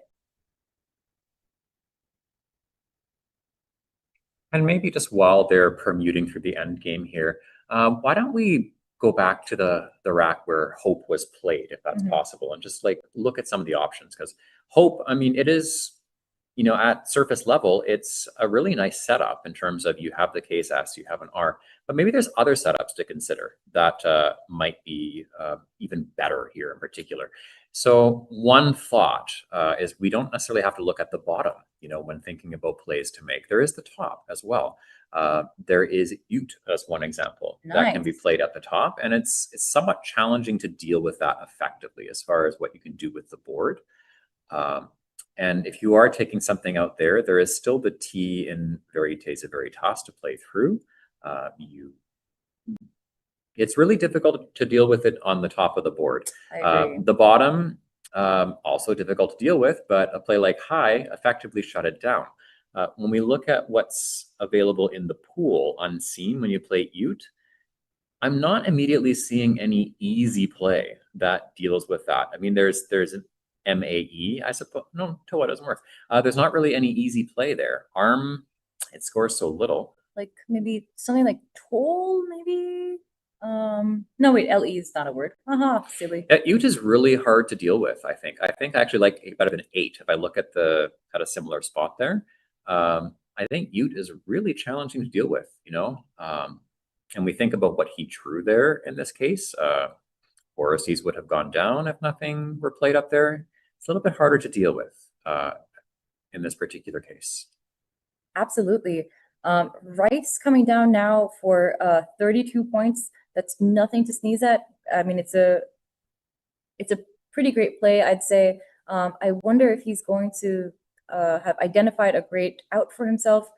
I'm sure he would have. And let's see.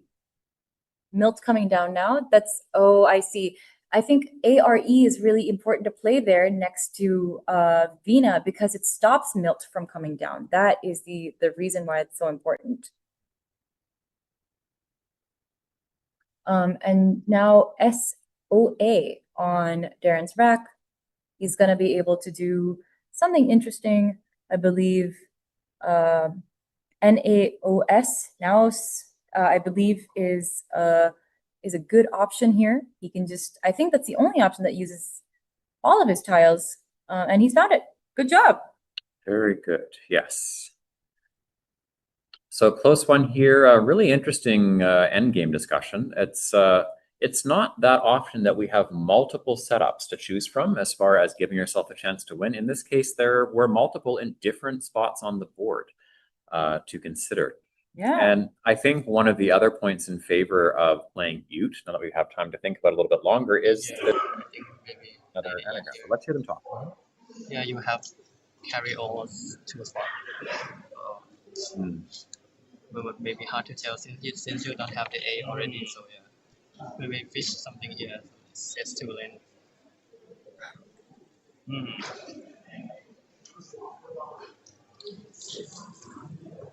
E here. Yeah, it's gonna be impossible to block here. Yeah, that's it. From my point of view, I mean, yeah, it's from my point of view here. It's just that if you play just here, it's game over for me. The thing of putting it there. Yeah. Or you don't eat. Yeah, anywhere, anywhere, yeah, the same. Too fast. Right. Yeah.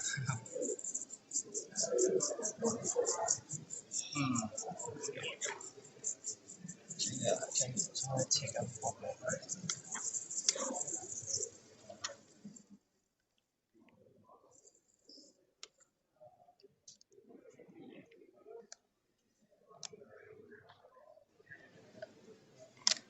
Finish? Yeah.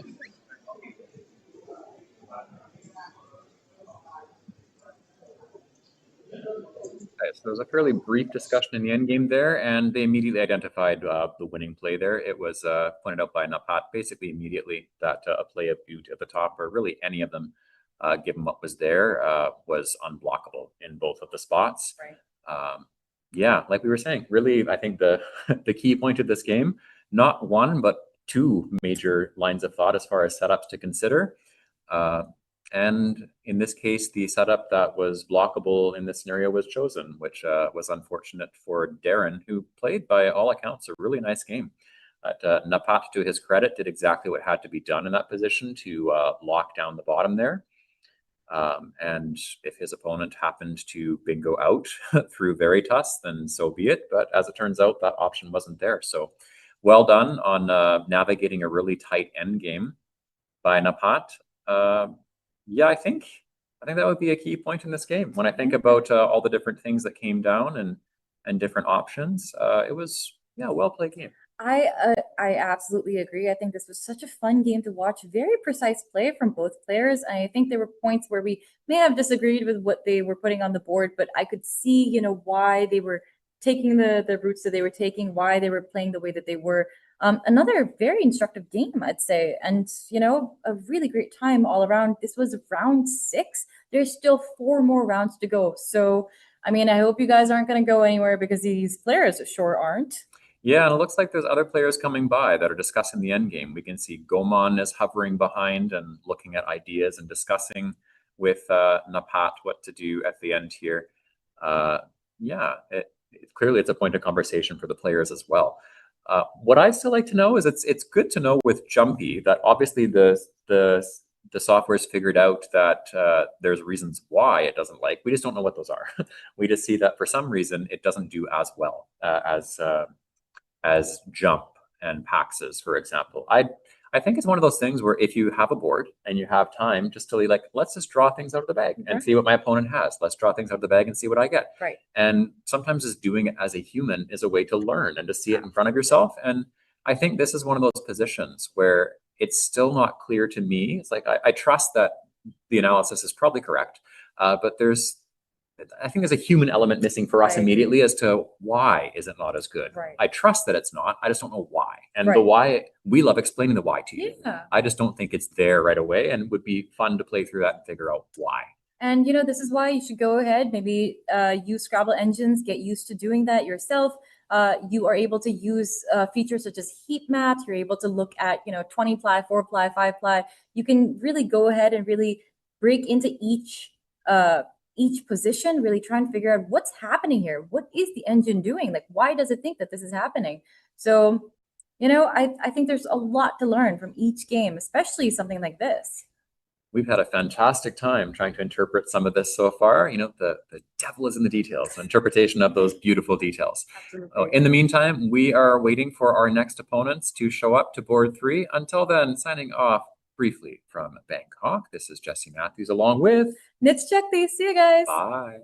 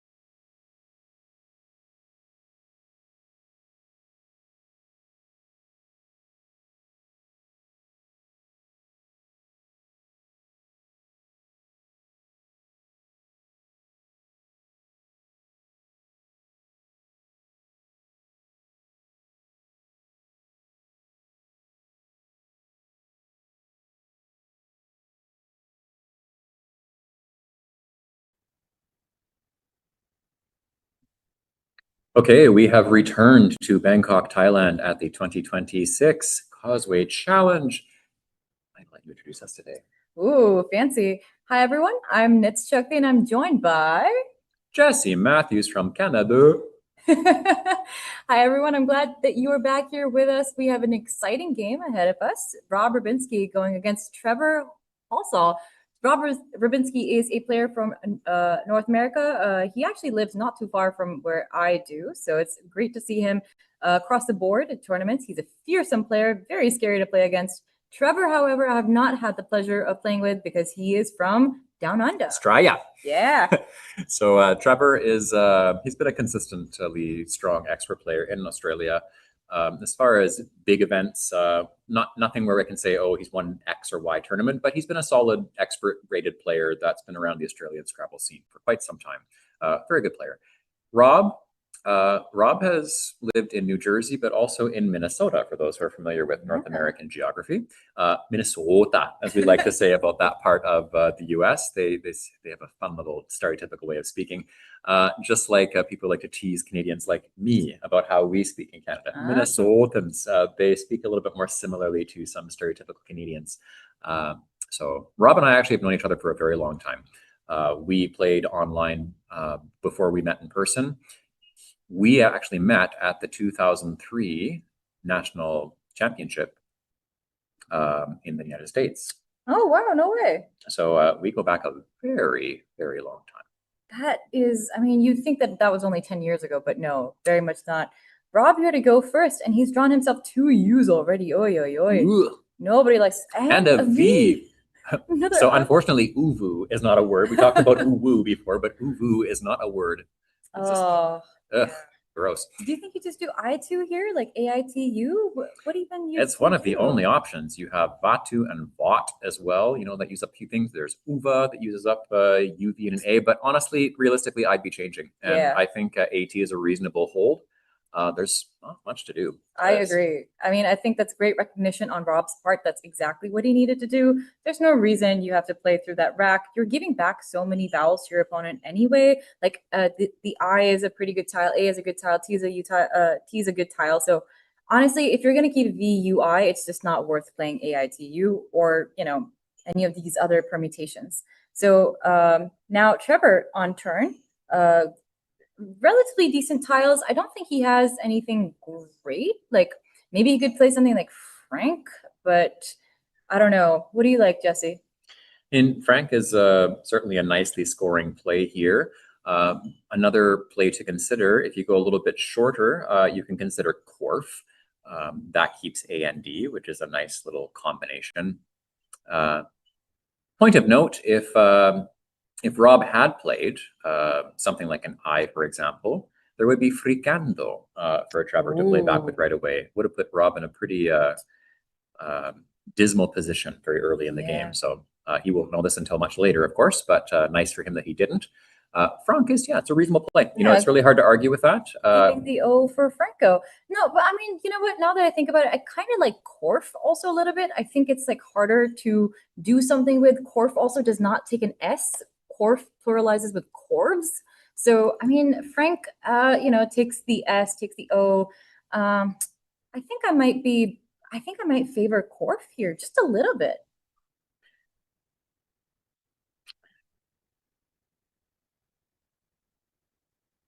For Rob now, though, a blank, which is exactly what he wanted to see after that exchange. He was not happy with those I's and those U's. This is much better. Unfortunately, no bingo for him.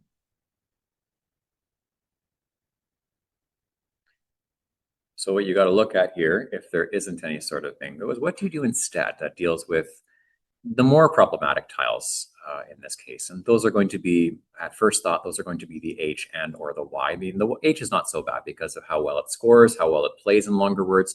If you're going to play only one, you're probably playing just the Y, realistically, along with something else. Otherwise, you would play both the H and the Y, if not just the Y. So when you look at what's possible on this board, as far as what can you do with that, There is ya and ay and na and ch as far as a play. I'm not sure that's a play I would make, but it's one to consider as far as plays that are possible here. There is a shorter play. You could just play ay, which is kind of a setup. You know, if you play ay, and ny, because it scores some, you also have the h to make on the very next turn and score something. Beautiful. So there's a few choices here. I'm not sure which one I like the most at this point in time, but ya and ay are two choices that stand out to me as considerable out of all the options that are here. I gotta say, I'm feeling pretty greedy. I really like the idea of just playing AY, setting up that H if I have the chance. But other than that, you know, most likely drawing into a bingo. And you know, AAH, that would be really pretty if, you know, the NY, it gives back NYE. So, you know, maybe a play making HE, a bingo there would be really, really, really nice. A very high scoring as well.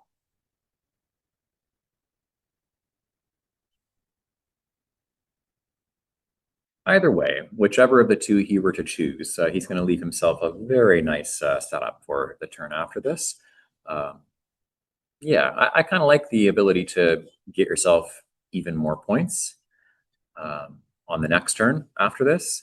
At the moment, I think Rob is just looking to make sure that there isn't any possible compound word for an 8-letter word that he's missing, which is, you know, when you have a rack that is nice but not so obviously nice like this, you kind of want to take that time to make sure that you're not missing something where it's like, oh, 2 4s. You know, when we talk about compound words, they're quite often a 4-letter word and another 4-letter word, or a 3-letter word and a 5-letter word. So when you have something like H and Y in there, you're going to make sure that there isn't some kind of, say, word that has AY in one part of it along with H somewhere else. So like he's taking the time. Death ray or heat rays, I feel like those all feel like they could be valid.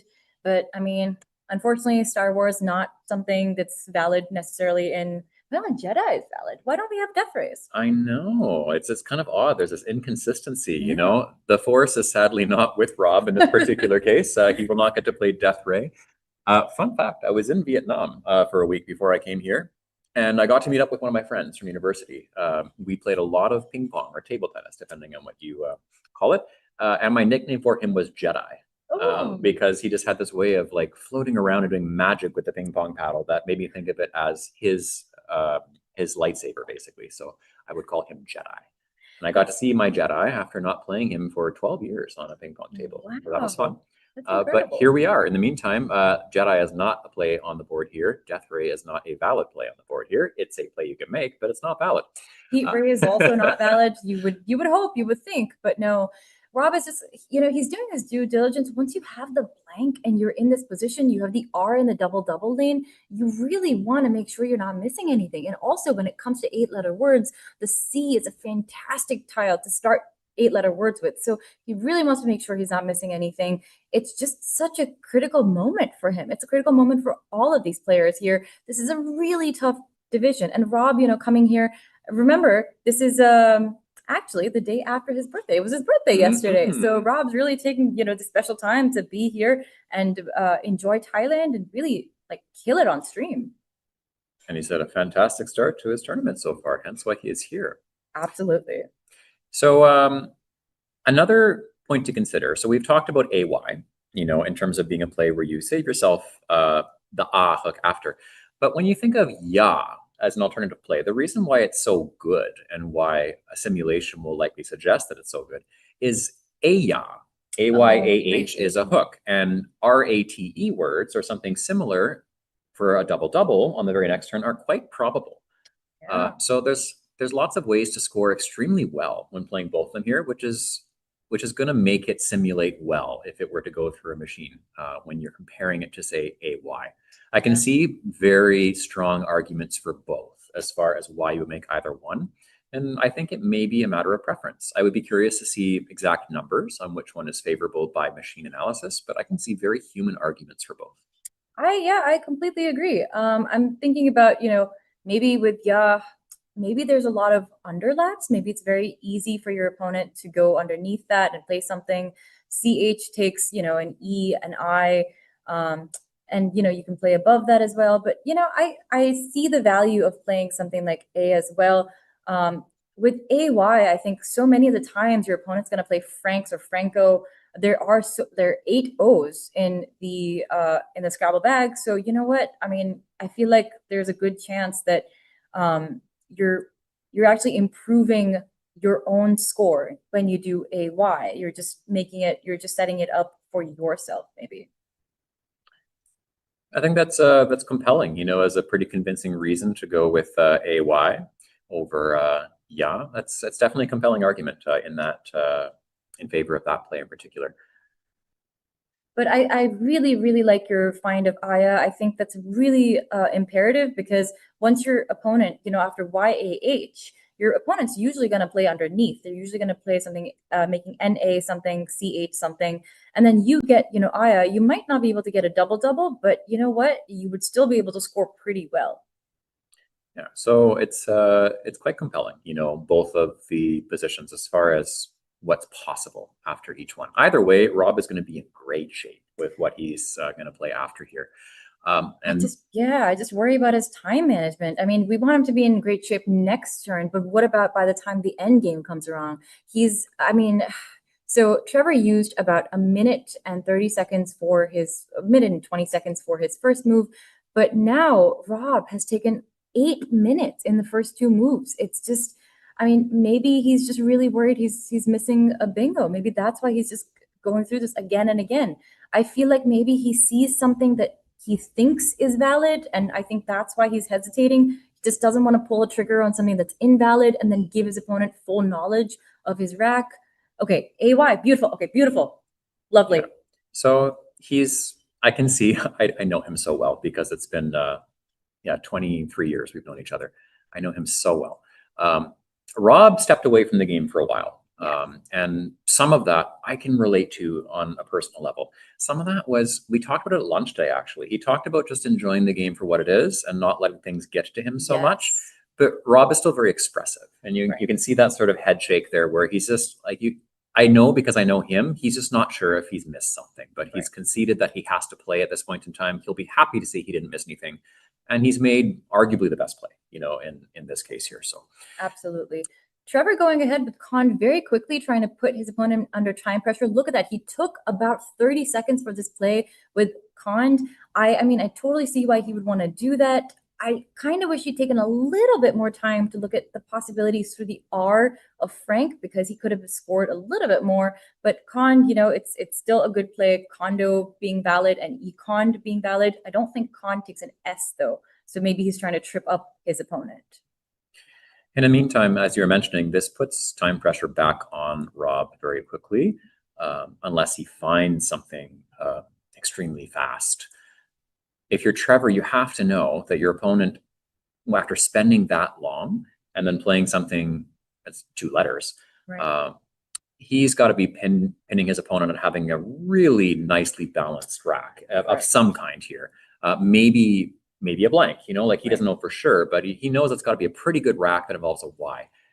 And if you're spending a lot of time on a rack where you end up playing a Y, you can't guarantee he's got a blank, but you've got to give it a pretty high chance, you know, because most of the time, if you have all the letters as actual letters and there's a Y there, you see it pretty quick as far as like what's there and what's not. So I think if you're Trevor, you play fast, you're limiting the options. O is... yeah, you're not really worried about Condo necessarily, right? You know, if someone bingos, they bingo, right? But you're thinking your opponent has extremely good letters. It's not so likely that they've kept an O, but they could have. Right. You're just thinking, all right, I got to make sure that the easy options for a bingo are gone here. I got to make my opponent work for it. Right. So Con is justifiable in that sense. Absolutely. It really, really obstructs starting a play with a C. So AY would have still given back bingo's CE. And then Franco, you know, disallows Frank's plays. So it makes it really difficult for Rob now. He has to find something either through the D of Con that still, you know, hooks with NY or something, or he has to play through the R of Franco. This is going to be much harder for him. There is like 1 7-letter word, I think, that plays that does not require needing to hook that. Oh, beautiful. Look at that. Oh, I believe in Rob. I know his word vision. He has found the beautiful double-double of Heart P. That is a blank A for 104. Lovely. That's just fantastic. That's exactly what we wanted to see. Really well done on Rob's part. And that's one of the beautiful points in favor of AY is besides creating the H hook for there's just so many times that you draw into a double-double with a rack that strong. So it's just a great play here. And Trevor now with a mixed basically, but wait, are we going to see a challenge? I believe he held. They're pausing the clock, so it's a challenge. I mean, for 104 points, of course, you're gonna challenge if you're even a little bit unsure. And I think part of that is just because of his rack, as far as, you know, maybe he has a double-double or something highly scoring through there where he would prefer to have it. So if you're even a little unsure, you're going to check. Exactly. That's a really great point. We're going to see that the word will come back valid, and incredibly done by Rob here. I think he's just going to go ahead and keep pushing through the plays after this point. But for now, we have to focus on Trevor, who's got himself another blank, and he has only two options for bingos here. Is he going to find them? I would say one is a little more common than the other, but both are relatively common as far as words. If you see them, you're probably going to be confident that both are words as far as the options are here. One perhaps a bit more so than the other, but both are common enough. As soon as you see them, you'll play them. Absolutely. Trevor, though, has not moved his tiles. I think they're still agreeing on the scores, but we will see Trevor make a move soon. I'd like to see what he's thinking. And maybe he's one of those expressive players, you know, maybe he's able to show us, you know, what he's thinking about by shuffling his tiles around.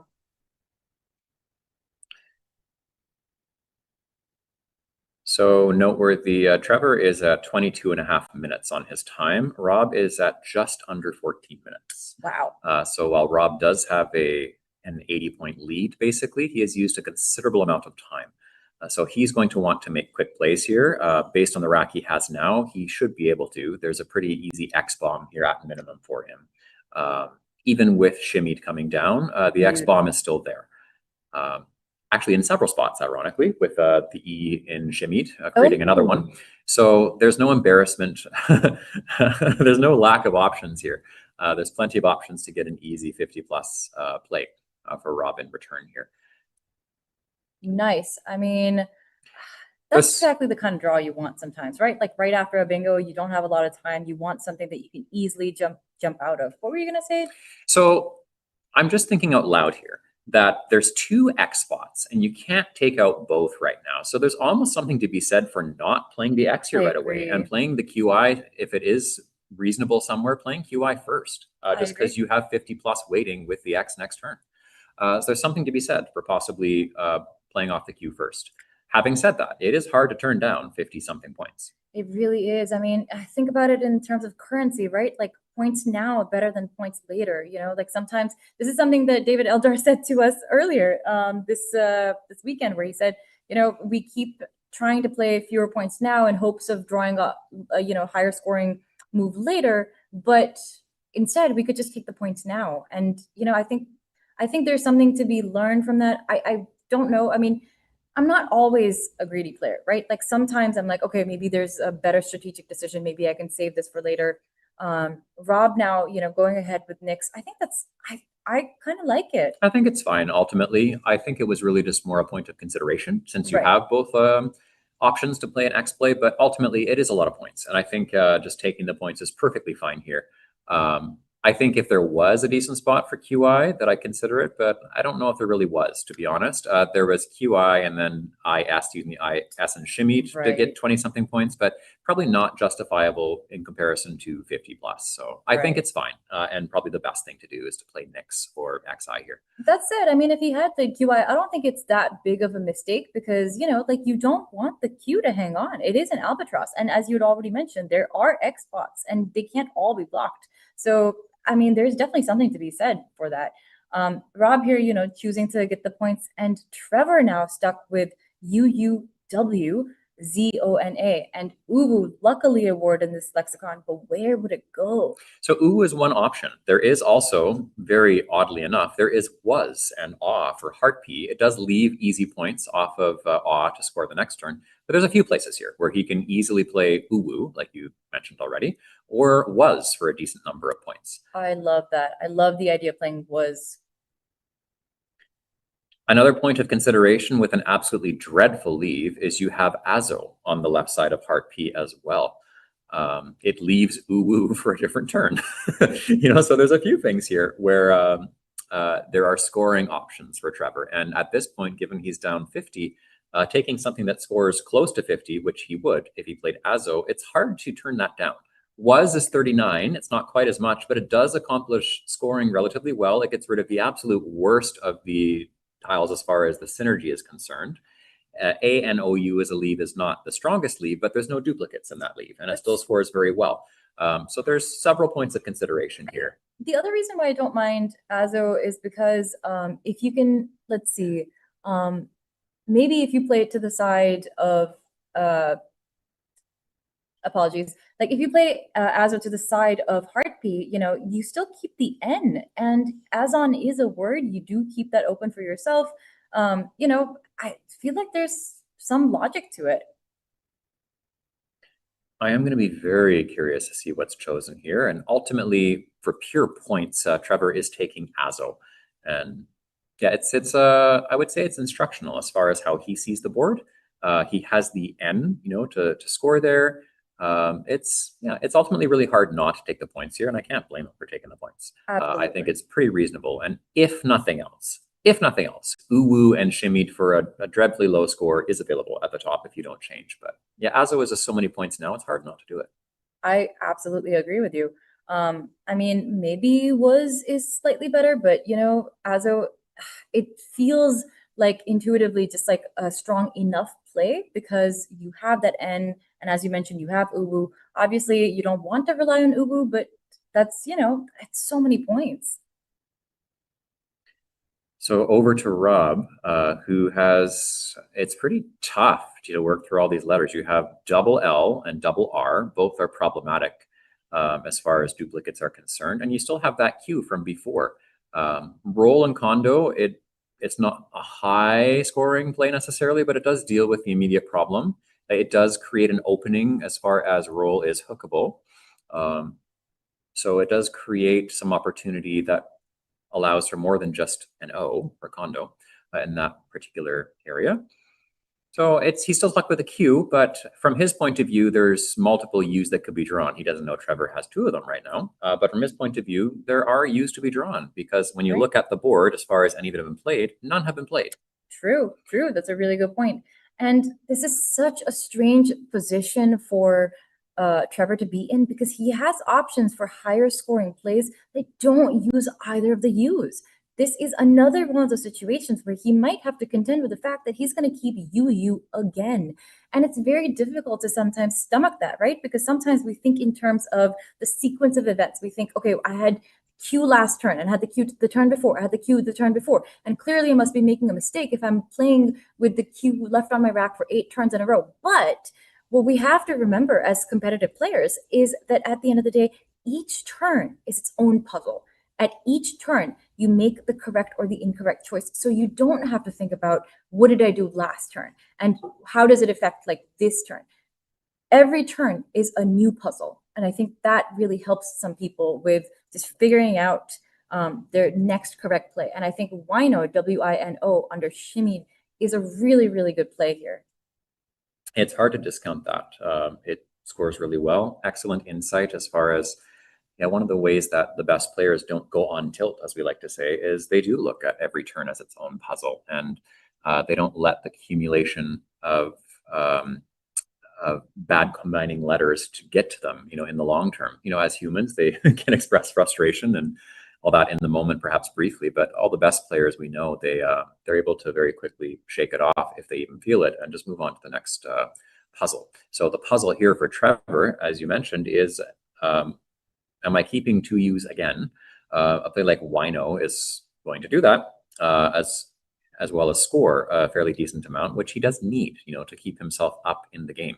And if he doesn't play Wino, then what are other plays that are considerable that are worth playing on this particular board? Another option for him to think about, if he's going to play, he could extend down from, well, I probably wouldn't do this. I was thinking Rawin from the RN roll, but he's got the N to hook onto Azon already. So if you're going to play Rawin, there's no reason not to play something like Wino underneath of Azo, unless you want to be completely volatile. But he's going for Uwu ultimately to get rid of the U's, which I can completely understand on a human level. Absolutely. To get rid of that. It's not going to be liked by the simulation software, I'm pretty sure, when looking at the options, even though Uwu unclutters. It's just, I don't think it will be as appreciated because it doesn't score as much. Right. And the U out in space is exactly what Rob needed. He's been struggling with that Q for a little bit. Before he would have had to play QI somewhere, but now he has a U to play at just any QU word. Something like Equid, for example, keeping RIS is lovely. It scores so much, and the leave is exactly what he wants.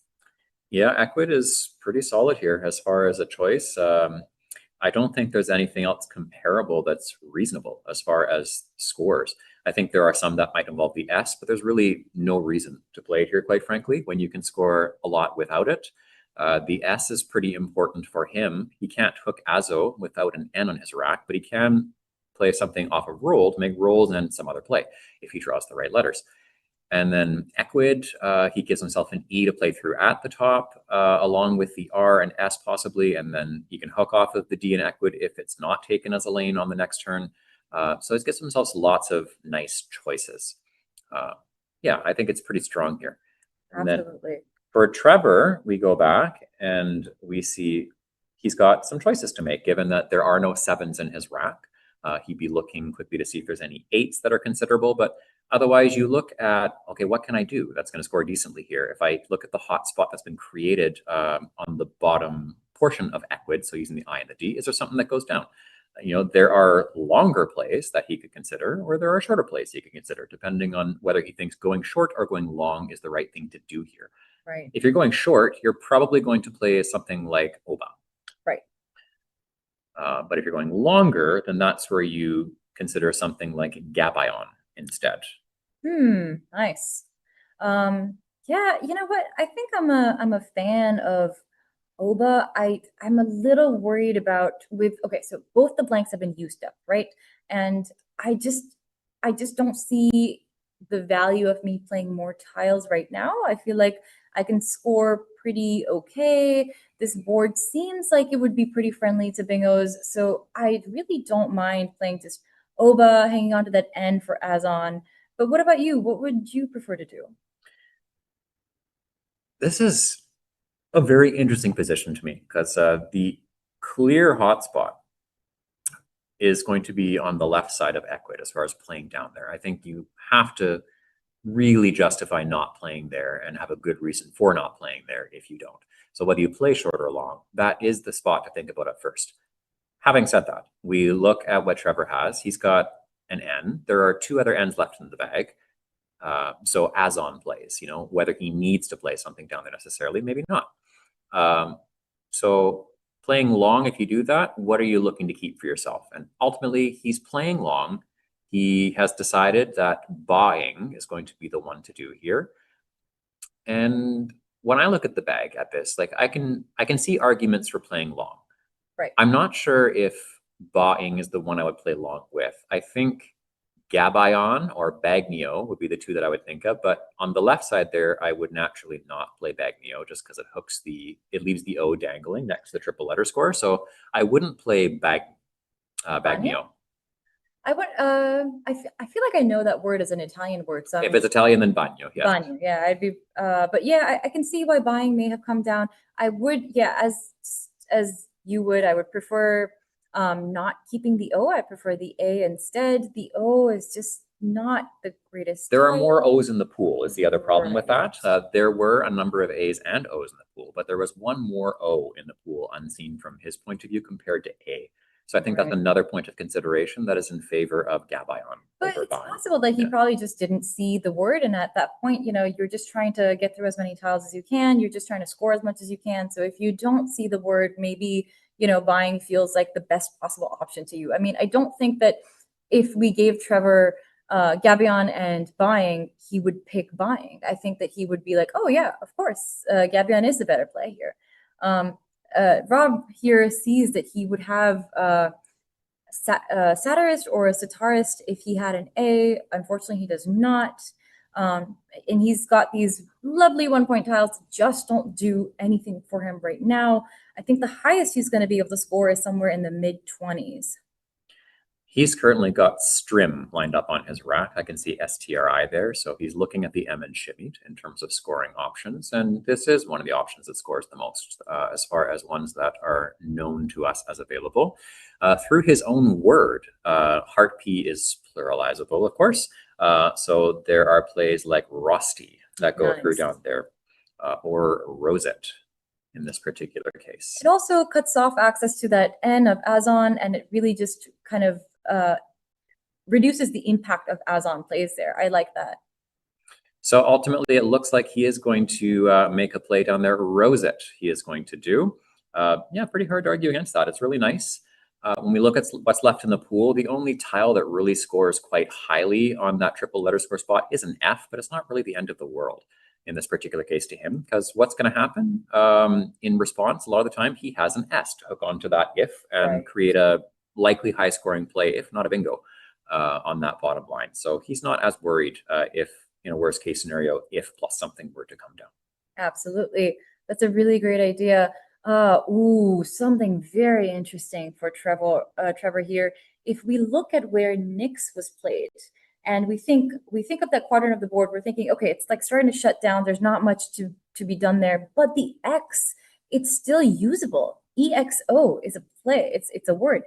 And Jomo, GOMO, would have played there for 33 points.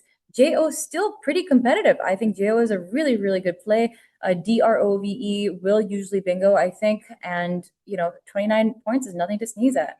So for Trevor, what he's thinking is the pool is slightly consonant heavy in favor of what was visible from his point of view. So perhaps with Jomo, he's thinking, well, assuming he has seen it, Jomo scores more.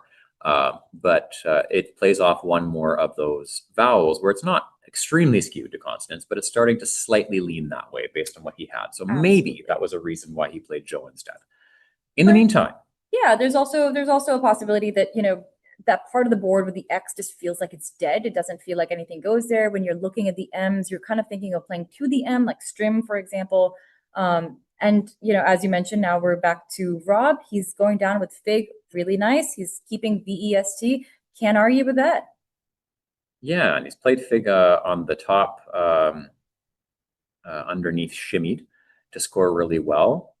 And I think what's nice about this is when you play Fig in that spot as opposed to the bottom, it doesn't necessarily communicate that you have the S. Right. In this case, there are lots of S's to be seen. So maybe it's not the most concerning if you communicate that you have it.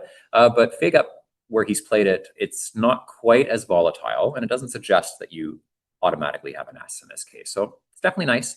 The only downside in this case is it takes away an easy lane for, say, EST words, off of roll. So you can still hook roll and play bingos with an S kind of in the middle, but there's no longer words ending in common ST or S kind of words available. So just point of consideration. But I think overall, pretty reasonable to play it where he did.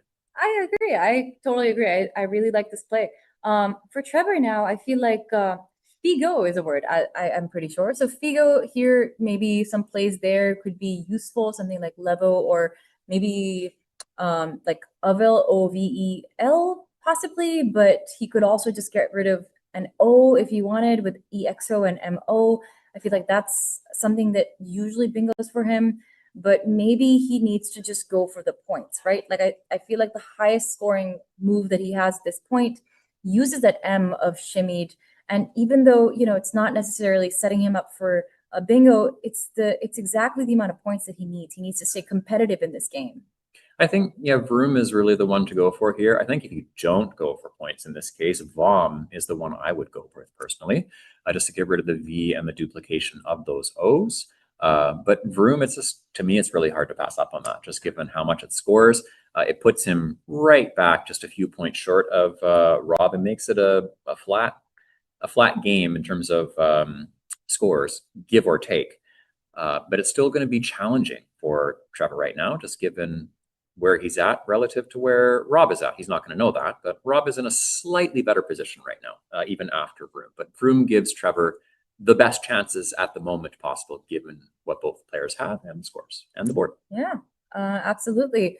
So what is Trevor thinking about? I really like it when players, shuffle their tiles to give us some insight into what they're thinking. I haven't seen Trevor shuffle that much. Some players do think that if you shuffle too much, you give back a lot. Maybe you let your opponent in on the fact that you're thinking of a bingo. Maybe you're unsure of something. You're trying to find a bingo. But honestly, I think there's a lot of merit to shuffling. Sometimes words that are, common English words, for example, that you know for a fact are words you aren't able to see when they're, splayed out in a random or an alphagram form. And it really helps to shuffle them around because you might be able to see something that you weren't considering before. When you look at that M, like you're not necessarily thinking, oh, is there a word that's going to start with a V? You might just be thinking of where else on this board can I score? So where is Trevor's eye going? Is he looking at Figo? Is he thinking of like div plays? Is he thinking of like div and vom? Sorry, not div and vom, but like div and vol or something like that. Where? Oh, okay. Wow. I'm a Trevor whisperer. I did not expect that, but I think that makes sense. Like that's where his eye went. Yeah, really interesting choice here. Very interesting choice. I'll have to see. If we can talk to him later about that one.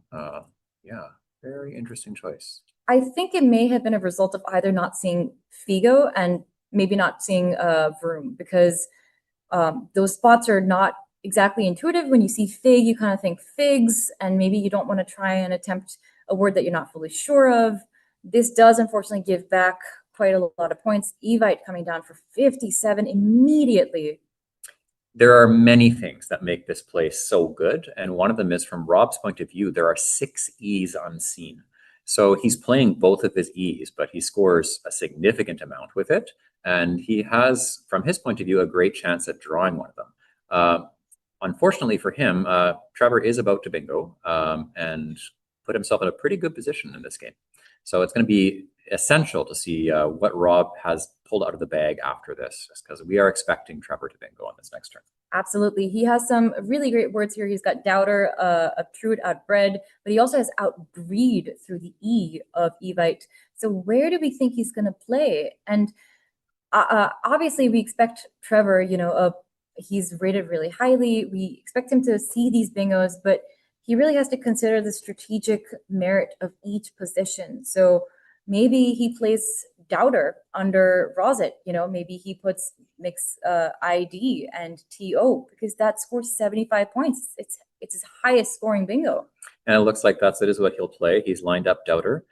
And this is going to give him the lead in this game. Actually, maybe not. I think it makes it look relatively flat if it's not the lead. But basically, it's anyone's game at this point in time after this play from Trevor. Okay, so Rob has not drawn a bingo from what I can see here, but he has nice tiles. Yeah, and he was looking for a U for parkours, but the U did not go where he needed it. The P is going to come in very handy for him. He's got the P for up right now. He's got some really good plays that none of them really happen to keep a vowel, but even like a 4-letter word like proa or prow making top and will be options down there. Would be good. So he has scoring plays. What he's going to look at here is, okay, there's 3 and 4-letter words he's going to see pretty quickly that play underneath of doubter that use that middle triple word score. What he's going to want to look at here as well is he has the S to make ids and something else that could go all the way left for a 6-letter word. So he's going to want to look to see if there's 6-letter words here as well, where he can score well. As much as the U in doubter is the obvious spot to look at, he doesn't have an E for IDE words that underlap really nicely with all these tiles that he's got here. So it's either something like proa underneath of doubter or something that reaches all the way to the left. So there's choices he's got to consider here. I don't think there's anything that reaches at 6 letters long. So his choices here are really, okay, what do I do in some of the other hotspots since it's not going to be the bottom left? Yeah, and I think you made a really great point about IDS being a word. 5-letter word that would go really, really well here is aspro, ASPRO. I don't know how I would feel about getting rid of the S, but then again, there's like 2 more. there's 2 more, and you play more tiles, you have a chance of drawing them. I don't know. I mean, I feel maybe like it's okay. I think it's okay for a few reasons, not just because there's more S's, but from Rob's point of view, it is even as far as vowels and consonants in the bag, and he is already consonant heavy. So getting to use one more consonant in this case, as well as scoring, is advantageous even without the S factor being in there. Right. When you look at the board as far as what is available here in terms of place, what are we going to do with an S? You can hook it on doubter, but you're not going to bingo in that spot with the S. So where is the S going to go if it's not there? Somewhere in Evite as far as what's going to play there. And because there's more, there's not really anywhere to hook on the board that's going to make it essential here. So using it's not bad. But ultimately, Rob has opted for pro, keeping keeping a vowel here along with his letters. He's counting on either drawing an E or playing through the E in Evite, I believe, is kind of the line of logic here that I am gathering based on the way that I think he considers his place. And now let's go over to Trevor to see what he's considering. I just do want to say, I'm not sure how I feel about, keeping the A off. I would have liked a few more points for Rob. I don't know if keeping the A is 5 better. So when I'm considering, what play should I make, playing the A with proa or prow is 5 more points. And if I keep the A back, there's an even number of vowels and consonants. Maybe I'm okay with keeping my, maybe I'm okay with playing more vowels, like I am still going to draw 4 tiles. So yeah, it's very nitpicky though. I think pro is a perfectly fine place. 30 points. I think he needs to keep scoring. And on to Trevor, as you'd mentioned, who has he's very close to a high probability bingo hotelier, but he's not able to play that right now. So since he can't, we have to look at other options that allow him to continue to score. The theme here ultimately is looking at the hotspots on the board. What are the obvious ones? The M and shimmy we've mentioned before. When Vroom wasn't played, that was one, but we have another one now. There is Doubter has a hotspot in the bottom right corner with the triple word scored there. And it just so happens Trevor has not 1, but 2 E's that play underneath of Doubter. So anything that reaches on that bottom right corner is also a consideration. So if he can play something to there, then that's great. If he can play something up from the M and shimmy, that's also great. So he's going to be looking at both spots to see what he can do. Oh, lovely. At Helio is the one that plays at the bottom right, and it's quite easily justifiable. Scores extremely well. I can't see anything comparable score-wise that would go down here. So just I'd say it's great. Yeah, just HELOT, helot, but the leave would not have been as great. So, I mean, I'm really, really happy to see him keeping ET as opposed to IE. Really lovely word finding by Trevor. Yeah, it's a nice play here. And it's going to be really essential to see what he managed to pull here. Country mate Andrew Fisher was looking behind there briefly, peeking at his rack. And just walking off quickly. I'm guessing Andrew must have had a fast game. Oh, wow. That's either a really good or really bad thing, but he looked in good spirits, so I'm guessing he must continuing to do well. Good for him. And look at that. Trevor's drawn both S's, but it's on to Rob now to figure out what to do. Not a lot of obvious choices. He's going to have to take a look at the board. Again, look at what the hotspots are. And right now, he might think about playing on top of Doubter, but nothing really great there. So I'd say something like looking at where the power spaces are, right? Like, so we see the T of Evite, and what that does allow Rob to do is to actually play through that T. That T has not been taken up. You can still make vol or vola, and that will still like allow someone to make good plays. So he'll be thinking about plays that, if he is using that T and Evite, that involve tripling the K, because that's an easy 15 points plus whatever you do, makes it a bit easier to reach the ideal threshold of 30. Something to consider here, Rob is quite low on time. He is under 3 minutes now. So ideally, he wants to play something quick-ish to get closer to the end game. There are 14 total tiles unseen to him. That means basically 7 from here on. After he plays, he can't change. So he's got to be considering carefully what to do, but also he's got to play quickish so he can get ready for his pre-end game. Yeah, tough position. Just looking at, from his point of view, we can see the pool. There's very common letters. Aside from U, Y, W, it's extremely high probability letters. Oh, yeah. So he's got to be pretty concerned about what Trevor has in that sense. It would favor playing something through Evite and making it at least more difficult. I agree. So I think it favors something that's there. But what if Yeah. your fear is that your opponent's going to play through or play to the E of Evite, and in response, maybe to prepare yourself for that, maybe if you don't see a good play, maybe you don't see, plays with a T, and you don't want to play to the E of Evite because it doesn't score enough, maybe you want to make another opening for yourself. Now, I don't know how one would do that without playing to the M of shimmied. I can't really think of any great words that would do that, but essentially you would threaten to have two places where you could bingo. If your opponent bingos and you're able to bingo back. And if we're able to think about like the tiles that are left in the pool, we know that there's an A, an E, I, N, there's a T, a U, and a W. So Kita, he's playing here. I get the logic to this. It definitely is taking away the easy options. K hooks with a Y and an A as far as the unseen tiles, and an I in the pool. He doesn't know Trevor has the Y here already and an A to consider here. But Kita, it scores well, and it takes away the really easy options when you're looking at what's a frightening pool from Rob's point of view as far as options that are here. Rob is at just over 1 minute left. These are going to be pretty fast last moves. We're going to prepare you in advance. We're probably going to talk quickly about the choices. Yes. It's given Rob will need to be playing quickly to not lose 10 points in a very important endgame. He would have needed that E for Struage too, but does not have that anymore. So we're going to apologize in advance as we talk quickly when moves are inevitably made quickly here. Yeah. On to Trevor, though. He has, he really wants to be able to score well here. And I think he might have to consider, like playing through the M of shimmy, maybe something like steamy, give himself a space to bingo. But also from his point of view, the pool looks so bingo prone. So maybe he doesn't want to do that. He doesn't want to give out so many floaters. So maybe he's supposed to do something like maybe something making Azon, maybe like SYN cyan. Right? He has two S's. He might as well use his. And that way, since there's still an S unseen to him, his opponent's not able to make cyan. Unless, his opponent obviously doesn't have one. But like if he had played just Y-E-N, yen, I don't think that would be such a great play because your opponent could come back with an S-Y-E-N play. Trevor is also somewhat low on time here. He does have more than Rob, relatively speaking.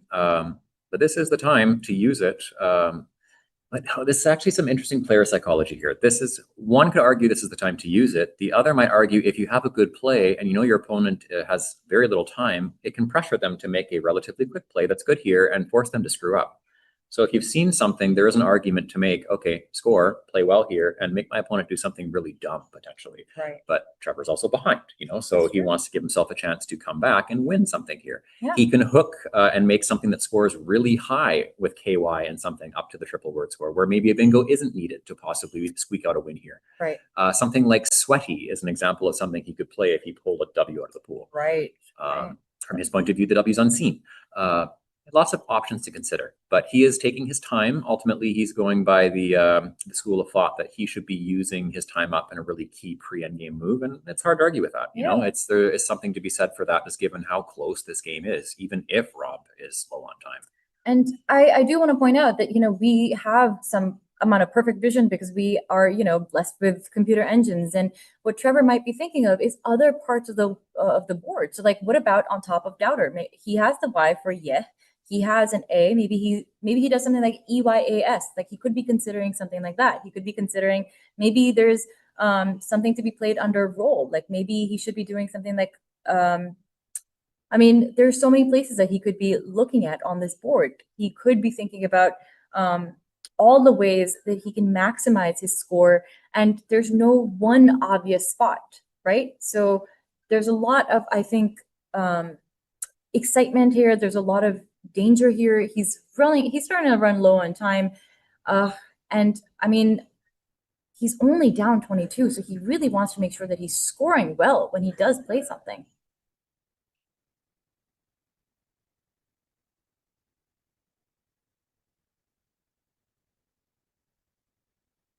plays to consider for Rob again, because he's probably going to play very fast here unless Trevor gives him something fast. Plays to consider for Rob. Swarm is going to be something that deals with the W issue and opens the board up. Volley with a T at the end is also a word. So something like water or great deals with the issue of the clunkier tiles that are there. He's kept his letters in alphagram order on his rack. I see he hasn't moved them at all. So I think he's just really taken the time to analyze that board carefully and to see the choices, because I think he already knows. I know Rob is a very strong anagrammer. He already knows what his choice is as far as what the 8s are available, as far as 7s available. He's going to know already they're not there. So it's really just a matter of looking at everything else and not giving away information. He is possibly of the school of thought that shuffling and looking frantically might communicate something, and just keeping even keeled. And I think one more thing that we haven't mentioned so far with Trevor, sorry, to jump back very quickly with him, is that there are 4 tiles in the bag. And usually, you know, when we go into end games or pre-end games, some of the advice that we give is leave 1 tile in the bag so that if your opponent is to bingo, they still have to pick 1 more tile out of the bag. It gives you 1 more chance to play something, get rid of some of your tiles. So I think maybe Trevor's trying to find a really good 3-tile play. Like maybe he just does not want to play 4 or more tiles. Maybe he just doesn't want, and he's going to go with Steamy. Yeah, it's hard to argue against that for pure points value here. You can totally justify that. So he's emptying the bag and he's scoring a fair bit here. And we know that he's going to pull a U out of the bag. I haven't seen the rest of it. I believe it's N's as well, right? So he's got Ennuy's, yeah. Wait, does ennui take an S? Ennuyed is a verb, right? Yes, and then technically, if you're an Australian, then you're going to know sunnies very well as a pair of sunglasses. Nice. Okay. But ennuis is going to be play here. Yeah, sunnies with the S and steamy. So if you're Rob, what are you going to do here? You got to make sure that you can make the right play. And there should be some scoring options here that will allow him. The key here is he is short on time, so he's got to find one quickly. And losing 10 points is unfortunately going to be working against him here. So he's got to find something fast. But, you know, we know that Rob is a very good anagrammer. He's very quick to find words. He's looking at the W. He knows he needs to put the W on that triple letter. Oh, there we go. Interesting. He's going for reg. I thought he'd be trying to put the W on the triple letter score and try to double that word. To play a word that starts with a T of steamy, gets all the way to the double word, and then puts the W on the triple letter so that he scores as much as possible. I think he can outrun this. So I think now that he's gone overtime, I believe the only option that might work now still is 2 words as a winning play. I think there may have been more than 1 before, but by pure points now, I think that may be the only option available.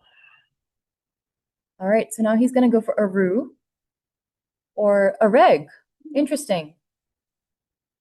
So in this case, that does leave sunnies as an option at the top for Trevor to go out with, and that would score enough in this case.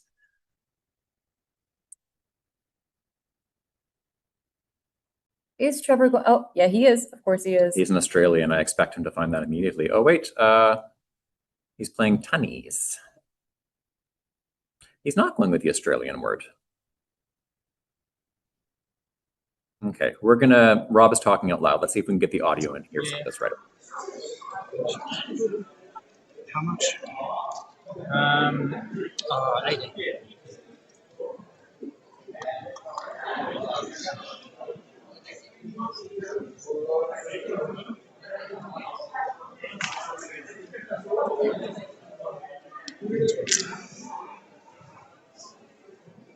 Okay, the next game shall start at 5:15 p.m.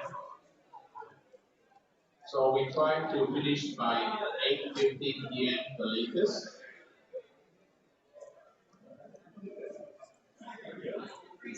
They're classically noisy tournaments in Asia. Have you played in the King's Cup?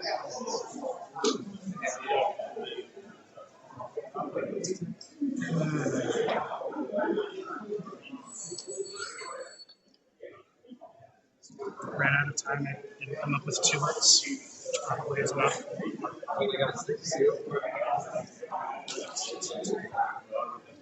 Ah, 2 words. All right. I don't think there's a spot. Yeah, so PC squatter and then I was 6 squatter.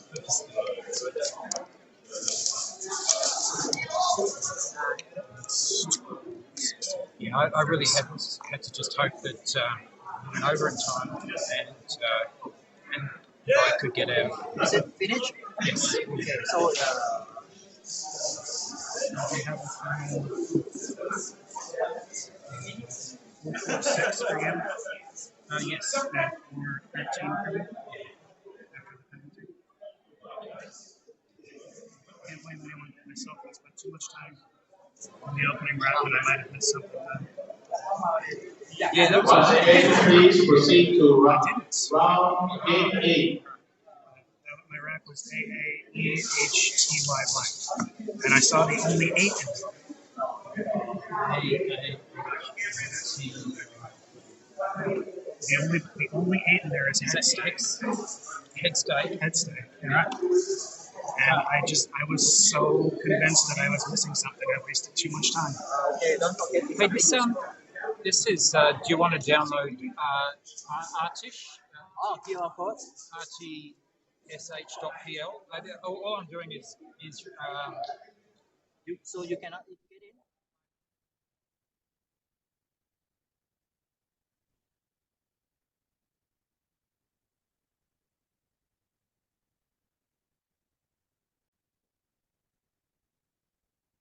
All right, I think we got basically Rob said everything out loud that we were already considering earlier in the game. He spent too much time at the beginning as far as looking possibilities. He correctly identified, even after checking on his phone, that head stay was the 1/8 that was available and just wasn't able to be played in that position. And he said it himself that he took too much time at the beginning and just didn't have time. He said it specifically, he ran out of time at the end as far as finding 2 words. He identified it as the word that needed to be found. And that's just the brutal nature of Scrabble at this level. Sometimes it's the little things. He took time and found a great play of heart P, early on, but that was already after using up a lot of time, making ultimately what we'd say is the correct plays early on, but then unfortunately at the end was not able to find the play in time. This is a Scrabble at this level. It's brutal.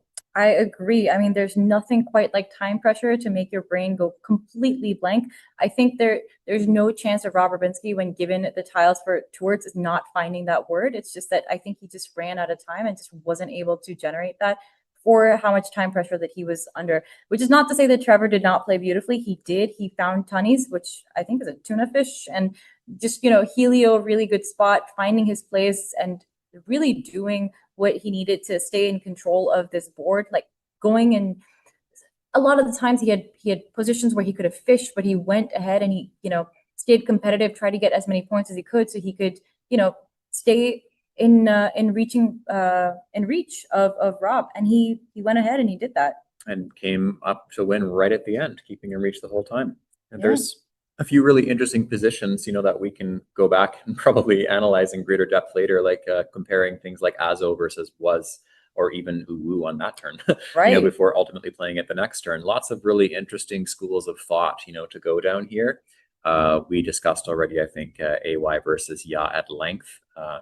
We covered that. But I think, for this one, it's really instructional to look at something like Azo versus Was versus Uwu on that turn. I think that says a lot about what was happening at that point in the game. And then maybe just Pro versus Proa or Aspro. Right. We didn't hear Rob talking about that, just given the end of the game. Or even a QI versus Nix or just XI, because, the Q being an albatross around your neck it's a real thing. You never want to get stuck with a Q. And getting rid of the Q immediately is always such a sigh of relief. Mm-hmm. Yeah, there's definitely lots to think about. And Kita being a decent play, but also lots of other options, just he had very little time. Right. Yeah, lots of really interesting positions to look through in this particular game. And I'm sure in a bit more of a removed fashion from this game, when Rob looks at it later, he'll be able to provide some insight to us when we talk to him about some of what was going through his mind. Absolutely. Same thing with Trevor, just, with the plays that some of them that he was choosing to make. I have a lot of things to ask about Bull, for example, as opposed to Figo or something that went like Vroom.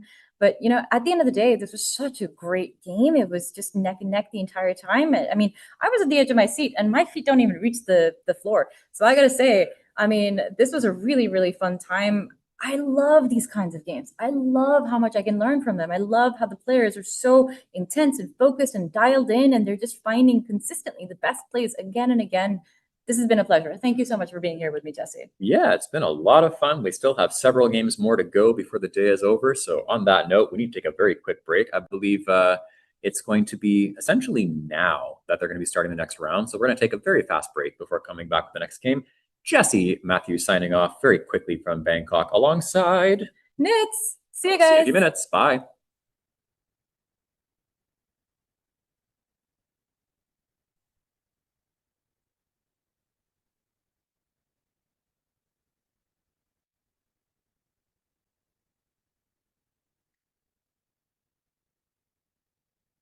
you doing? As I assume, because you have messaged me, everything's been stable?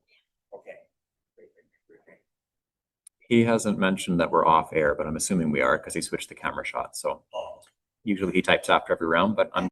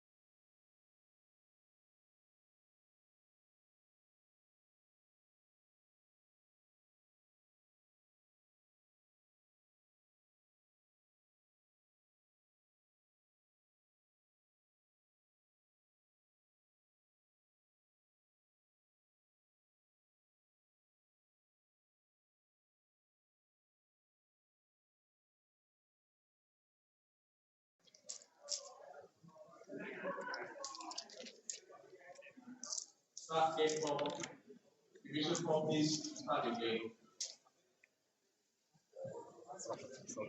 Cannot be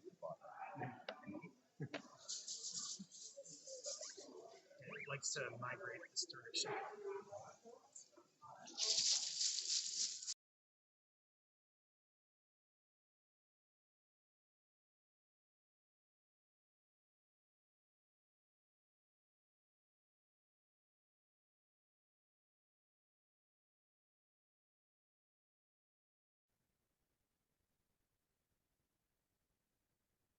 okay. We are back here in Bangkok, Thailand.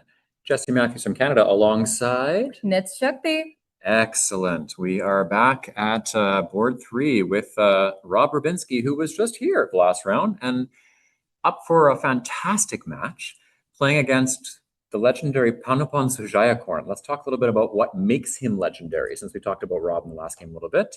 Panopon, he is a former world champion. You know, it's very impressive, his resume.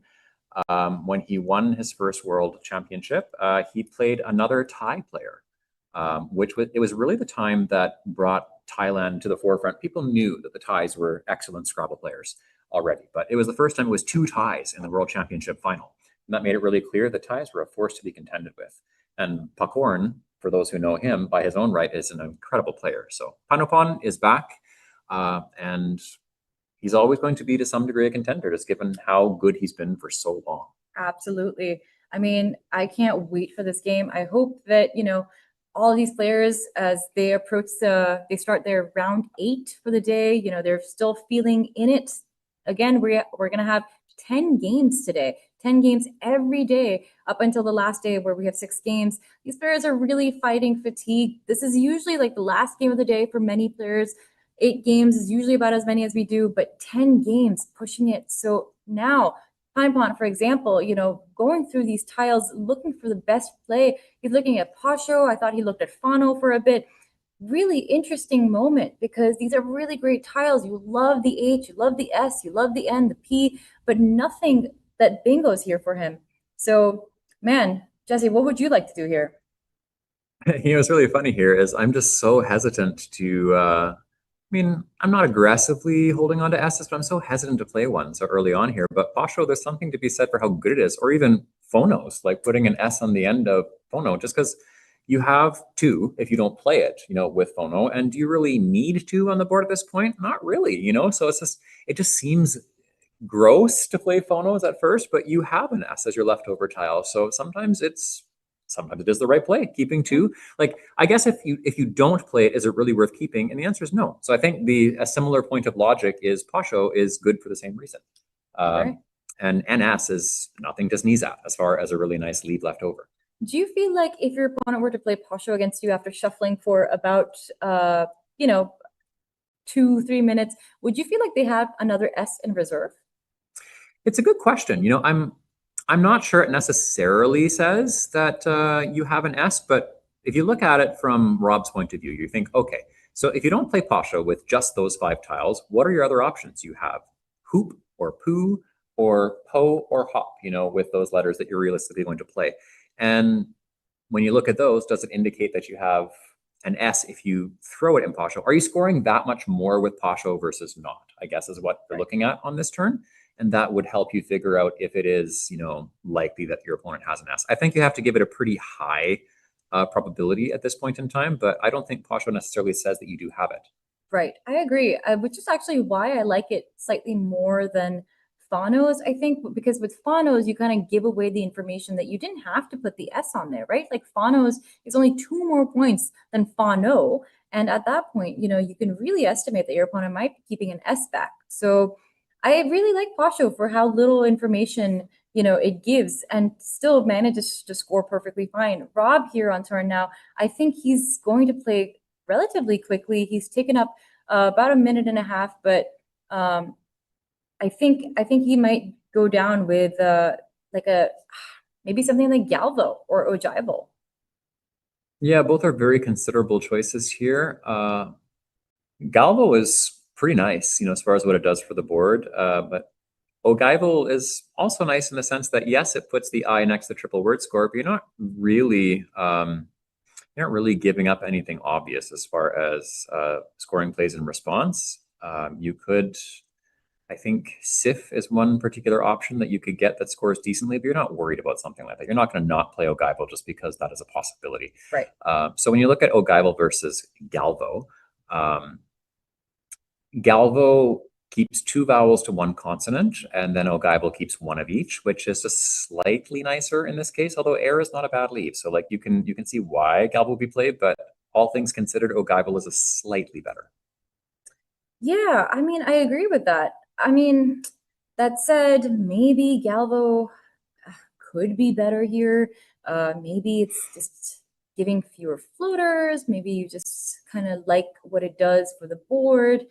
I'm not sure, but at the same time, I think that whatever Rob ends up playing here, I mean, there's unlikely to be a huge mistake that he can make, given this position. Maybe if he does like Vag somewhere, I feel like that would kind of be fine as well.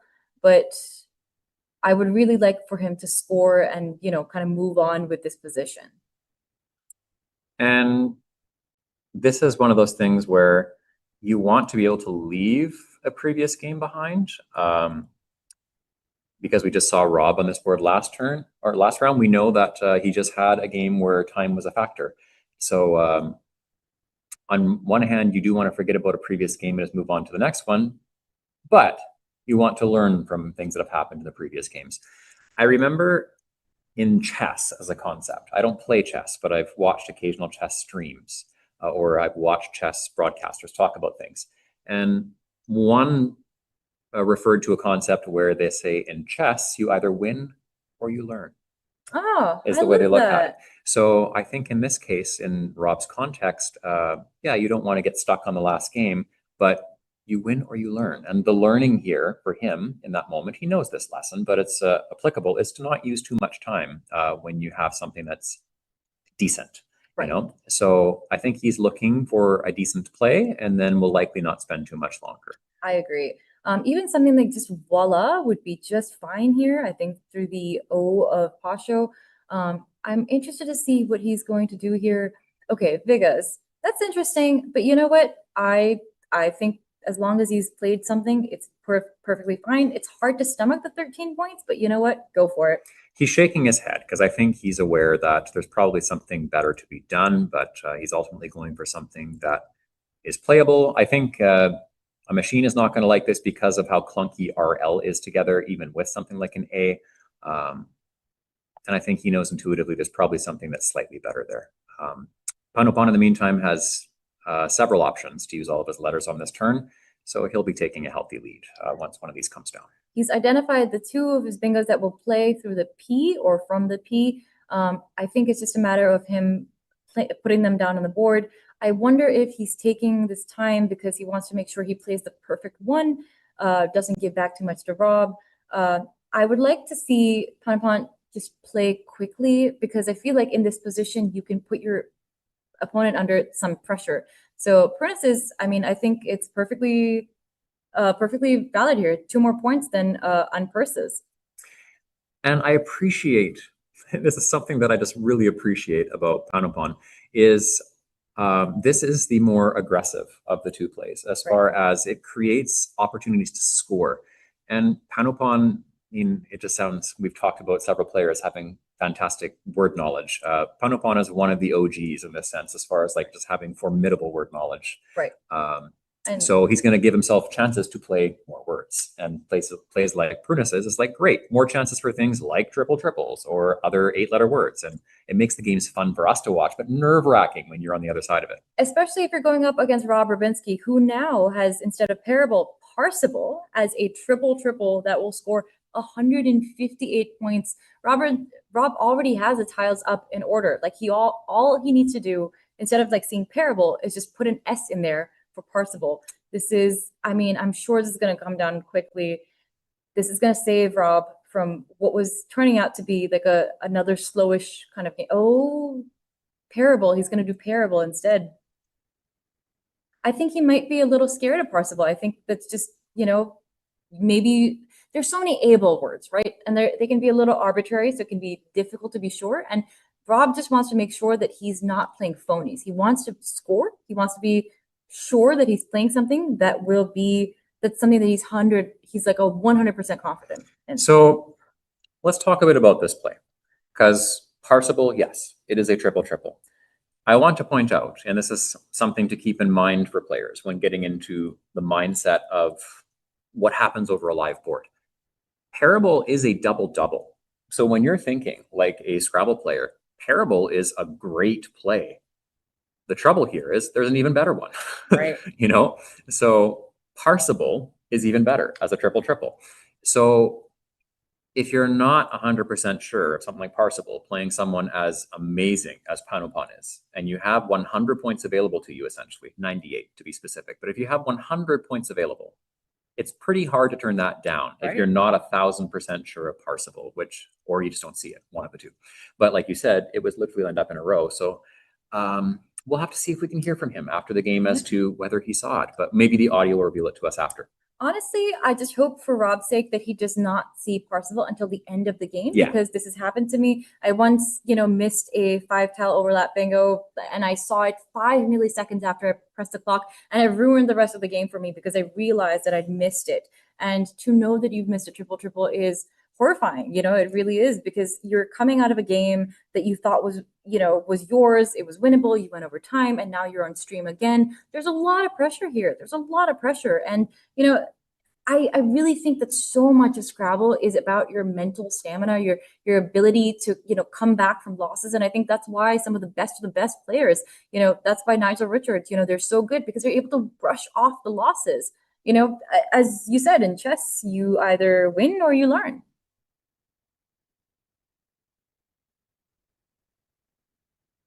And this will be one where there will be learning. Luckily, he's scored well. It's really unusual to think something that's 100 points is not your best play. But in this case, it's not, and we'll just have to see later when we get to talk to him. For now, if we go over to Panupan, he is within range here, again, because we expect him to score roughly 30, give or take, on every turn on average. He's within range. It's essentially a flat game as far as score is concerned. He's got a couple of clunky letters, and he is going to do his part to deal with most of them on this turn and score a fair bit in the process. I like Swoony. I think it's a good way of getting rid of that triple threat. I think another thing that he could have played is Yow, Y-O-W-E, to the side of Prunus's. That also would have taken care of the triple little bit, kind of, but it still would have been, available as a triple. So I can see why he's trying to be a little defensive, why he's trying to get rid of that. But I'm just not a huge fan of keeping the G without the N. It's a point of consideration, certainly. There is also the N in Prunus's to use afterwards, as far as words that are there. So there's a bit of back and forth we can use with this one here. And if you are Panupan, where word finding is your strength, and you are of the school of thought that turnover is something that works in your favor, Swoony is a turnover play. Not just a play that takes out the S, but it also allows him more chances to pull more letters, to possibly play more 7s or 8s, which, as we've covered already earlier, is one of his greatest strengths. So there's a few reasons why he might have opted to play longer. They probably tie in with turnover theory to some degree. There's some debate as to how much one should put stock in turnover versus equity, if we use that general term. There's fierce debate in that area, but that would be, I would say, more of a turnover play if we had to categorize it. And depending on your point of view, that's either the right thing or the wrong thing, and that's a longer conversation for another time. So if we go over to Rob, he at this point in time has played Woo in response pretty quickly, and now we have Panupan with lots of Gleet. Oh yeah, Gleetier, I believe. I think that's what he has lined up there. Yes. Great on Rob, by the way, for having played his move so quickly. That's exactly what he needed to do. He needed to get 31 points for a WOO, kept a decent rack. And Panupan here, nothing really obvious for him. I don't see a very high scoring play. I guess he could just play, maybe you play under Parable, right? Like maybe you try and get as many underlaps as you possibly can, score as much as you can. These are not the greatest tiles to work with when you don't have that R for Gleetier. So I don't know, maybe you play to the Y. Maybe you make Gleety and Woot, the word that you enjoy so much, Jesse. Maybe you just play GEE. I mean, LITE is a pretty good leave. He seems to have GEE off to the side. Maybe that's what he's looking at. There's a few things to consider here. So G, as you've mentioned, that would be one choice that scores 17 here. So a little less than is desirable, but there's not really all that many scoring plays here. Gate would be another one to think about here, G-E-I-T. That would play on top of oo and on as an option. But if you're of the school of thought where turnover is a thing, I could see Elegit and Eon being something considerable that Panupan play as well. That would be probably the most turnover-y type of play here, where you're going for more letters, keeping an E. And that does fit some people's playing styles. So if he were to put it down, it would be pretty consistent with the fashion in which he plays. Yeah, that's a really good point. He seems to have seen Liege. This is going to keep ET. Liege also plays making let's see, yeah, it makes LOO and Ion. So that is also a decent play. It doesn't score very much. It's 15 points. I mean, at this point, I really like the idea of playing Gate. I think that means a child. It goes underneath Parable, making A, G, B, E, L, I, and E, T. That's 20 points. I think that's about the most that Hanapan can really get out of this rack. Or maybe he just plays GEE somewhere. It appears that Liege might be coming down.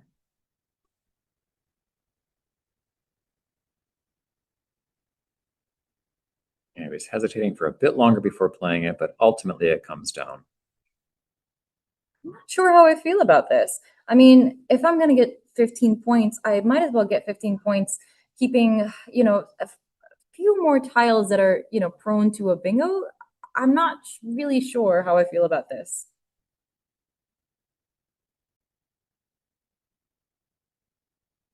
Tricky position for sure, just given there's nothing that really jumps out as far as a scoring play. It does turn over a decent number of tiles. Elegit scores a bit more and turns over one more if you're going for a turnover type of play. Ultimately, he's pulled pretty well, and we'll return back to him shortly. While we look at Rob's choices, which are few and far between as well in terms of decent candidate plays. Pretty awkward. I mean, he'll be happy to have seen Panapan play for only 15 points because now, you know, the game is staying pretty even. He's gonna, I mean, I think the most he's able to do is get something around like 15, 20 points with this. You really want to be able to drop Kaid or Kadi somewhere. You really want to be able to play off the queue for a bajillion points. That's not going to be possible. There is a U on the board, but it's not something that's letting you score very much. So, Yeah, awkward for different reasons as far as the different plays that are available to him here. Yeah, it's deciding which is your preferred form of awkward. That's a very good point. Would you prefer to keep the Q in the situation? Like, would you just go ahead and dump off just a bunch of tiles, maybe play good somewhere, GOOD somewhere, and keep QAI? Is that something that you would do? I mean, this is possible. We do keep in mind that Prunaces has played 2 of the 4 U's available relatively early in the game. And what this means is there's only 2 left to draw besides the blanks. But because the 2 of the 4 U's are played so early, it just, statistically speaking, it is harder to pull a U to go with your Q. So you're thinking, okay, I'm probably not going to get to play a QU play in most cases unless I were to pull a blank at some point in time. So you're probably going to play through a U on the board with the Q, or you're going to have to play something short like QI or Kadi or Kate pretty quickly. I'm not sure if holding on to it is really in your favor here. Oh, man. Yeah. There's a really cool setup that he could do. He could play Ganoid through the N of Prunaces, set up QI on that triple letter score. He would have a capacity to play for a lot of points next turn, but your opponent usually takes that spot. So, I mean, I'm perfectly fine with quad. I think this is a really good play. I think it does what needs to be done as far as getting rid of the clunkiest of letters. Doesn't score great, but realistically not much of anything that he played would. So something that doesn't score much of anything and gets rid of the most clunky of the letters, hard to argue with that.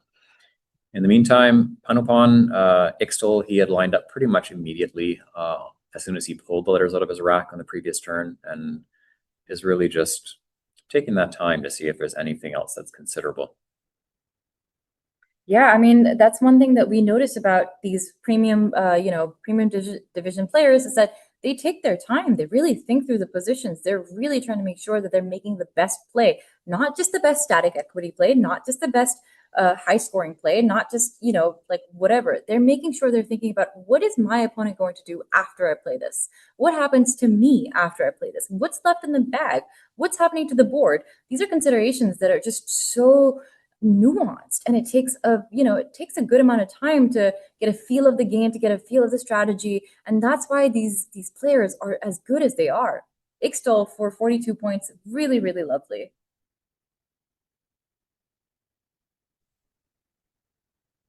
And then on Rob's end, we've got lots of clunk in terms of things to separate here. And the good news with this kind of clunk is there are scoring plays. And one in particular that is relevant here is a bingo scoring play. Yes. Which we love. It's a nice compound word. Ironically, the board will be anything but this particular word when this is played. It is not a self-descriptive word. That's a very nice clue. I really like that. And Rob now, he's looking at his tiles. You know, sometimes when you've got tiles like this, you're just considering what are the worst tiles? What are the ones that I can get up? So right now he's got GIK off to the side. Those are the worst tiles that he's thinking of. And they score really, really well with Gink, making QI and OK. Sometimes it's very difficult not to be tunnel vision. Sometimes it's very difficult to pull yourself out and consider the board as a whole, to look at all quadrants, to look at what is actually exhausted about this board. Where do tiles actually fit? And one of those tiles that's going to be very important for Rob here is going to be the L. He just has to zoom out and look at that part of the board. Yeah, it really is a testament to board vision in its purest form here, because we've talked a lot about hotspots on this board in general, and the L is not really a hotspot as far as where it is. Like I would call it a semi-hotspot as far as like playing off of the E in Parable, overuse the double word score, for example. That wouldn't be the absolute hottest spot on the board. Realistically, the hottest spot on the board is in the bottom right. It's using X in some form or something alongside of Ixtal or any OK word. So it's really hard to look at the L in this case. And ultimately, he has played what is, by all accounts, for a non-bingo play, perhaps the best play available. Unfortunately, it just isn't the best play available, period. In this case, that would be gridlock was the word that was available. Yeah. And again, compound words are really tough to see, but I do think that Rob, he's so strong with anagramming. If we'd given him that alphagram, the tiles with the L, I think he would have seen it pretty quickly. I think he would have had the spidey senses, but because that Q spot and the OK spot was so tantalizing, it was really hard to pull back from it. And now on Panopon's side, he's got a rather lovely rack here. He's got to be feeling pretty good about his chances, even though he's down by just a handful of points right now. He's going to be pretty happy with what he's got here. He's got many, many, many, many bingos here, so he could just choose whatever he wanted. I guess all we need to see is what he decides. He's got, I mean, this is just an embarrassment of riches, really. Yeah, and somewhat ironically, it's again using a not so hot spot. I mean, semi-hot spot we talked about before. It's using the letters hung out there in Parable to create 8s in this case. There also happens to be a number of 7s that are available for low scores using Posho. There's none of them are high scoring bingos, but there's lots of bingos. Right. And then there's a handful of plays that are non-bingos that score decently well and close to average. But just by doing some quick math in my head, I don't see anything non-bingo-y that's worth passing on a bingo for. So it is a term where you just take a low-scoring bingo. It's a question of which one. Right. I mean, for example, the play of Cental, CENTAL, through the A of Parable would hit the triple word, and it would score 27 points. It would keep E blank, which is a really nice leap. It usually bingos a lot. The C would be out in space. A lot of 8-letter words start with a C, and then you'd also put an E out in space. That is a play, like if you don't see a bingo. But in this situation, there's no way Panapon is not seeing a bingo. All he's doing right now is finding the best one. Yeah, and then the other thing to consider with Cental is if you're passing on a bingo, it's usually going to be because you're, in many cases, not all cases, but in many cases, you're going to be scoring reasonably well without bingoing.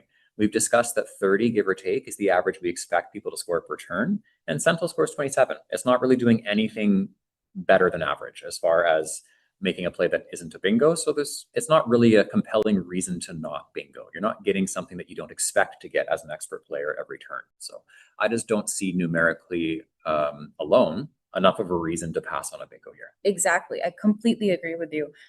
For Pineapple now, it's just a matter of finding the best bingo. And I think the reason why he's taking this time is because he's very carefully just going through all of the letters that are on the board. So like between the H and the D, so the H of Pasho and the D of Quad, is there something that starts from there? Is there something that plays to the L of Ixtal? Is there something that plays through the G of Vigas? Is there something that's scoring enough points that's, more than 68, more than 70?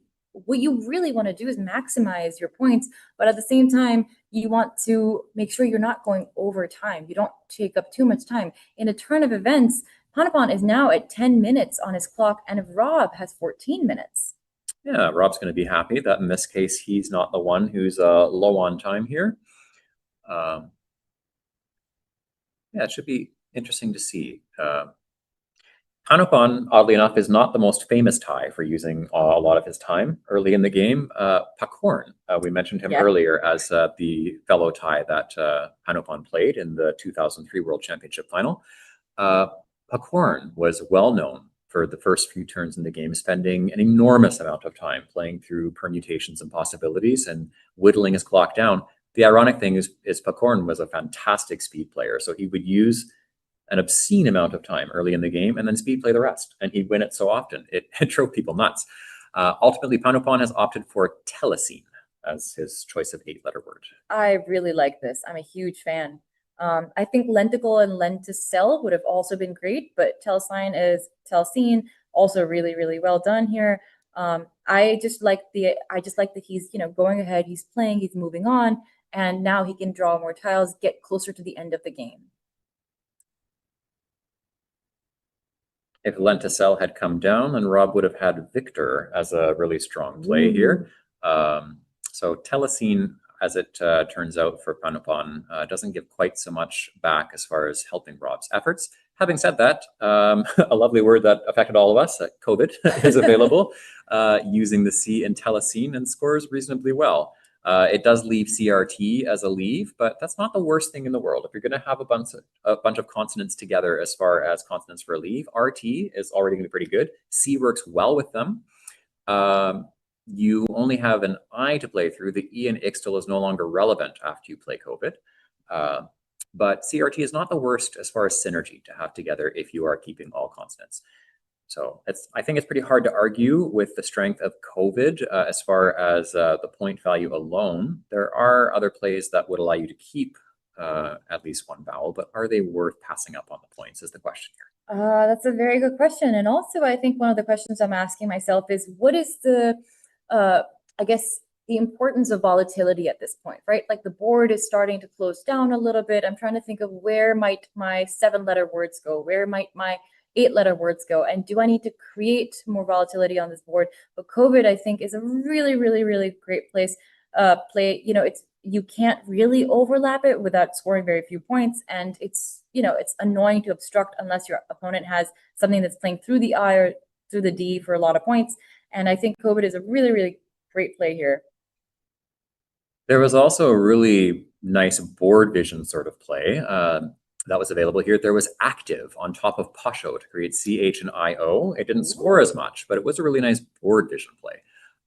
Ultimately, I think COVID is still the better one, but yeah, active was a nice little play here. Oh my gosh. Oh my gosh.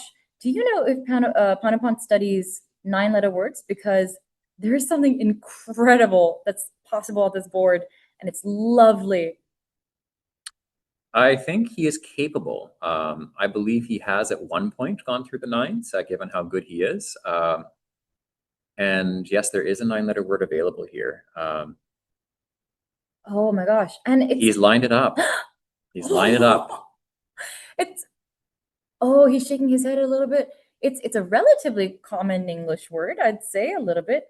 But yes, this would be something where, for Panopon, one of the things he was known for back in the day was his clinical study of words, despite not speaking English very well at that time. I mean, he's passable. Obviously, he's had lots of time to learn. But when he was studying really and playing a lot more, this would have been learned by sheer rote memorization.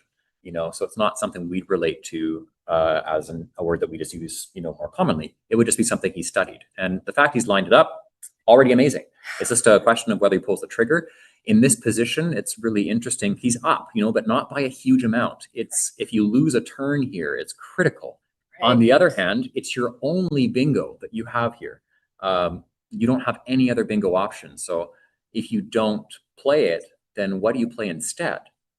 It's kind of the thing that might pull you towards playing it, because it's by far the highest scoring play here. It's not even close. That's a really good point. And I see that some of you may have already seen this. The word that is spelled out on Pineapot's rack right now is darnation. Very, very great find. And I really hope he plays it, but I don't know if he's gonna. He's still messing with the tails. He's still looking. He's still looking. He has Dinah lined up, which is another considerable play using that A in parable. So I think ultimately he's decided not to play it. I will be interested. We have a few things to listen for on the overhead audio after that. I'm interested to see if he talks about it or not. But he clearly lined it up, just wasn't sure enough of it to pull the trigger on it. And that's fair. It's honestly really fair in that position. A disconnected 9 that it's amazing that it's already amazing that he took the time to look for it and see it. It's just, it's too bad it didn't come down. We would have loved to see that come down, but it's awesome that he saw it. Absolutely the kind of play that becomes a part of the highlight reel for Will Anderson's video. If you guys don't know already, Will Anderson, the incredible Scrabble YouTuber, is making a highlight reel at the end of each day. So make sure you go ahead and watch that. If you haven't caught all of these streams already, there are 3 of us who are live at the same time. So, shop around and come back to us, obviously, because we're the best. And make sure that you're catching the VODs after this tournament is over. There's 108 games for you to go through. And we're not biased at all, of course, suggesting to watch us. Come on. We're the funnest ones, right? What's not to love? What's not to love? And we're not going to look at the chat as they tell us all the things. So if we go back to Rob now, we're looking at choices that Rob has possibly to go with this. So getting rid of the J while scoring really well with it is going to be of the utmost importance for him here. So one of the more obvious plays that scores well, not considering what is given back in reply, is Jura in and of itself, playing alongside the T and Telecine. It's lots of points. Yes, it gives things back, but it's lots of points. And you're down by a little more than average. So like not just by 30, you're down by 40 some at this point in time. So it's hard to turn down Jura for 40 something at this time.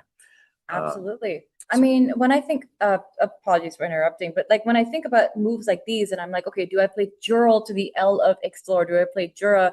I'm trying to think about how much more is my opponent scoring versus how much more am I scoring in these relative positions, right? So Jural, for example, or Jarl would have been 24 points and Jura is 42 points. Surely my opponent's not scoring 20 more points or like 18 more points just by me putting the J out in space. They're always scoring around 30 points in other parts of the board. I don't think I've increased their score by that much. Probably have increased their score by like 4 or like 7 points. And I think that's enough to play Jura. Interestingly enough, there's not really a straightforward play for Panopon to use the J in this case here without leaving a really bad rack. So he has other options that score well, but this, as it turns out, this is sometimes why you just have to take a deep breath and make the play. As it turns out, Panopon doesn't have anything with the J over the triple word score, but there are plays that can score that are alongside the J. Ooh, well, I'm not sure. Well, this is something that I've heard Will Anderson say before, which is that we're looking at some really, really good players. Usually these players are going to find high scoring plays on parts of the board anyway. So by the time we take the effort to, reduce their score on one side of the board, they're going to find something high scoring on another part. They're so good. Their word knowledge is great. Their board vision is great. So, for Pineball to just leave that area alone, to just go straight for HM. And, I would have preferred MM, but like whatever, to go for HM, I think it's really, really incredible for him to show that level of just, I guess that maturity of play. And just accepting, whatever will be, will be. It's a very, it's a similar, we've been talking about, we've had the chance to talk to David Eldar in particular a fair bit in the last 36 hours here. So there's been quite a few lessons here. So it's really the whatever will be, a little deep breath. You just make the play. It's just the play that statistically is the correct one, and just hold your breath and see what happens after. And as you mentioned, you know, on the bottom part there, that's basically it. You're making the play that is probably the best and holding your breath. Speaking of holding our breath, we're back to holding our breath with Rob as we're looking for plays that score highly here. Yeah, but I think he's seen a spot that we had talked about before with active. I think he's looking at BAC through the A of Vegas. I think he's thinking about playing BAC for 24 points, but there's something really, really cool that he could play, a common English word through the J. Yes. Inject certainly scores a fair bit here. I can't see anything rivaling that by pure point value, and ultimately he is going for the pure point value. Very good for him as far as getting to play back-to-back J plays for 40 plus, which is really keeping him in this game. FB, yeah, it's not the most synergic, but he should be able to deal with it. Given what's in the pool. FEU and NE and IF at minimum he's going to have, assuming he draws an E, and there's a good chance he does, given what's in the pool. So we'll see what he draws and goes from there. Really good point. Unfortunately for Panapon, he threw out the HM and he's drawn duplicate R. He just doesn't need that for him. You know, he's not going to be able to bingo right now. So what is he to do? There's just no high scoring play that sticks out. At this point, you know, you're down, you really want to be able to keep up the scoring pressure. You don't want to fall behind. What are you to do? Is it the case that Panapon plays something like arm and, you know, he gets like 20 points making Re and AL, like an arm? On the other hand, there's an obscure spelling of ledger. It's a leger is how I would read it in a really, I'm going to make it a North American sound, leger. Leger and Mart and EM are available here. And that scores decently well. It does keep 2 T's, mind you, and there's one more in the pool, but it's not the worst here. Because when you look up at the D in Dinna, something ending in ED and then 2 T words are not that uncommon on a lineup there as 8-letter words. There are words through the I in COVID that could involve ITE and multiple T. So there's lots of permutations that make a play like Mart really okay here and hard to brush off. What we do see is he's got Tram lined up on his rack. So let's just see if we're looking at the board here quickly where he's looking to play Tram. Possibly Tramp. Maybe that's what he's looking at. And I did want to say for leisure, also a North American pronunciation. I do like that word so much because you can switch the IE and the EI and you never have to think about which one it is because both of them are valid. So leisure and leisure. Maybe Tramp here for Panapon here, but it's interesting because it concedes that line playing to the D. Right. So it concedes that line and says, okay, I'm going to take some points here. It's not even the most points available. There is at least one other 20-point play, and then Mart is 23, but it's taking away a line to play a bingo. So what it's saying is he's keeping a nice lead. He hopes to have a bingo through the ID and COVID, but he's taking out one of his primary options. So he's got to see that it's justifiable. He does in this case. I wonder if it is, but he's seeing it from his point of view unquestionably as justifiable given his position.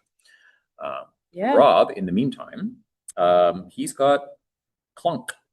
Yeah, I mean, I see some possibilities here, but there's a part of me that's wondering, do you just exchange? And I don't know if you do because there are, I feel like a few plays that score well enough that get rid of the U, the I, that, you know, I feel like are usable. Something like Quiff, like CUIF, I feel like might be worth doing, but there's a part of me that wants to exchange. So here's the tough part. So Unify is one option that goes to the N and Telecine. But what you do here is Tramp has just been played. That takes away one of the 2 lines for bingos on the board. Unify effectively destroys the last one. Right. So it's really a race to who has somewhat more balanced tiles.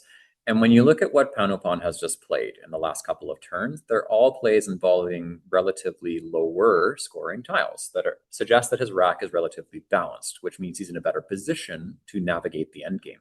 From Rob's point of view, there is a blank unseen, and there is a high scoring Z and an F. So when he looks at his rack and the position he is in relative to the position Panopon is in after his play, he doesn't know whether or not he'll draw an S or a Z. If he doesn't, he's basically dead, you know, on this particular board, because he's playing Unify. He's leaving the T in Tramp to play the triple word score, and the board is effectively dead to bingos, and it's really who has the Z and or blank wins this game. So it does make him think for a bit whether he wants to play Unify. I'm not saying it's wrong, but he's thinking about the possibilities here. Can he win without a bingo if he takes out the last major bingo line? So that takes away Unify. If we look at QF as another option on this board, it doesn't take away everything necessarily. It does remove some of the options through the D and the I in COVID. It also leaves the V in COVID as there's possibilities for 8s. So QF is a little bit less restrictive, you know, as far as another option that's worth considering.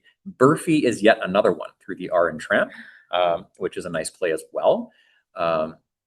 There's lots of thought to be had. So Unify is basically saying, okay, I am conceding that it's not going to be decided by a bingo. It's going to be decided by who gets a couple of really key tiles here, is really what you're saying when you make this play. I really like that. I also like that it's scoring well enough. So if there is a chance that, you know, he's falling behind, he needs those points to keep up. I really, really like this. Burfy, I also liked for how much it scored. It was 24, but I think that it was just a little unnecessary. I just didn't feel like Burfy was the right play, because I feel like it gives back a little bit more for your opponent. They score a lot more after that, as opposed to Unify, which is really restricting your opponent's chances. And Rob to have drawn into the Z, that's actually exactly what he needed. Yeah, so this really makes it, we'll go back to talking about Rob's moves and what he can do shortly, but given that he has the Z, that makes his chances of navigating a game where he is currently up by roughly, well, not quite a turn, close to 1 turn. Having a Z rescore more than the 30-point average most of the time, that works well in his favor. Having said that, there is an S and a blank that he still hasn't seen, where his opponent has the opportunity to play them. I think what makes Panopon's play really smart here, as far as playing through the A and Tramp, is he is aware that the Z is a key tile that he doesn't have. And it's really easy to play ZA and ZE, or ZA and ZA twice. It's easy to score that and win in a key endgame where it's not going to be a bingo that decides it. As we mentioned earlier, you've conceded that a bingo won't decide it after you play Unify. So it takes away the easiest of the Z plays when you do that. So I think it's really, it's nice thinking here by Panopon to remove just the most obvious threatening position on the board where a Z works against him, assuming he doesn't draw. Panopon has drawn a blank, so this is going to be really interesting because both of the key last tiles are decided. I think he actually might even have an S on his rack as well, which means an A is in the bag. But yeah, Rob has the Z, which is really important, and Panopon has made an essential decision here by taking out that spot. Having said that, we need to look at what can Rob do that will either maximize his winning chances or outright win in this case. Does something like Bidets win? Bidets is 40 when we look at that. So that puts him up by more than 1 turn. And what you think about here is Bidets doesn't give anything back that scores with the Z, because there's no 2-letter words where you can play to the left of the Z. So it gives nothing in that sense. And then when you play down with what looks to Rob to be 1-point tiles on his opponent's rack, you don't score much on that side. And you have to, when it's not going to be a bingo, you have to score. So where is he going to score? It's probably not in the spot that you play Bidets. It's going to be somewhere else that already exists. So when you score 40, if you're Rob here, you are going up by a turn and a half, which is key in this case. And then when you go up by a turn and a half, what are you leaving left over? If you play Bidets, you keep IF and 1 unknown tile to you. So if you have time, you are permuting all the possible endgames in this case. So you're permuting what you have with IF and A. What do you have with IF and E? What do you have with IF and R? You're looking at all the possibilities based on what's in the pool. And Bidets, if I do some really quick thinking here as far as what's available, If you draw an E, you have F, E, U, and I, F, and that's going to score immediately enough, even if you don't go out to outrun your opponent. If you pull an A, when you look at this rack, let's just look what you have at the bottom of the board. I'm just thinking out loud here while I work through the end game. Bear with me here, folks. Aleph goes through the L and telecine as an out, and that's sufficient to work through as well. If you pull an R, then you're going to have furs through prunuses. You basically have something everywhere. If you have an S, of course, you have ifs and hid and of. If you have a T, then you have lift and telecine. You have gift and gink. You basically have either outs or really high scoring plays every time. Right. So bidets is enough to win the game here. Put that down. That was really quick thinking. That was really nice. I love to see that happen in action. We'd like to do things out loud here, and give a little bit of insight. I don't claim to be as good as these gentlemen, but definitely getting the chance to play through an endgame live, thinking out loud, it can be instructional and helpful. To see it. I really do enjoy just going through the whats and the whys. I really love the analysis. I think there's so much to this game because you're constantly learning. You're constantly trying, and the end game is truly the hardest part. Bidets coming down is really well done on Rob's part. He's taking this time. He's thought this through. Bidets is not going to give back a bingo in this situation, and he's going to go home happy. So he's making the right play here. This is going to be a 100% win based on what we have just confirmed in our analyzing engine here. So yeah, we're just waiting to see what happens in a more formal sense here. We know he's going to pull the A. And we know that this is going to be yet another close game as long as there's a perfect end game. So maybe Panapant plays something like, maybe he plays something like roulette through the L of parable, making ETA and EL and TE. And that way, he's blocking some space, but he's mostly just getting rid of his tiles. And then IF is left over to play just honestly like anywhere on this board, but specifically with a HID and OF. That's a really nice spot, I think. And it allows Panapant to go out with ASS for 25 points later. And just a quick shout out while we have time to our chat, our YouTube chat. There was a really nice play spotted as a possibility for Panopon. There would have been a disconnected T-breads as an out with a T in the bag for Rob to pull. That would have been a beautiful outplay. It's an 8 with an S at the end, so certainly Panopon would have seen that, I imagine, with enough time given to it there. As it turns out, the A was in the bag, so no T-breads, but nice spot. Thank you, Paul Allen, for pointing that out in the chat. Let's see what has come down on the board here. I suspect something like rates or REITs. It's just a little bit blurry when we're looking here, but rates, I believe, is the play ultimately when I look at the shape. And that leaves Aleph as Rob's out still, using the L and telecine. Nice. Really, really fantastic. Honestly, just I can't even tell you how nerve-wracking this game has been for me. I can't imagine how it was for the players. Just very close throughout, and really, I mean, well played. Oh, I see, like Phyla. I think Phyla plays for more, making ITA. Oh yes, there's that there too. Right. Yeah, very good. It'll be interesting to hear them thinking out loud. I think a little unfortunate for Panupon in a couple of key turns near the end there. I think he'll be kicking himself once they talk about Darnation at the end. Right. I am curious to hear about that, about some of Rob's choices, including words that he might have been able to play. Not a perfect game, but played at a very high standard. So our standard of perfect here is extremely high, given how good both of them are. So it's true, objectively not perfect. But having said that, a very well-played game overall. Absolutely, absolutely. Just really some fantastic finds. Bidets really well done. Parable, still a double-double, really well done. Prunus is a lovely word, really low probability and found pretty quickly. Pasho was such a complicated strategic move over there, but Panapon really thought through, and I think he just made a really great play there. well done. Just really well done.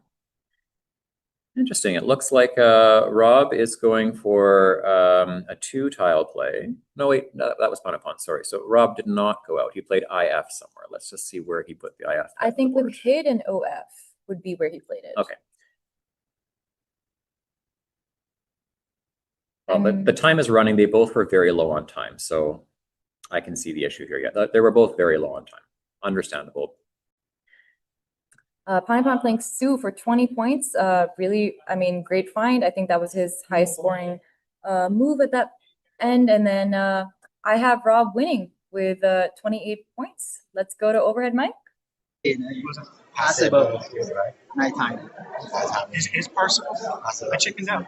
I mean, I had the points, and I was just like, I saw parables, and I just chickened out. I couldn't remember how many were in there.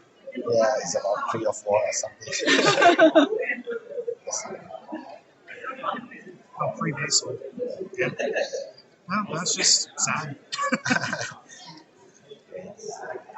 I forgot how many were in there. And I was also fixated on talking about them. Yeah. That's yeah, I think it's new. Yeah, it's เหมือนที่เลี้ยง9 ตัวให้ตรงเนี้ย แต่ว่าI'm not sure. Oh, I was not sure. I was not sure. Donation. For which one? Donation. This one. I had this. Oh wow. I think it's maybe I mixed up with carnations. Carnation. I'm not sure donation. Make sure just to make sure. 403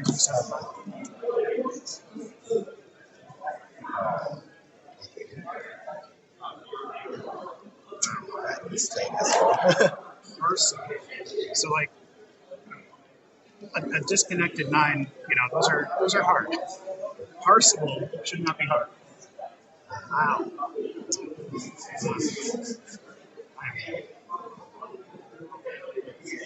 I'm very lucky that makes a difference.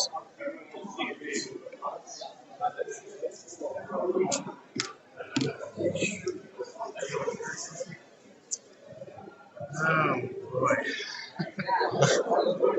Oh, thank you. They're taking me off the stream. I can stop doing silly things on the stream.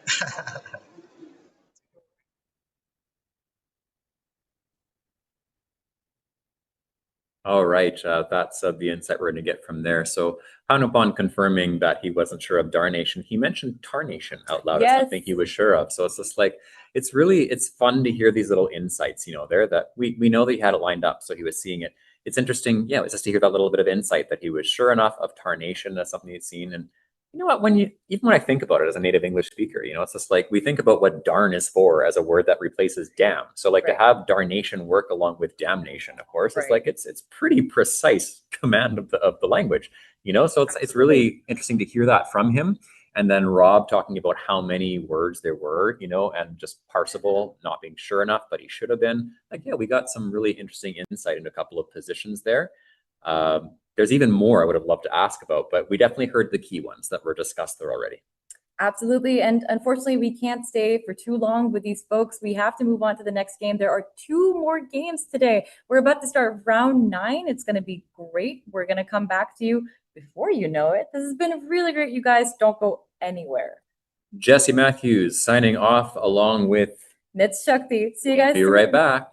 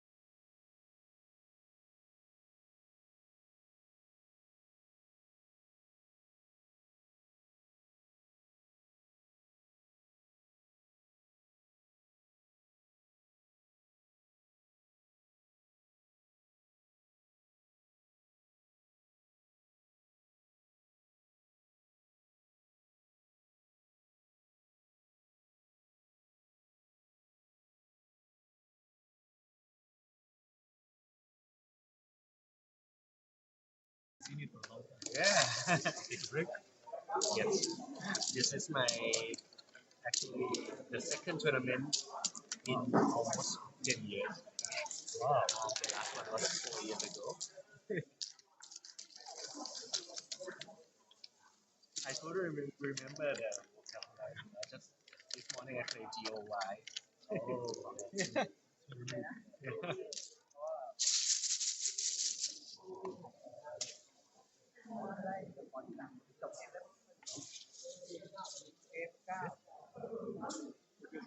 We ready to start?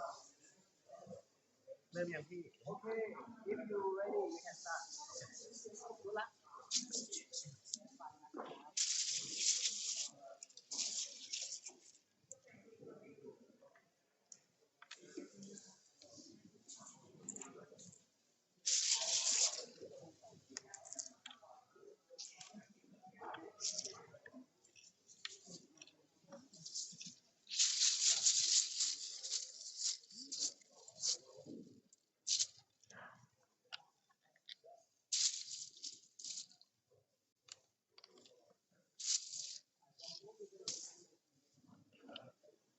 Okay, guys.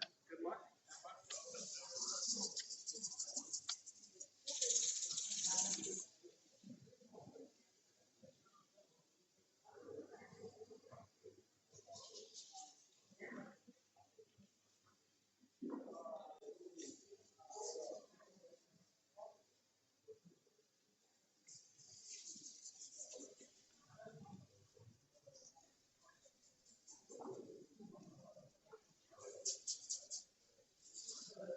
Hello, everyone. My name is Nitz, and we are here for round 9 of the first day at Causeway Challenge 2026.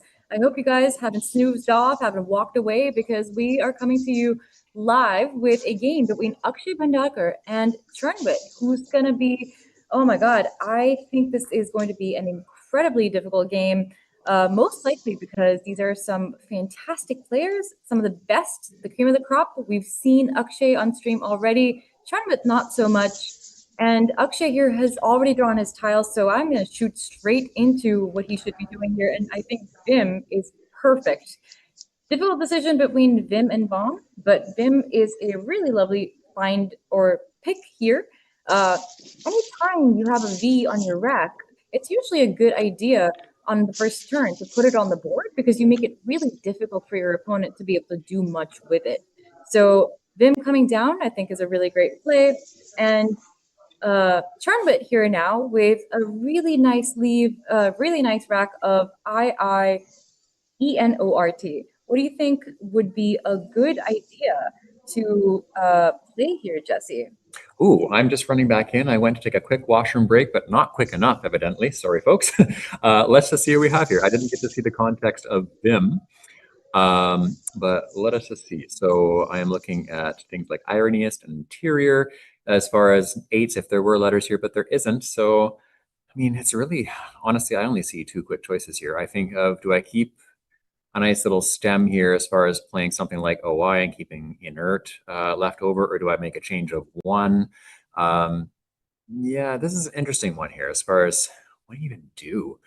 I think ultimately, I think you just have to play. I think it's just like, it's not a great score, but I think you just have to play it here. I'm a little more in favor of this as opposed to changing, just given how blocky the V is. I agree. I feel like I would have been a lot more likely to just exchange an I if the V wasn't on the board. I feel like it's very likely for the board to get shut down very quickly. Also, great to have you with us as always. I think the OI play of scoring 10 points, keeping inert is really, really, really strong here. So I'm totally there with you and your how you're feeling about this. Great instincts. And I think on to Akshay now, where he's got something, nothing really close to what one would call a bingo-friendly rack, but he's definitely looking at plays that he can make for a certain amount of points. So he's looking at things like blow and blown and all that, and where they go down in this particular board. Ooh, bowl. That's a good. I actually really like bowl. I think bowl would be pretty friendly here for for Akshay, and that comes down pretty quickly. It's 18 points. DNS is a really great leave. Blown could have also been possible with ION, or like blown underneath making MIB, but I think DNS is, I think it's a good leave. Yeah, it's a nice play. It will be of great relief to Charnwit to see that L hanging out there, because trio lane is now possible through that L and bowl. Love to see it. Did he happen to? He drew the same 2 tiles. But in this case, he's actually going to get to play them. So he's going to go from annoyed at what happened to happy that he now has a choice. Oh my gosh, I feel like I've had dreams like these where you Nightmares. Yeah, nightmares is the correct word indeed. The good thing is, while Trendwit had the initial rack of IIEONRT, I bet he would have thought about all the tiles he could have drawn a bingo into. Oh no, he does not see it. He doesn't see Trillian. Ooh. Oh no, I feel like maybe he just didn't permutate. Ah man, that's rough. Jinx! Guys, we are way too on board with each other. We've just been working together. This is round 9, okay? Like, I think we're just like best buds now. Yeah, it's been a solid day of Scrabble with lots of insight here. It's painful just because Akshay has a nice play for a very high score here, and it would have been very useful for Charnwit to be able to have a bingo score here and not be down by a fair bit. He's going to be down by essentially 100 points after this. Yeah, wow. So actually taking his time with this, I think he just wants to make sure that it actually is a word. Sometimes, could be abscond that he's thinking of, and, maybe you're not sure. You don't really always know which words are valid, which ones aren't valid. But, he's so strong. Actually, so strong that I think he is going to come down with this word. It'll be 90 points for him. I would really like to see this play.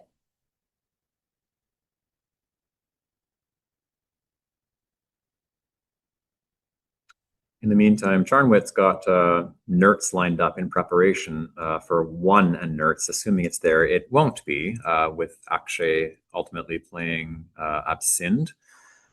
But he had Nertz ready just in case. Great find by Akshay, and now the A of Absinthe has actually given a space for Nertz, the Z to more points double. Actually. Yeah, but maybe there's something even better. There's Zari. Yeah, there we go. A lot of points for Charnwit coming. He didn't even have to bingo to get those, because now, Zari is going to be a bajillion points, by which I mean 69 points. That's about the same points that you would get for a bingo with 1 point tiles. And I think, he's back in action. Yeah, it just goes to show that when errors are made, because it was an error on the last turn, you're not necessarily immediately out of the game early on. We of course would prefer, all of us, that want things to be perfect, we prefer that there weren't errors, but it's just instructional here in the sense that a game hasn't been lost just because of one admittedly high level error as far as like how many points are given up, but you haven't necessarily lost at this point. It is, however, a bit of a climb, and Zari helps to remove some of that climb. I am a little worried to see Charnwit looking at Zati, which is a bonnet monkey, I believe, as opposed to Zari, which is an Urdu word. I think it's for filigree.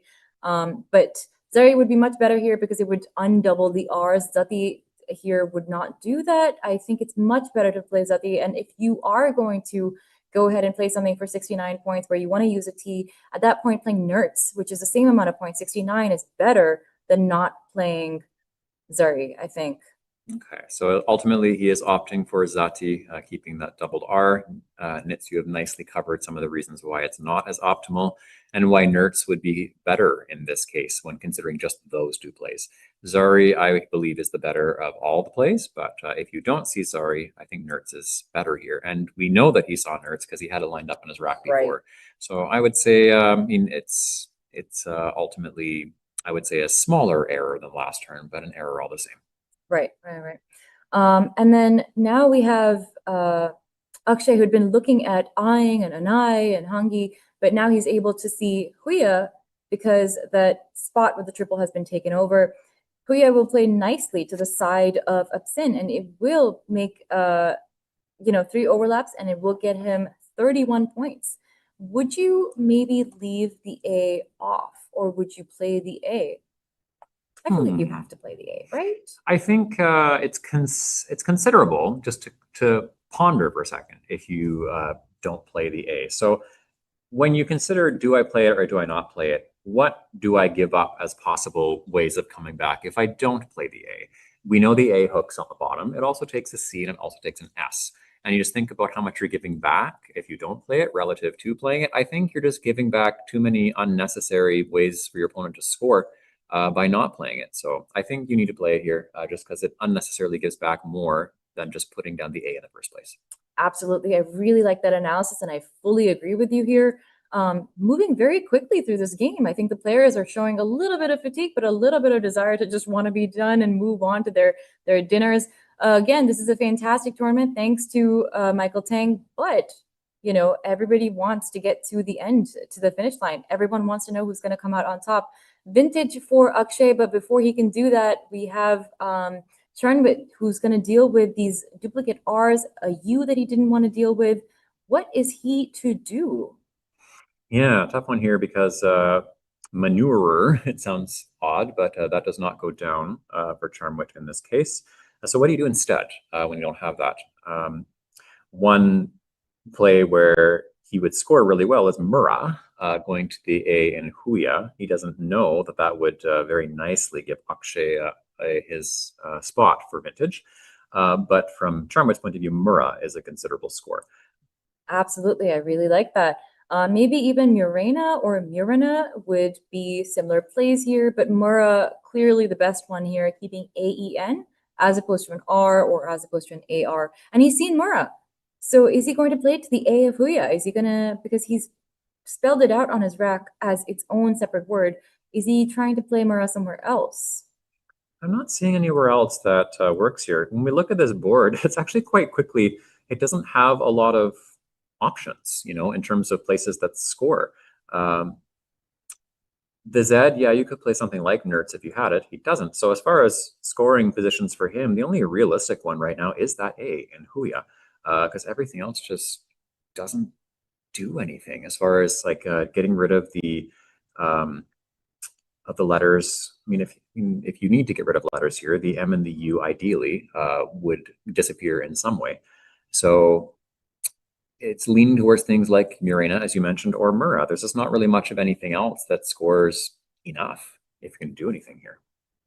That's a really good point. I would really like to see Mura come down quickly. He has seen it as a 5-letter word. He's, you know, I mean, I see him sighing and maybe not being fully sure that it's a word, but it does come down.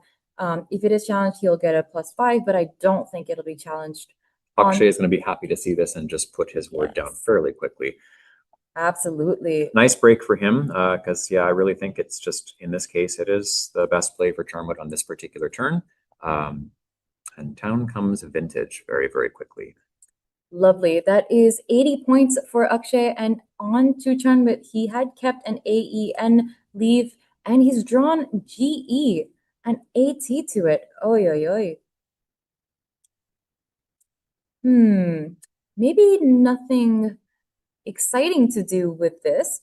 Possibly you just go ahead and get rid of these extra tiles that you just drew. Clearly you have to get rid of an A and an E, maybe get rid of the G, maybe like GEAN or gain, maybe?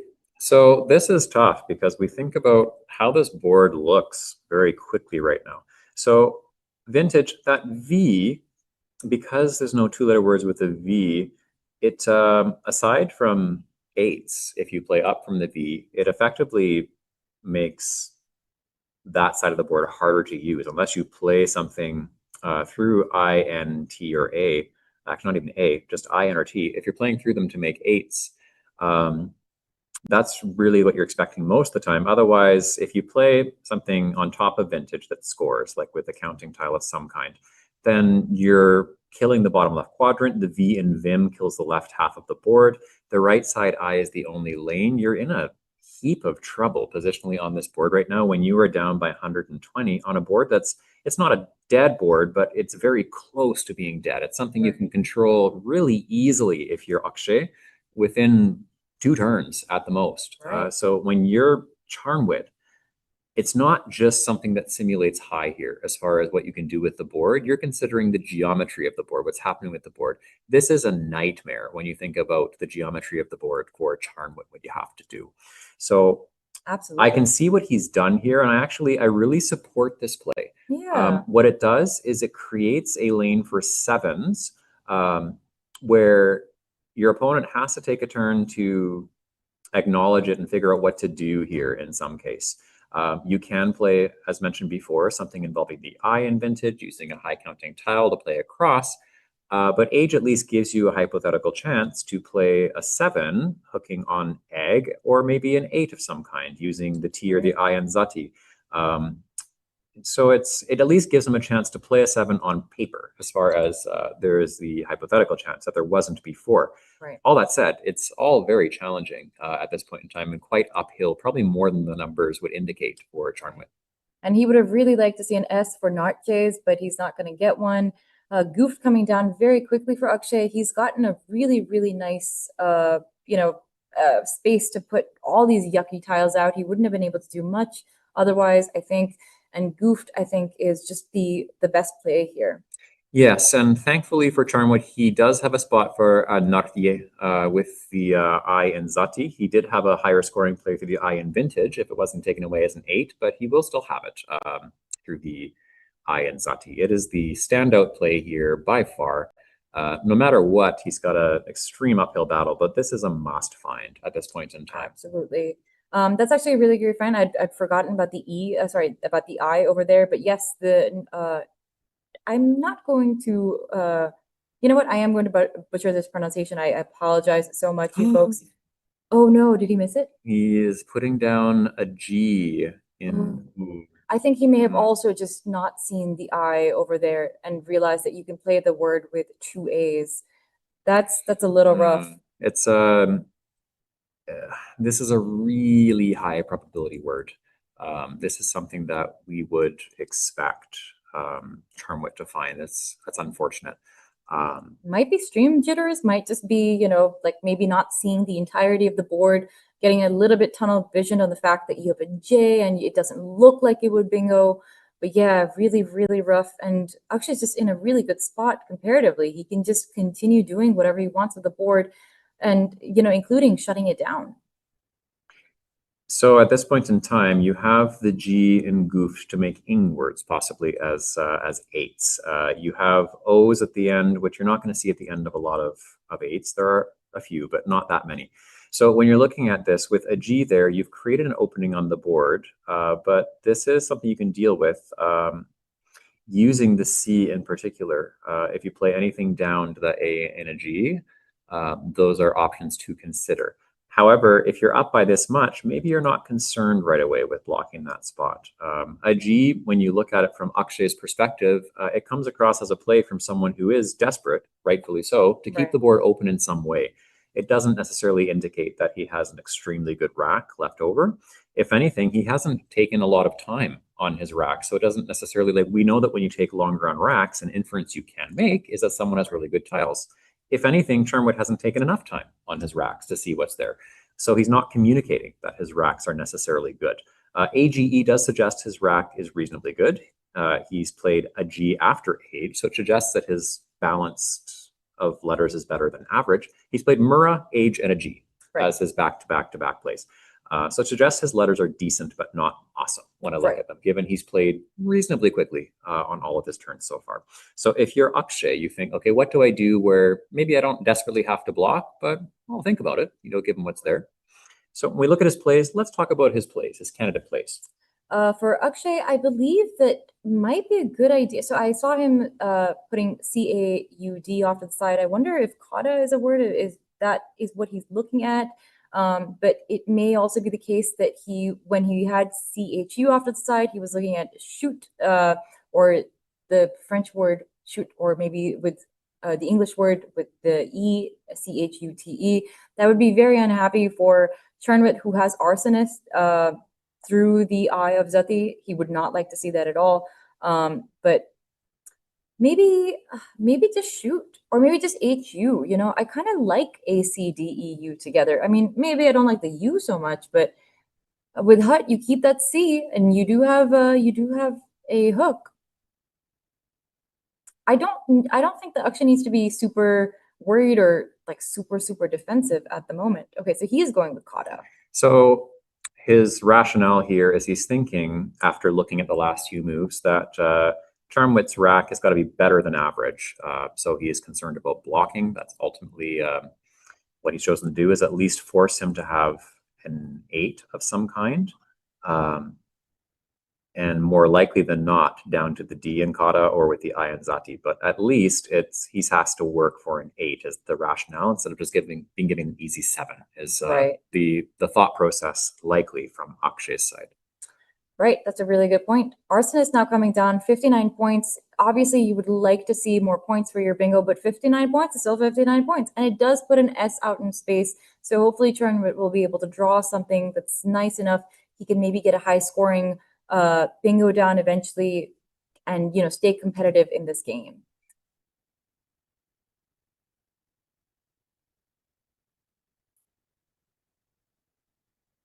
Looking over at Akshay's side, letters that are nice-ish, but a little bit challenging to navigate on this particular board.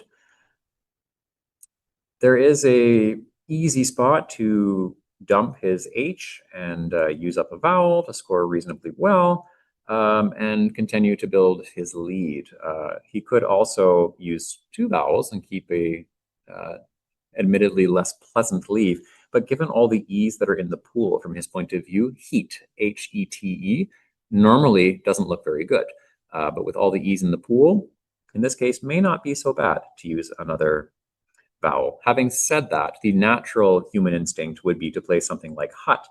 But the reason why it might not be so preferred is if you play hut, you keep 2 E's, and as mentioned, there are lots of E's in the pool, where it creates this major duplication if you have 3 or 4, where it starts to become quite challenging to navigate. So that's a really good point. You do have the last U, you know, it's not going to be duplicated. You know, there's still a Q out, so not as dangerous.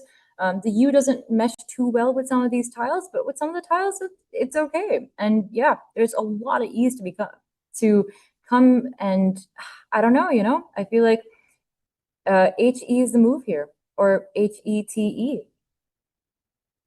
So it looks like ultimately it's het. It looks like is what has come down. He's kept the U and he's kept one of the E's. So I can see that. You know, I can see the reasoning for it. It deals with the immediate issue if you get 1 E in your draw, and it's just not quite as intrinsically gross when you look at playing. When you just if you look at playing heat, it's just not as intrinsically gross to to play just het. So I can totally see that. I absolutely agree with you here. Unfortunate for Chernwood, I don't really think he has a bingo that plays. Would he have had some? I thought he had retirers to the arsonist. Yeah. So terriers as a type of dog would be one that would have gone down as well. Nice. Yes. Unfortunate for him that now he's stuck with these R's. Not much for him to do. He's got 3 of them, and the best that he could probably do is just throw them away on somewhere on this board. I kind of like the idea of creating space for himself, but also, I don't know, maybe, I mean, RHO is a word, so possibly making ERR and RHO, maybe? I don't know how I feel about that. I think it's if I look at the pool, it's really easy to deal with that as far as what you're going to do to neutralize that sort of spot. Air doesn't really have, it doesn't really have anything to play on the top of it. You just play to the left of air and play anything that goes kind of up and you're dealing with that spot. I'm not sure how much I like it as much as it looks good as far as balancing. There's just not a lot of scoring plays here. So I suppose if you play 2 R's and row, the advantage here is you have the blank. You can play down to the D in Kata with some kind of ED word on the next turn. And having only one R in your rack is highly favorable to a decent draw on the left side of the board. And air does occupy your opponent with taking away that spot on the top right, potentially, depending on what they have. So it does buy you some time. That's a really good point. I also, yeah, I mean, let's see. Coming down with rear, that's also a decent idea here. I would have liked to see maybe Terra here instead. I feel like that's a little bit more flexible because of the R just taking, you know, just the E to the back. I would have liked to see something a little bit more flexible here, but I can understand why he wanted to get rid of those tiles.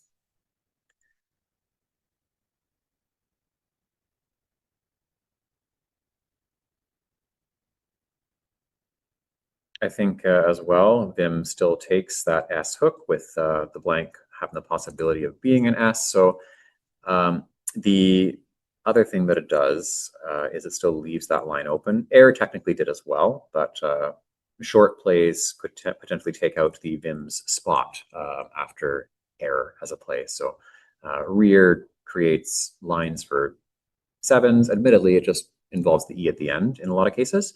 But still leaves Vims open and still leaves the R and Arsonist open to any sort of favorable draw. Now we go back to Akshay, who's got 2 L's and a U on his rack. And unless you've got any sort of 8 or 7, you're not going to like seeing all that together. So you want to unduplicate and remove as many of those as possible. I really like what he's done here with unlined. I think that's a really decent play here. There's really not much to be done with these tiles, honestly. I think unlined is totally defensible here. It's a good play. And oddly enough, for Charnwit, he's drawn an X and a Y amongst his new tiles after he's played rear. Normally, you'd be pretty happy to see those.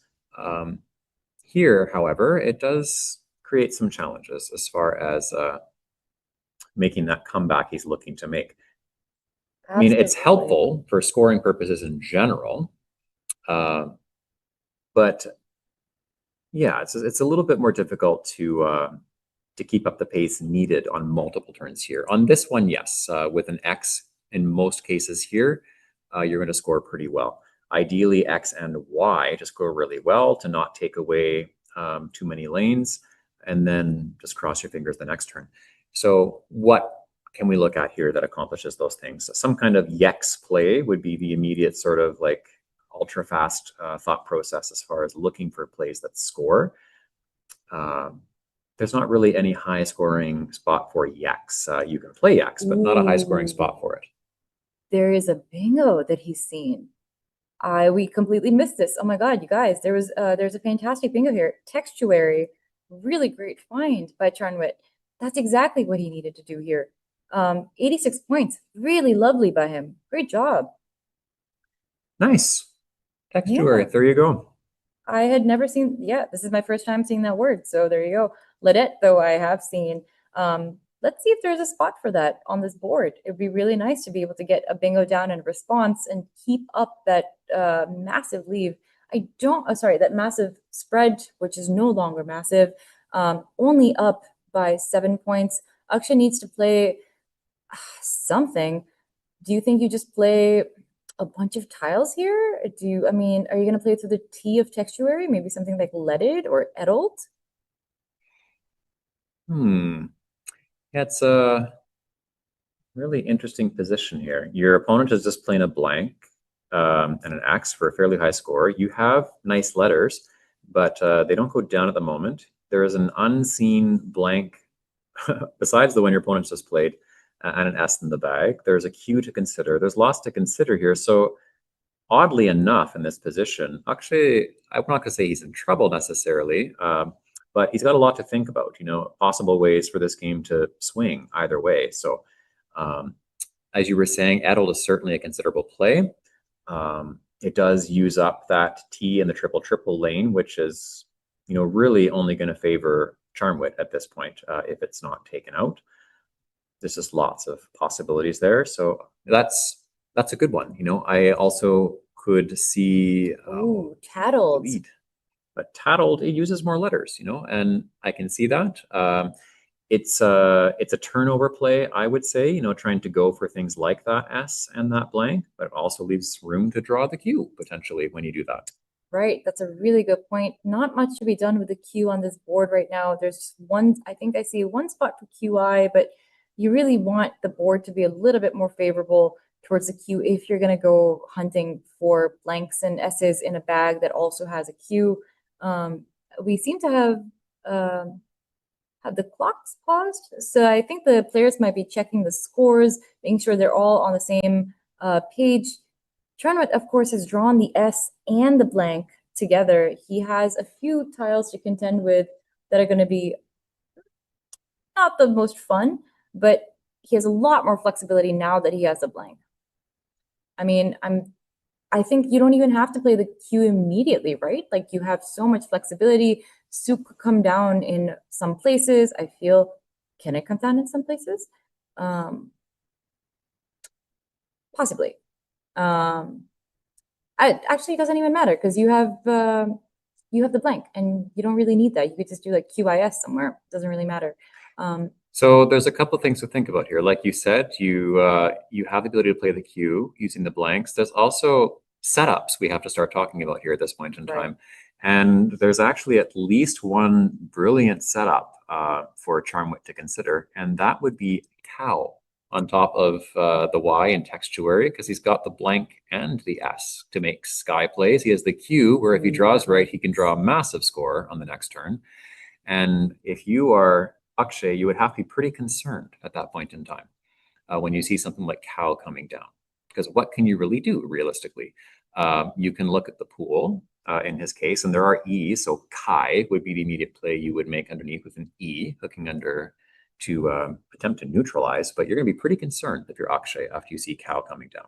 Absolutely. Oh man, and it scores pretty well too.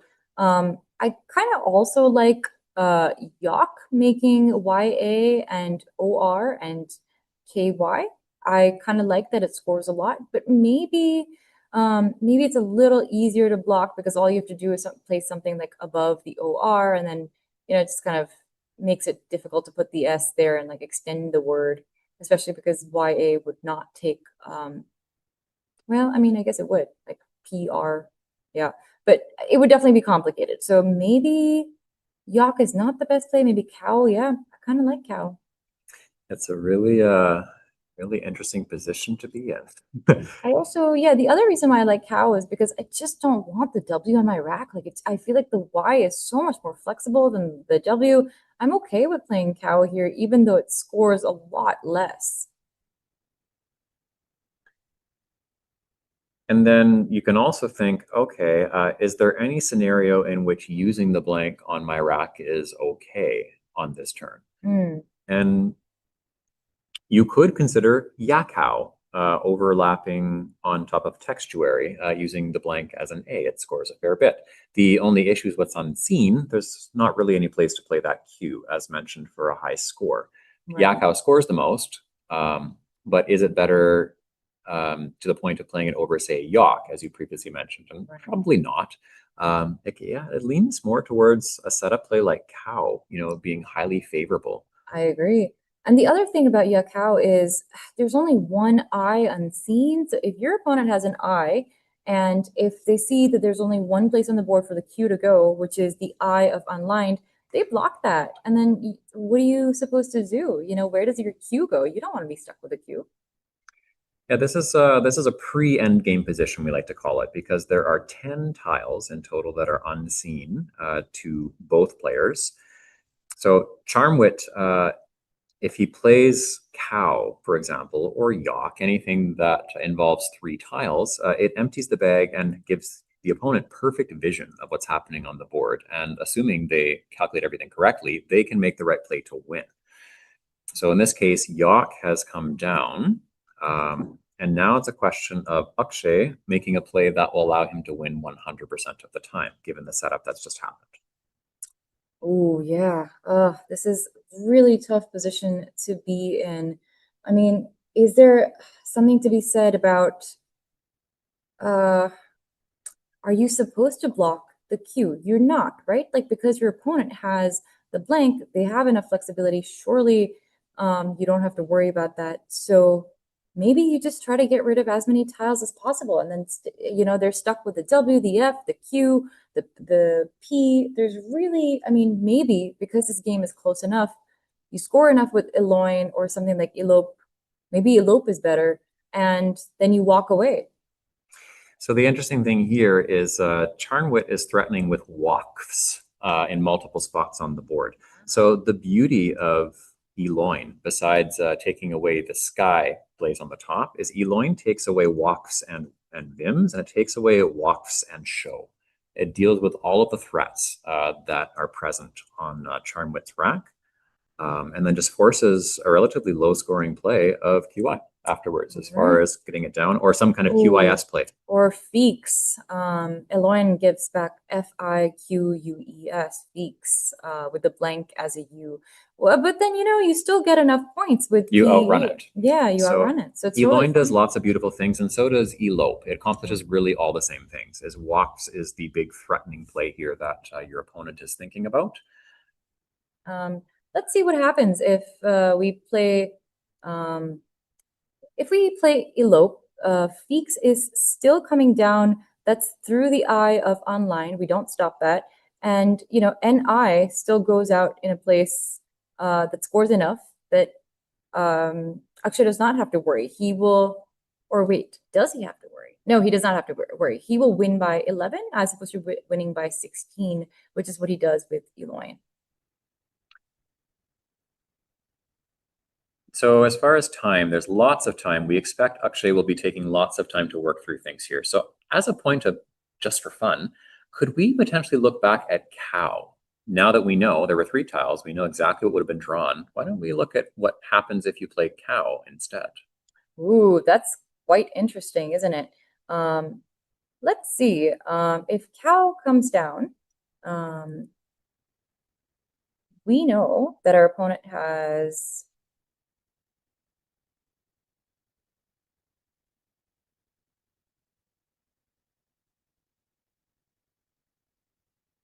Let's do this math, folks. Hang on one sec.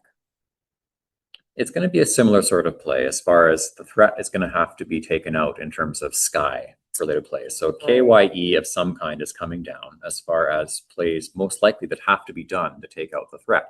Question is, do any of those plays like Elope or Eloin deal with all of the combinations that exist on the board sufficiently? I feel like because Feeks exists and it's kind of unblocked. So if you do Elope, then you can't block Feeks through the eye of unlined. And if you do Eloin, you still have Feeks through the eye of Eloin. I guess you could, there's really not much use in blocking that, I think, because you have to block sky, right? So you have to play Elope, I believe. And it looks like at this point in time, when we're looking at the engine, we see Eloin as the play that comes down as preferred. In a game where cow has been played, it leaves Feeks as before, and then ape is played after Eloin by Akshay. And based on the math here, I believe that is also sufficient to win. So as it turns out, neither option looks like a winning end game based on what's available in the pool. Right, that's actually a really great point. In fact, cow, because it scores less than Yok, would actually result in Akshay with perfect play winning by 31 points as opposed to 16 or 11 points, which is what we might see here. Now, is Akshay considering something like Loipen? But I don't know where he would do that. So maybe he has seen the Feeks threat, but he knows he has to stop Sky and Sook, so he has to play making KYE. Maybe he's thinking of a hip and pie. Maybe because it's 29 points. What happens if he does do that?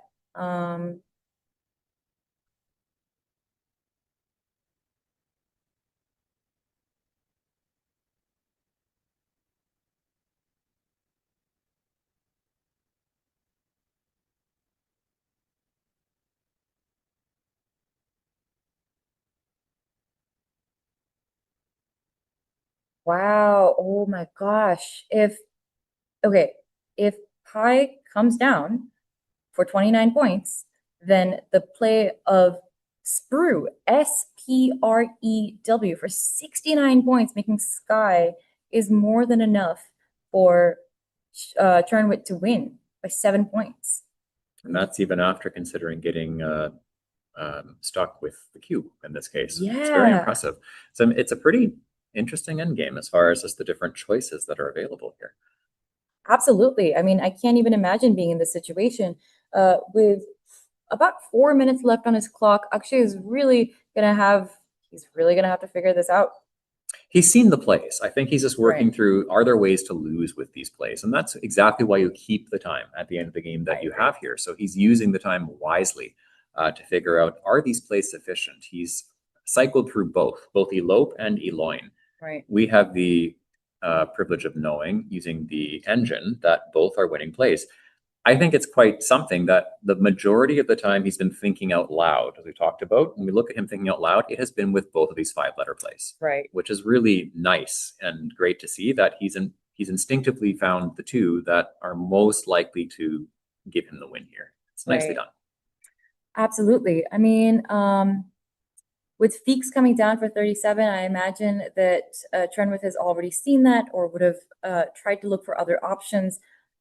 Given that there's a strong chance your opponent would block the Sky setup, I feel like maybe Feeks will come down relatively soon. But that, I mean, if it comes down relatively soon, it would mean that Trenwith is just conceding. He's saying that, okay, I know that I'm not going to win this game. I'm not going to look any further. But the clock has been pressed. It is Trenwith's turn. Let's see what he decides to do here.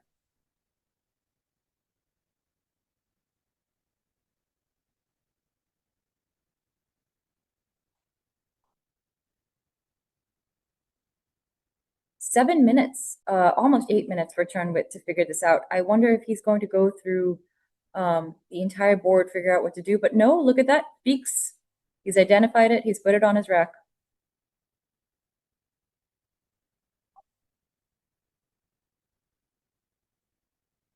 I think there's some intuitive math here to be done when you look at PE and just how playable those are on the board, and as nicely as Feeks scores, you have to also know that you're giving 14 points back, you know, with PW on your rack. So realistically, your opponent really only has to score a dozen, give or take, with PE, and that's easily doable. Right. When you look at the board. So you have to know by some intuitive math here that it's not a winnable game for you. Right. Oh boy, man.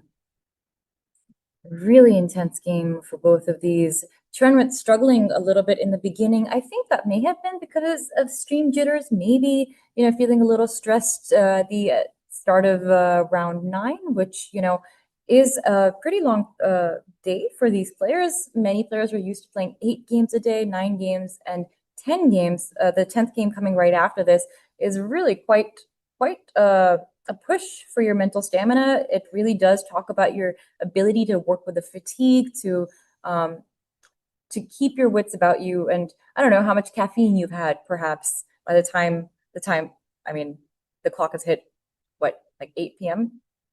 And somewhat ironically, you know, it's late in the day for us. We know there are some people who are waking up in North America right now who are having their coffee to start the day. There are some people here who are having coffee just to get through their day. Hello to those of you watching in North America. It is 8 a.m. on the East Coast of North America, and it is a very early 5 a.m. on the West Coast for those who are watching from there. So welcome to you. Midday in the United Kingdom and in Europe. So hello to those of you watching there. We appreciate you being here. And of course, to our lovely audience here in Asia who are watching through the YouWatch app or watching through the YouTube channel.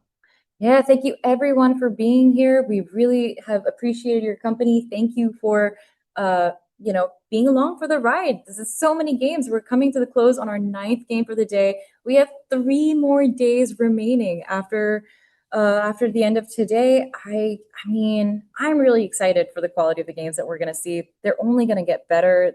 The players are just incredible. There's really something, I mean, incredible about their dedication, their tenacity, their ability to find these words consistently. I mean, I'm really excited. I'm really happy. Charmwit's got walks lined up on his rack. I'm not sure where he was looking to play it, but perhaps it's showing us that he saw it, which is great. Yeah. But not really seeing a spot for it on the board anywhere here. So perhaps he's just double, triple checking to make sure there's no spot he's missed for it that would let him potentially steal a win here. There isn't, as we know, but he's taken the time all the same. Yeah, I have been unable to find a spot where Wak would have gone down. And also, I really want to call out how beautifully Akshay played this endgame. Sometimes we make things sound easy because, you know, we've got engines on our side. These players are doing this all in their heads. You know, they're doing it with very limited time. They're doing this, you know, not fully sure if they have the answer right. You know, there's so many permutations. You have to think through everything. And with a blank, it becomes even more complicated. Blank could be any letter. So you know you have to block sky. You know that you can't stop feeks, but you know that, you know, your opponent has all these tiles. But what if there's a hidden spot that you didn't see before? So Ape, really beautiful find for 27 points. And the players have played a perfect endgame. Yeah, it's nice to see a really well-played endgame here. And what ended up being on a scoreline pretty close, you know, between the two players here. And that's saying a lot for Charmwit, just given the degree of errors that came up early on for him to make a really nice find of textuary later on, showing us still that he's got excellent board vision. It's nice, or bingo vision, sorry, after those first couple that didn't come down. It's nice to see that really quickly he found that one with a number of very clunky tiles. Yeah. I would love to hear what they're talking about, though. Should we cut to overhead mic? Double A เหรอ นะ RG อ่ะ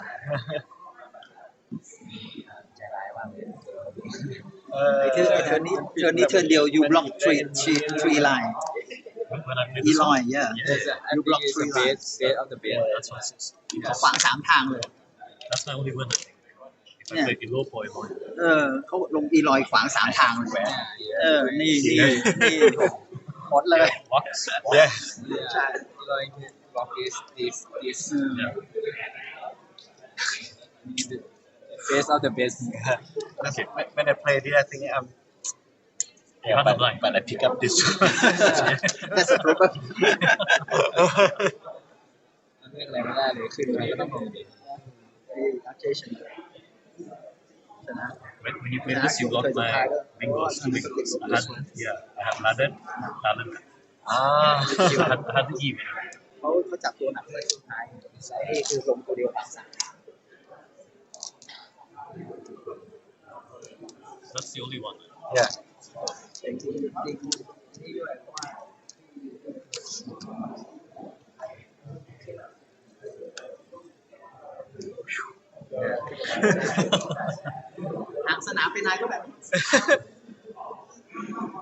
When I didn't draw the S on the blank, I thought I was. Yeah. Then I saw the.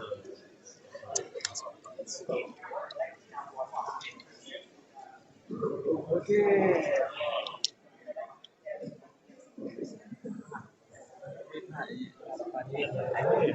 มีชื่อเดียว Try only. I also did that. Try to life. สลับไว้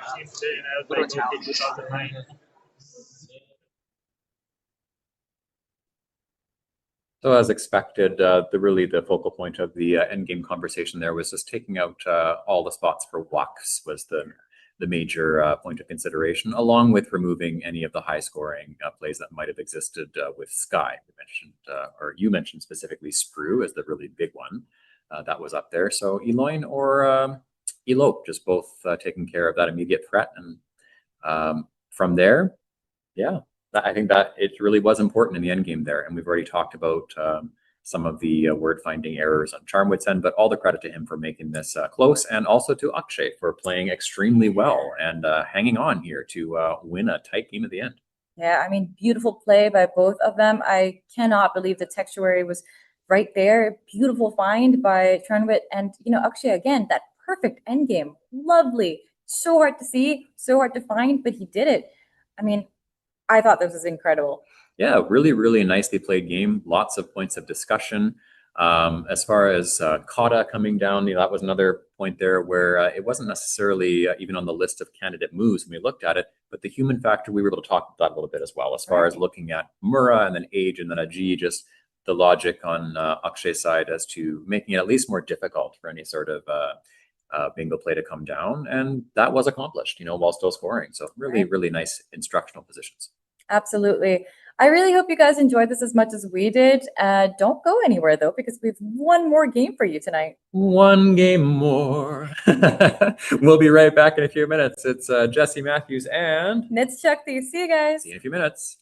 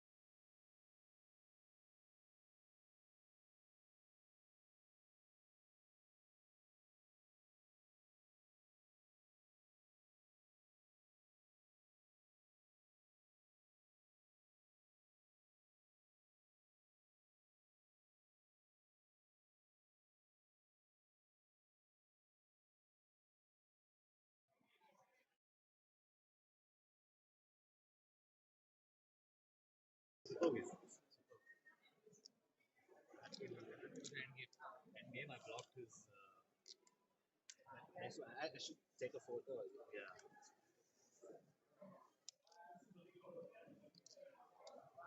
Stay locked. Line for this. Why okay? मेरा select Eloin. Eloin or B. This is block that lane playing. I block. I played Eloin to block. Here, and to block. So.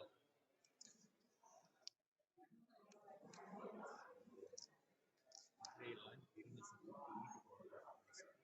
15 balls. And catch him.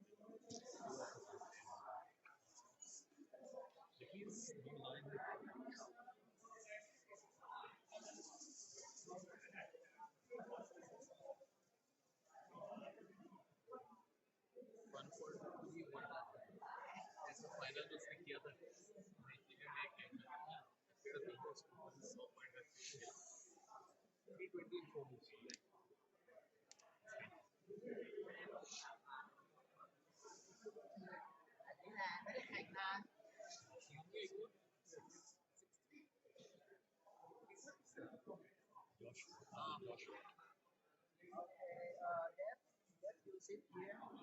Madam.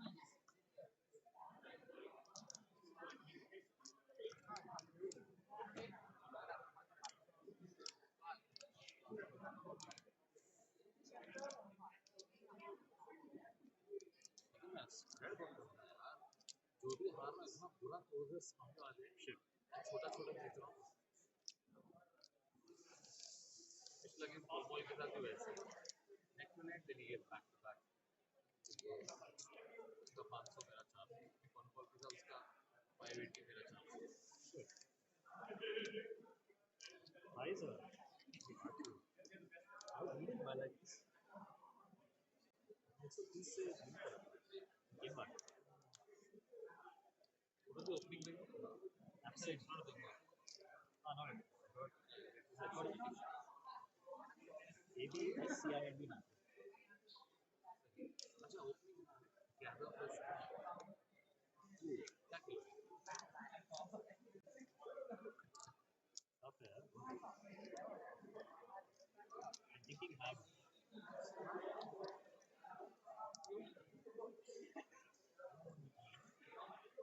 Maybe exchange. Maybe exchange GE. I just hack. Hack किया. पहले गेरा ही lined up किया. हाँ. गेरा ही lined up किया. Kept it for a while.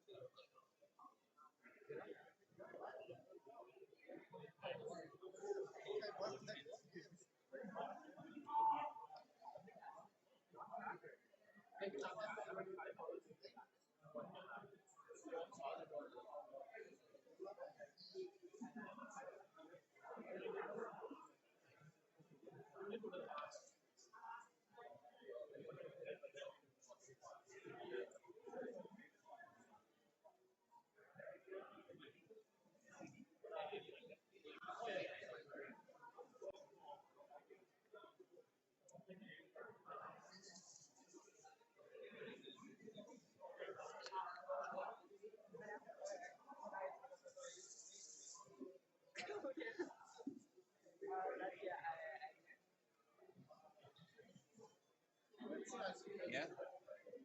Losing streak though.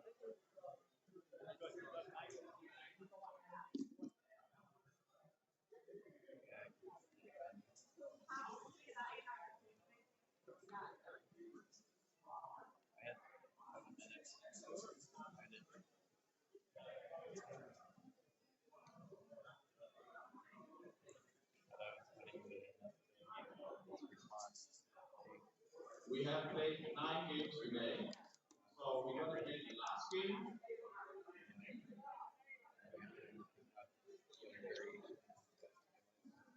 Can I have your attention, please? So we'll have 10 more games tomorrow, and game 1 tomorrow will be 8:30 a.m. sharp. 8:30 a.m. sharp.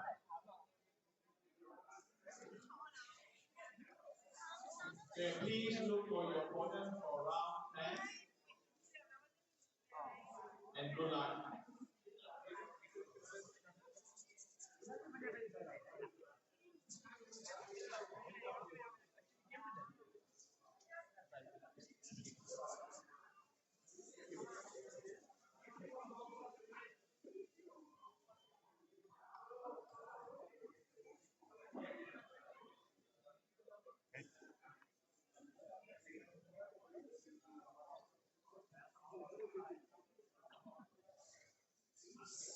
To be like this.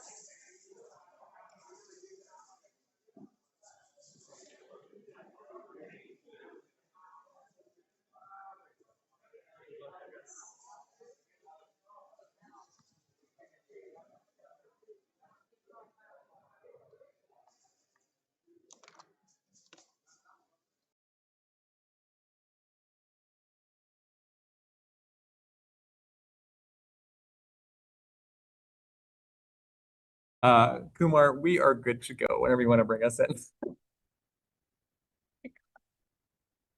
All right, we are back on the air. It is round 10 of the 2026 Causeway Challenge. 10 rounds, 10 marvelous rounds of play we get to cover today. Last round of the day. What a marathon. Oh Wow. my gosh. And I'm so excited about this matchup. Dave Weekend against Madhav Gopal Kamath. I mean, this is going to be incredible. I'm so excited for their word knowledge to shine on the board. They're really both such great players, and I'm really excited to see this matchup. I don't think this matchup has ever taken place before. Yeah, we're looking forward to this one for sure. We've talked a bit about the accomplishments of both of these players that we're going to be seeing here.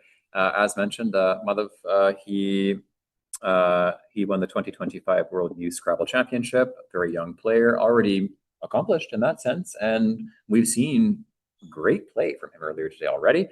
Because he is here again at the end of the day, we can continue to assume correctly he is still playing well throughout the entire day here. So exciting. And then we've mentioned Dave, of course, a long-standing tournament Scrabble player. A good portion of that now is in Collins, and just an incredibly strong player with incredible word knowledge. So looking forward to seeing both of these titans of the game across the board from each other to wrap up the day on table 3. I would be excited to hear what we have on the other tables as well.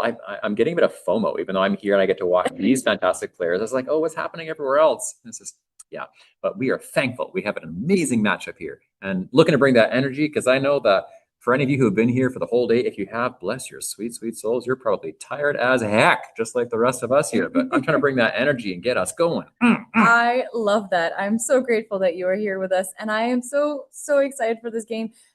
Dave, having pulled out 2 U's and 2 A's already, don't love to see it. I think he's spotted his best play, though. He might just come down with AUGUR, augur, very, very quickly. What do you think? Augur. Augur. Yeah, it's pretty hard to argue with that one. Hard to augur with that. Hard to augur with that one.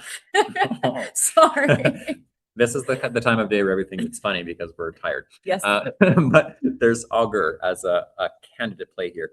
And then also for those of you who are airline geeks, there is another play of consideration, and that's Garuda. For those of you who may or may not know, it is a god, one of many of the gods, apparently, according to the definition that I have here. But Garuda is also part of the name of an airline in Southeast Asia. That's Garuda, Indonesia. I think in Harry Potter, like in the Hindi version of it, like one of the, I think it's like the main house Gryffindor that like has the name Garuda in it. So that is actually probably why I'm thinking of birds. And very fun fact, our producer behind the scenes, that's Kumar, he has casually mentioned that he knows exactly which god this is, the bird god, the vehicle used by Vishnu. That's why I knew. There we go, bird.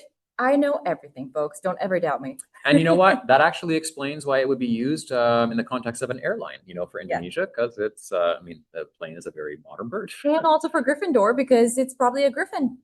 Well, yeah. The more you know. Full circle, folks. The more you know. Look at that. We try to get educated here once in a while. It's an illusion, but we try. Us sharing these fun facts jumped our viewers, like, we doubled our viewers just the second we started talking about these fun facts. I think it's because everyone knows that this is where you come for all your tips and all your fancy trips. We have the facts, but we spill the tea, sis. Like when the tea is here, we spill the tea.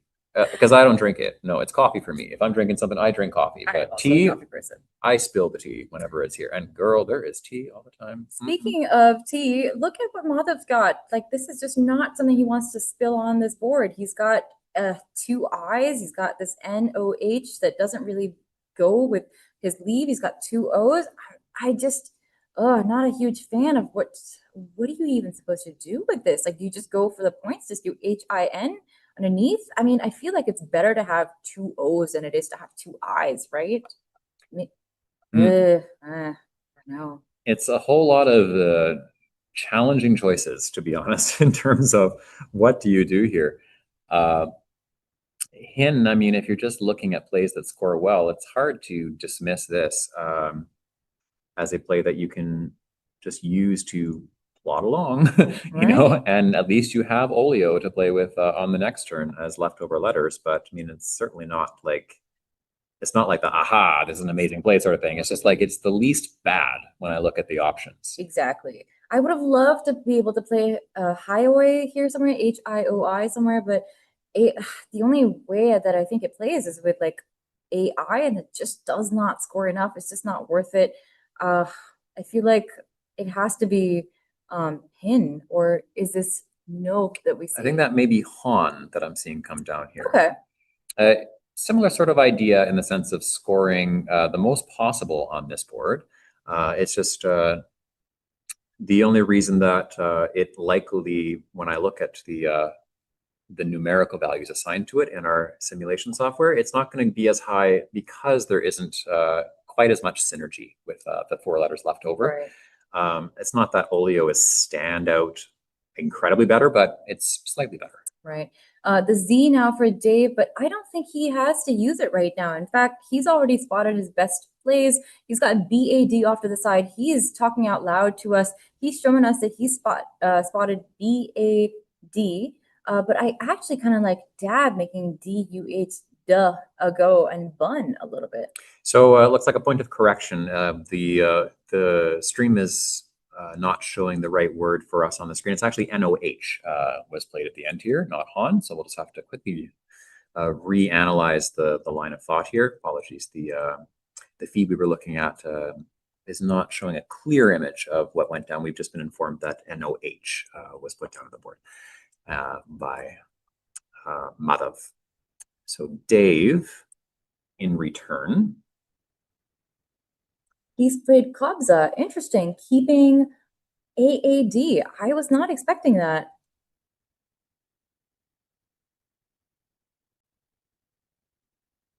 I mean, it scores fine, I guess, but ooh, my apologies, folks.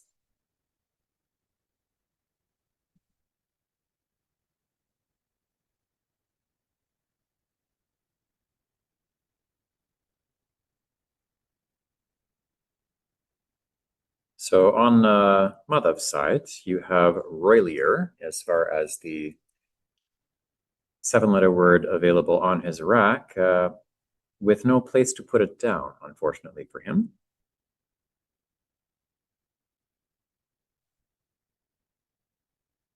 So he'll be looking into alternative options instead. So yes, Kabza having gone down for 36 for Dave, scoring well. Apologies for that, folks. We just had a little bit of a trouble with what was happening on the board. Couldn't see as well. But now that we know between Bad Dab and Kabza, I would have preferred Bad for Dave.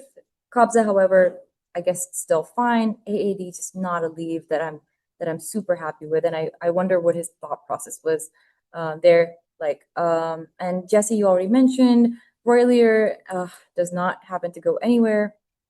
Rough.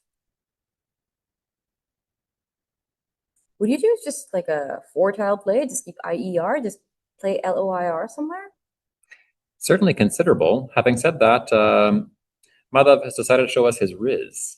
Ooh, but he doesn't have a G in reserve, so I'm interested to see why, you know, he's playing Grizz over there. Oh, sorry, Riz over there. Maybe he's just maybe he just really likes the leave and thinks that the leave is really, really good for this position. And despite the play of Riz, it doesn't block Dave's 8-letter word. He's got Seaboard that goes on top of Riz. Really nice play. Ooh, nice. That's a really great find. That's one of those ones where you look at first and you're like, oh crap, they blocked my spot. Or wait, no, they haven't. I get to play it anyway for more points. And this is why Dave is one of the best players in the world. He is so good. He does not miss. And Seaboard is one of those words that's like kind of hard to see if you're looking at it by alphagram, but not at all for Dave Wiegand. Never, ever for him.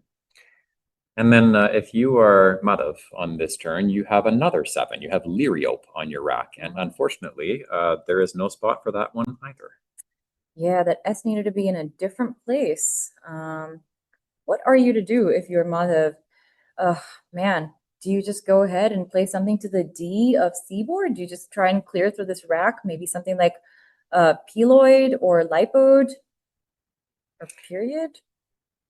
I think intuitively, I am a fan of lipoid. Ooh, nice. Having said that, I can't necessarily fault him for what he has chosen to play here. Peloid has come down ultimately. Scores well. It can be hard to see lipoid. Honestly, sometimes it's just easier to find words with like an E and an I as opposed to, you know, like two I's. So totally understandable.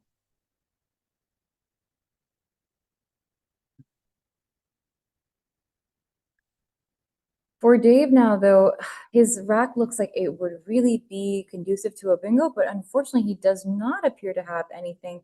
He might just have to play to the S of seaboard, or maybe he plays through like a bunch of tiles. Maybe he does something like endgate, or perhaps from the E of peloid that just went down.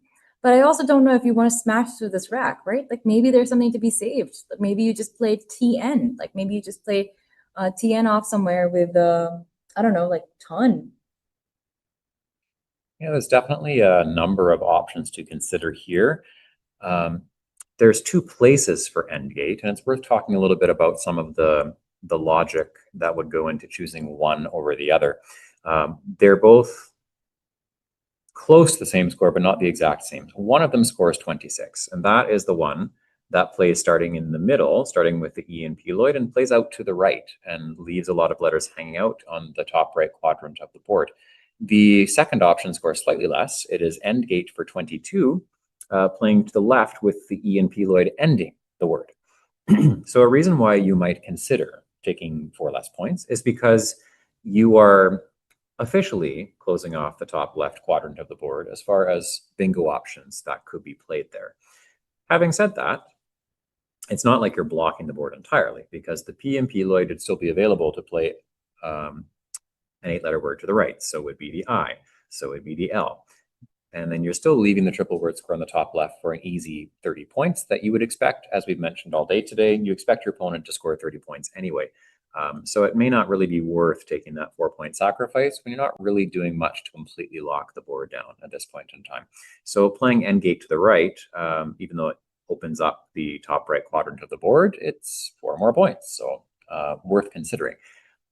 Agents playing to the S and C board, it keeps ND as a decent combination. There is the E and peloid to play them through potentially on the next turn, or the O and peloid.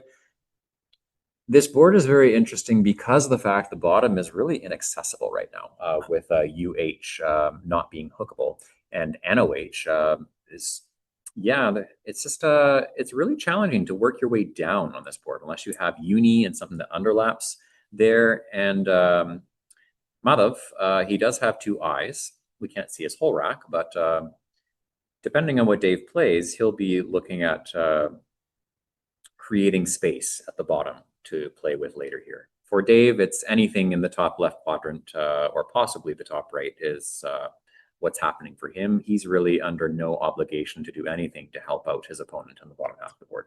Right. That's a really good point. Maybe he, you know, he's looking at Dang here. Maybe he just wants to do something like dance. So Dang would not go, but DANT to the side of peloid, making EDLAON and IT. Like that would score 16 points, keep GEN, which is not the worst. But you know, it would like take up some of that space. Though I do like that he's come across to agent. He's gonna see it's 24 points for agents, and he might put that down on the board pretty soon. Though Dave is, you know, one of those thinkers who really takes his time. He's really precise about his play. He's really considering what is happening when I play this, when I play that. How is my opponent responding? What is happening to the board? And I feel like Agent is a good play here, but because it's so similar to, you know, Endgate or something like Gender to the ER, maybe it's just like more permutations to go through. So at the end of the day, he is choosing Endgate playing off to the right, and this is the highest scoring option that's available. And it's playing with no fear, you know, as far as like, you know what, let's just see what's going to happen here. Let's see what you got. Endgate, what it does is it opens up the double letter score and triple word score combination on the top in a scenario where your opponent has high scoring tiles, but if you're Dave and you're looking at what's just happened, Riz was played, which when you look from Dave's point of view suggests that his opponent has a really decent rack, and then Peloid has come down after Riz. It suggests that most of your opponent's tiles are really low scoring tiles. So he's probably not so worried about a massive counter in a lot of cases here, unless it's something pull out of the bag, and it's just him crossing his fingers and playing the odds. Right. Yeah. At this point, Yeti coming down for 46 points. That's exactly what Madhav needed here. He had an extra eye. He had that Y that can be a little weird with that eye, and he's gotten a lot of points for his position. Wow, Dave here seeing Gox immediately. Nix and Gox is exactly the play that will bail him out in this situation. 56 points. He's keeping ahead, even though this leaves A and OU on his rack. It's actually such a great play, 56 points. The other option could have been something like Oxens, AUXINS, to the S of seaboard, keeping NO, which is a bit more of a palatable leave, but NIX is so many points. You have to do it. I think you have to do it. Yeah, it's pretty tough to argue with it. I am definitely on board. And let's see if there's something possible for Madhav here. I believe Raleigh's is a word, but he has a play starting from the G of Endgate. That may have been one of the reasons maybe why Endgate is not that great of a play, because as you'd mentioned previously, that it puts a lot of floaters out in space, and now Girls comes down very, very quickly, 68 points for this. Dolliers also would have been possible from the D of Endgate. So this gets Madhav within decent range in this game. Still definitely an uphill battle given some of the plays that Dave has made, but brings him back within range. Right, yeah. And honestly, if I'm Dave, I don't really want my opponent anywhere near in range. And he's not going to be for very long. Maybe after Guano's, possibly Madhav may draw for tiles. But as we see, he's drawn relatively okay. The WU combination is just not the best, possibly. Perhaps the other uwu. Perhaps the other uwu. But we don't see a U open on the board for that. Two U's were played with Augur, Ugu. Ugu with a couple of things wrapped around it. So yeah, uwu is not so likely in this game. Meantime, Dave is looking for his star plays. He's lined up guanos with two ends on his rack. Oh, that's very cute, Dave. Yeah, and guano's coming down to the SFC board. Yeah, I feel like there's really not much else to do on this board. Sometimes as the shape of the board really dictates, what you can do, since this board is relatively closed off near the bottom. And given the tiles that Dave has, I think it makes it slightly easier for him to find some of these plays. Doesn't have to spend too much time deciding what to do, which can be a boon sometimes. So WU, ABEL, and one more tile for Madhav.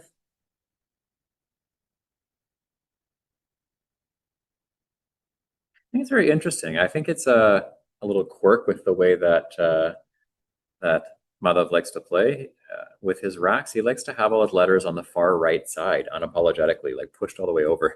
Right. I think that would drive me crazy. I like having it relatively centered. Yes. But I think he intentionally has them over on the far right, and it just appears to be part of the way that he thinks. Let us just see what's come down here. Does it appear that he exchanged tiles? No, I believe it looks like ow and then wow. Oh, wow. So it's two W's. So the tile we couldn't see was another W. So wow has come down. Okay, great. 34 points for Madhav. Now for Dave, he's jaunties is a word, isn't it? It is, right? Jaunties, and yes, I feel like that might be a word. Jaunties is a word, yes. Naval army something. I believe that's what it has to do with. But no place for the word here. Luckily, the E of Girls does give a nice play back to Dave. He's found it very, very quickly. He's playing Egypts for 63 points. He could have played it without the S and moved and like instead of playing through the E, started from the E that was already on the board, but that would have only been 39 points. So I'm fine with this, definitely. It's giving him a pretty great position here in terms of the game by just taking those points and just putting pressure on his opponent to continue to need to score to keep up. Yeah, I agree. I don't know if there's any. I don't know if there's any bingos for Madhav here. I feel like he would have needed like an E or an N, like bemauled or unblamed. He's close, so he's just gonna have to go through and play through this rack. Maybe feels sorry for not having a bingo for a little bit, as anyone would. Perhaps something like imbued here. Definitely an item of consideration. I think also when you consider both blanks are out, he needs to come back. There is something to be said for a more turnover style play where Tumbled plays one more letter, keeps A left over, which is perfectly fine, and scores even more. So I think there's something to be said for going for turnover here, and that appears to be exactly what he's doing. Just hoping to grab one, if not both of those blanks. Yeah, I mean, I really like this play. It's a really nice scoring play, and it keeps the pressure on. He's still in striking distance. That's exactly where he wants to be.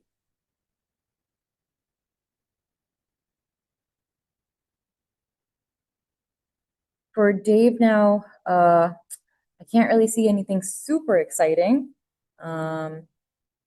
Possibly just get rid of the R and the V. Would you really hate something like RAV even though it keeps OO? Well, certainly not the greatest of leaves, but Rav accomplishes what it needs to as far as it keeps him scoring some amount. It takes care of the hottest spot on the board. It's the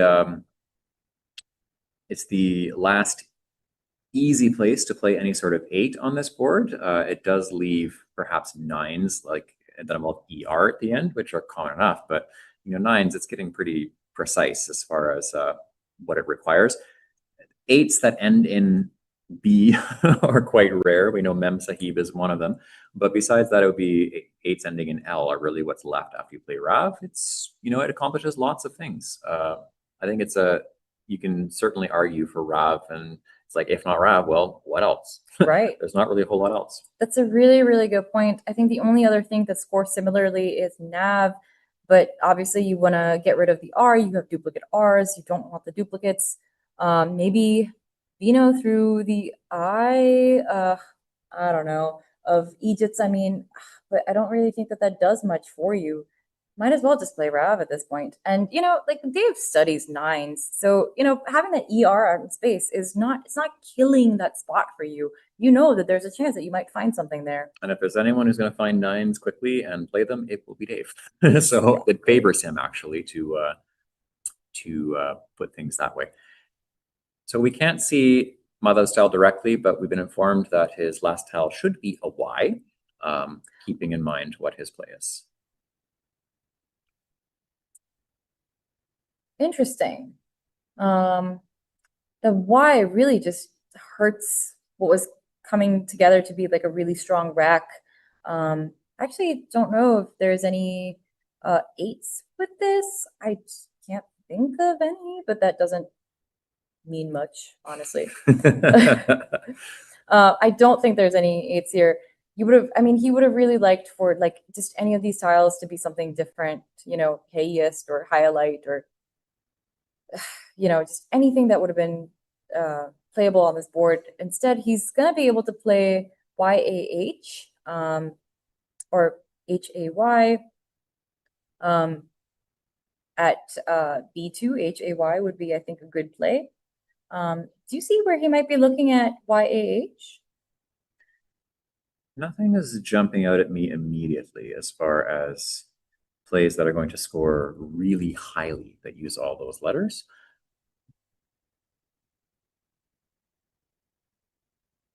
Oh, I think he's just realized that, yeah. So hey is the word that is going to go down. An easy 35 points, keeping AEIT. I feel like that's a play that you have to make, right? It's pretty hard to turn it down as far as it scores really well. You need to keep up. It's essential that you do. And you're hoping ultimately that you're going to be able to pull into one of those two blanks to play an 8. Because Dave can very comfortably just play in many cases here to control the board and just make his opponent's life really, really hard. Absolutely. And now Dave has a pretty, simple decision between QIN and QI. The I of Egypt is really going to bail him out here. It's going to get him either 26 points for QIN or 21 points for QI. I'm not sure if I have a preference. I kind of really like just getting the points of QIN. I guess Dave does as well. Jesse, do you disagree? I think playing the end is good just because, yes, it's a few more points, but it's one more tile to possibly get a blank, So he's not really in any sort of position where he wants to play fewer tiles. There's not really any incentive for him to play fewer tiles. So you might as well just play one more and have one more chance of drawing a blank out of the bag. Yeah. And poor Madhav, he has A, and T. That is not the kind of rack that ever feels useful. He's going to have to play through one of the tiles, one of the consonants that's already on the board, try and get some points. There's no great leave for him because he is probably going to have to use at least the T. He might exchange from this rack, but I don't think he should because he's able to get relatively decent points through just one of the consonants on the board.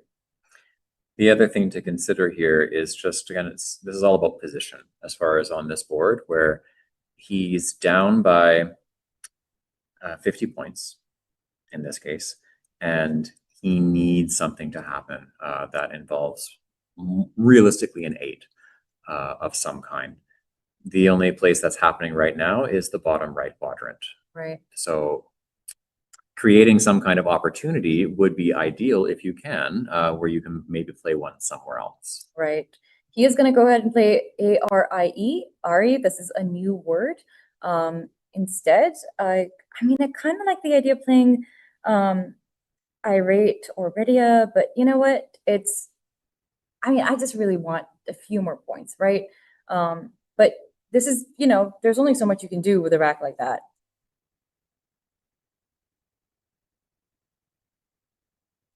On to Dave now, who's got himself a blank that's, I believe you were totally right about, playing off just one more tile. You were right, one more tile to the blank. And that's exactly what happened for Dave.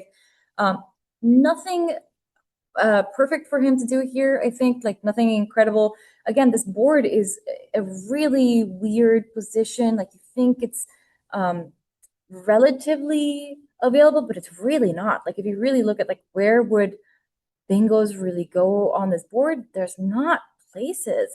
So what you're really looking to do on a board that's becoming closer and closer and like tight like this is you're trying to score consistently in the 20s or 30s, wherever you can find spots, because a board, that's getting as close as this one, where there's no spots for you to clearly play a 7-letter word, no spots for you to clearly play an 8-letter word.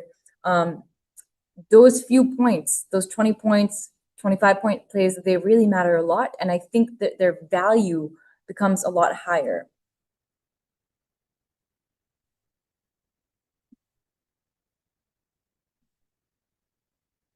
So maybe something just as simple as OF, maybe just make ERF and OF, give yourself a lane to start bingos with an O. If there's anyone who's going to find a bingo that starts with an O, it's going to be Dave, and he gives himself a lane for an 8. And then there's, of course, the aforementioned ER, with a chord and a blank. I think part of why the simulation machine likes the play of so much is, yes, it gives you another lane, but there's also lots of possibilities for 9s. And for a lot of people, they're not going to be thinking necessarily about all the 9s they could possibly draw, but Dave knows them. He has studied not just the 9s, but the 10s. So he's going to know lots of words that end in ER. Of is a play that gives him lots of chances in 2 spots. And he's going to go ahead and play 4, putting an R out in space, probably because he wants to bingo to that. Interesting to see him go with that, but can't really fault him.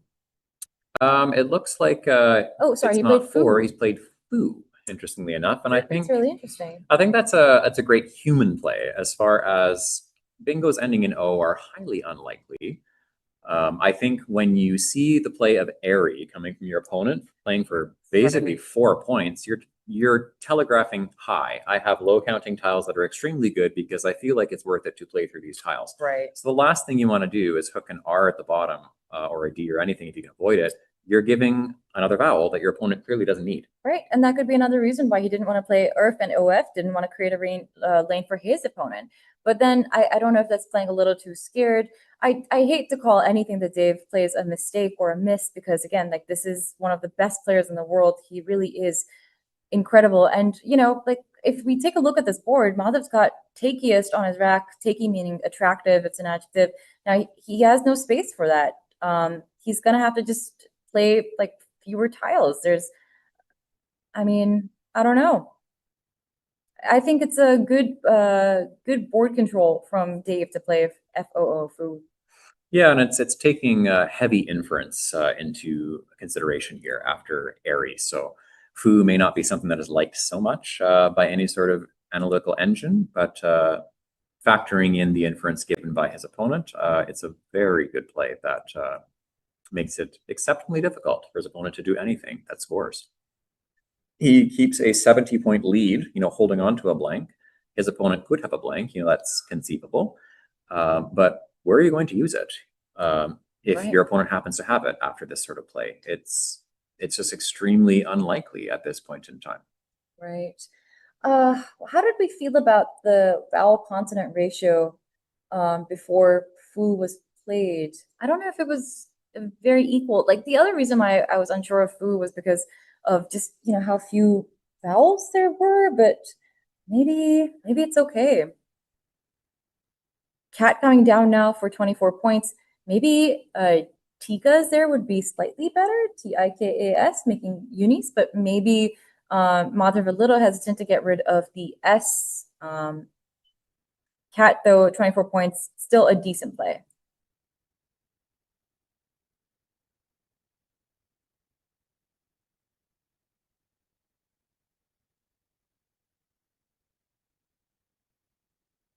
Well, it's interesting. There's several spots created by this. Ikat, with an I that he already has on his rack, is one possible thing there. Unite or units on the bottom as well. There's several places for him to potentially get sevens, assuming that spot is unobstructed. And we know, looking at Dave's rack, that he's going to have a hard time obstructing that without using a blank. That's a really, really good point. Now there are, as you said, 2 spaces for words to go, a lot more spaces for points to be had. I wonder if at this point, you know, Dave is going to be forced to burn his blank just to take care of this this position. Though, I mean, there were so many E's unseen that I wonder if, you know, Unite was a really strong possibility for Dave. I don't know if it's like a little too easy to underlap under Cat and like take up that spot. I don't know. I mean, you know, like there's a lot of variance to Scrabble, so we have to keep our mind open to, you know, the possibilities. I also feel like Madhav may have drawn the blank as his last tile. I'm not sure. It is the blank. I can tell there's the Causeway diagonal on there. So yeah, he's got deities and Ikat as one possibility here. Yeah, it should be really interesting to see what Dave ends up doing. There's also itemize underneath of cat as a play. There's at least several choices here. This has become suddenly extremely interesting to see what happens. Dave has no vowels here, and that's one of the issues with Foo in this case. Cat, to Madhav's credit, great play to give himself 2 spots, you know, that with an, you know, when your opponent has vowels, they can deal with it in an underlap, but he doesn't. You know, he's giving himself a chance, at least on paper, which is, you got to do that. Yeah. And he's done the right thing. Now he's in a great position. But Dave is looking at the most likely of plays that's going to serve him. And that would be something that takes out the easiest choices, you know, anything involving ECAT and anything that underlaps unit with uniter units. And he would just have to cross his fingers. It looks like he's got cram as one possible option lined up to play underneath of Na and Kat. Nice, yeah, that could totally work. I'm also wondering if maybe he's worried about opening that triple unnecessarily, but it has to be a very specific spot for the C to go. There's still a blank out, so I would be a little nervous to put something in the trip. And also it like feels so bad to burn your blank for a few points, but like sometimes you just have to do it, right? Like especially on a board like this, MERC, I feel like he's looking at Merc, maybe like the play here. Maybe just go for those vowels that you that are unseen to you. Point of consideration, if you don't play the blank, what are you going to do instead? It can't be anything down there, really. There's nothing you can play that doesn't make it even worse for you positionally, I would say. So mod, something like that through the O and J rolls, if you don't play the blank. I'm not sure if I would do it, but it's probably one of the ones I'd think about if I didn't play the blank. Otherwise, something like Cram, or I think Merc is what he's got lined up to play underneath. It's hard. I feel like I like Merc a little bit more because it forces my opponent to play using ECAT, and then I'm able to get the triple back, as opposed to Cram, in which case my opponent has a first shot at the triple, and then if they use it up, then I don't get a triple. So I mean, unless their word is a triple, in which case that's basically losing. Maybe you can get a bingo from the I don't know, 15A down to 15H, but I don't know. Like I kind of like the idea of forcing your opponent to use ECAT and fitting something very specific with ECAT.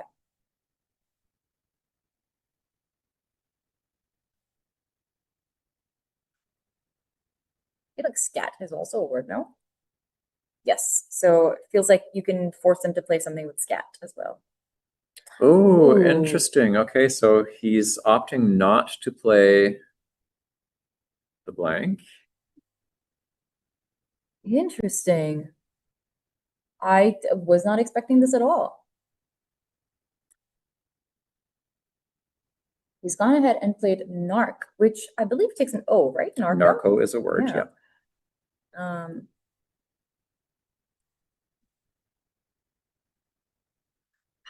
I really don't know how I feel about this. There must be some logic to this that I'm just maybe not seeing. Maybe he just really, really didn't want to burn the blank. Like maybe he feels like the blank is really, really valuable here because he needs that flexibility to be able to respond to his opponent. I think part of the logic would be, okay, you have to have the eye in a very specific position to play a 7, that involves ECAT, and it's like, okay, if you have it, you have it. Otherwise, it's an 8 that involves the C and NARC. And it's like, if you have it, you have it, but at least it's not something you were looking at already before. Sometimes that's all you can do is make your opponent look at a fresh position, where there's a letter that wasn't already there before. And it's like, well, if you have it, you have it. So Dave has pulled a vowel at this point in time after the previous play. That will be very valuable in the next turn here after whatever Madhav does, which is presumably going to be deities in some form. I actually don't know if he's going to do that because there's 3 tiles in the bag. And then what if you draw VF something? What if you draw the grossest tiles don't go out and you get dinked? Is it possible that your opponent can bingo on you? And that would be a point in favor of why Dave may have played shorter, is seeing the possible things in the bag. If you're pinning your opponent on having such a strong rack, you're assuming that you're going to pull it if you play too many tiles. And you can also assume your opponent will pull it possibly if they end up emptying the bag, where you can outrun them still. But it looks like ultimately he's going to play deities and just cross his fingers. Oh, and it appears that maybe, deities gives back a little too much on the triple lanes, but I feel like sometimes it's hard not to just take the points, right? Sometimes you just really, really just want to go for it. Crazy moment here now because will he be V-stuck? Yeah, I actually don't know. I mean, to be fair, the rack that Dave has, it's just a little bit more flexible, he's able to take control of the board just a little bit more. But who is going to win this one? This is so close. Madhav is up now. He's up by 13 points. And he's drawn an E that is crucial. He needs a vowel to stay flexible. What is going to happen?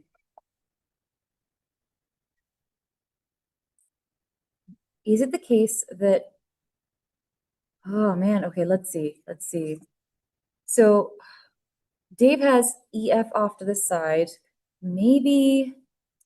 So Evo, for sure.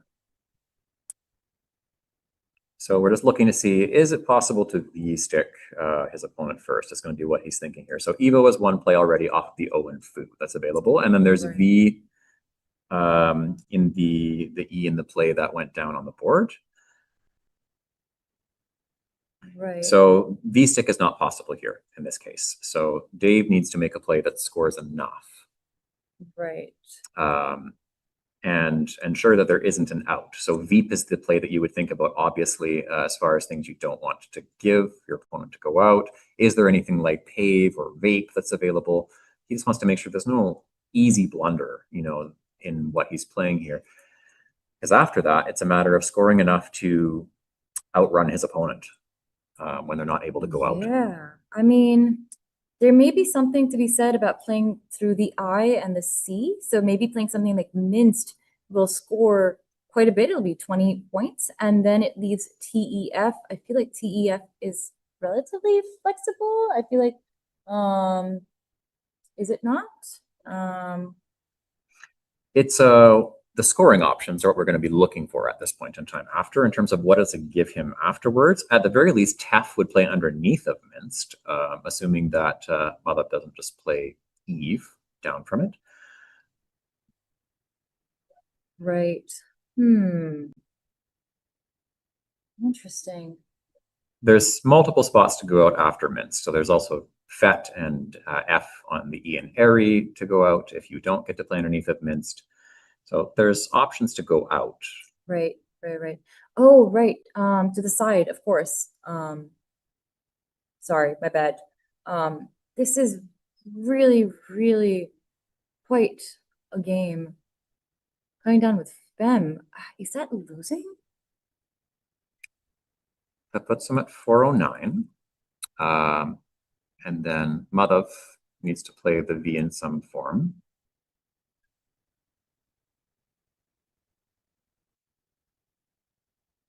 Dave is very low on time, so he's looking to not lose 10 points here in a really key end game. Wow. Only 43 seconds left for him.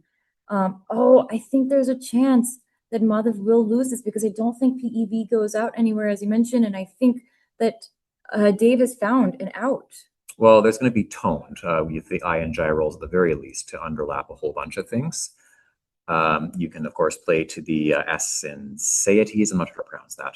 There's multiple outs as far as what can be done. Tondo works at the bottom with the O and Fu. There's multiple spots to go in this game. Tondi as as an underlap to Airy. That would also be a really lovely. Oh, okay. Let's see. Rev. That is Madhav's best endgame here.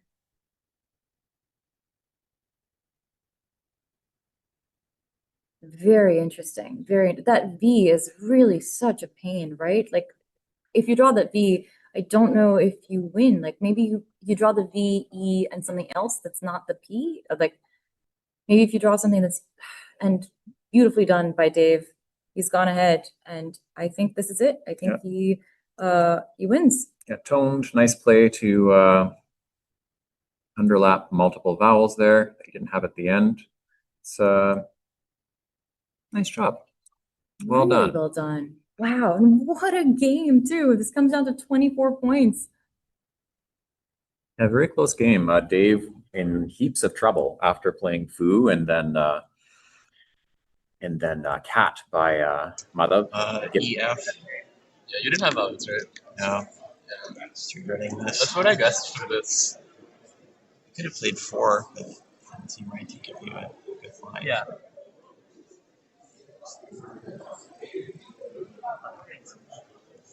There's so many vowels left. Yeah. Yeah, I had 6 vowels when I played this. I drew EI blank when I played Cat. So, yeah. I don't know, maybe I should have passed up the bingo. That's 7-3. I won this one. But you won again. Lost. Finally. You had the chance to go 10 on 10. Last run now. This game no chance for me.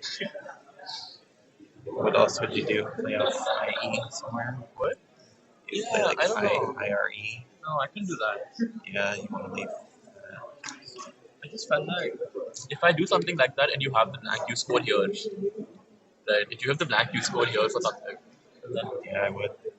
I'm just too far down. Then. Right. I'm down 61 on my moves. I don't know what I could have done. One tile doesn't work. Maybe, I don't know. Maybe it's fun. Maybe I think I just have to take my chance and say it's and hope both E's are in the bag. Even if I draw like EFT or something, I just need to have an out or 2 outs to win. And not having a score, a big score.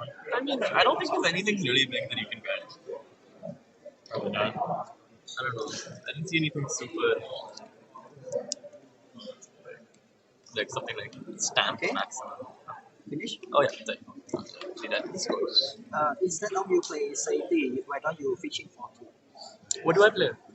If I fish, IE or something. Yeah. so You can have playing. 2 turn. You have. Yeah, but he'll score, right? He can just play find here for Oh, 40 odd. If he scores 40 points, then he goes up by about 95. Actually, maybe I don't know. Maybe there is a winning chances. What happens if I do that? What happens if I play 5? Yeah, I probably do. it's hard to play. Yeah, this is my rag. I have 7 of these. You have. Yeah. Do you play find or do you have a way to block me? Is there something like it's like this? Oh, but like I don't know. It's quite hard. Yeah, I'm not working it out right now. Testing. Possible though. You are all dismissed, so please do not stay behind. I will see you all tomorrow at 8:30 a.m. So I leave with the EIST plan. Yeah. So I draw 2 out of these. And you have this. So if you get 10, I'm down by 51. So fine scores 39. So you go up by 90. you'll catch me with. I'll catch you with MT plus the last of these 3. So say I leave the B in the bag. I need 74 for this. I don't think I have it. I don't have it. Unless there's a 9 through EC.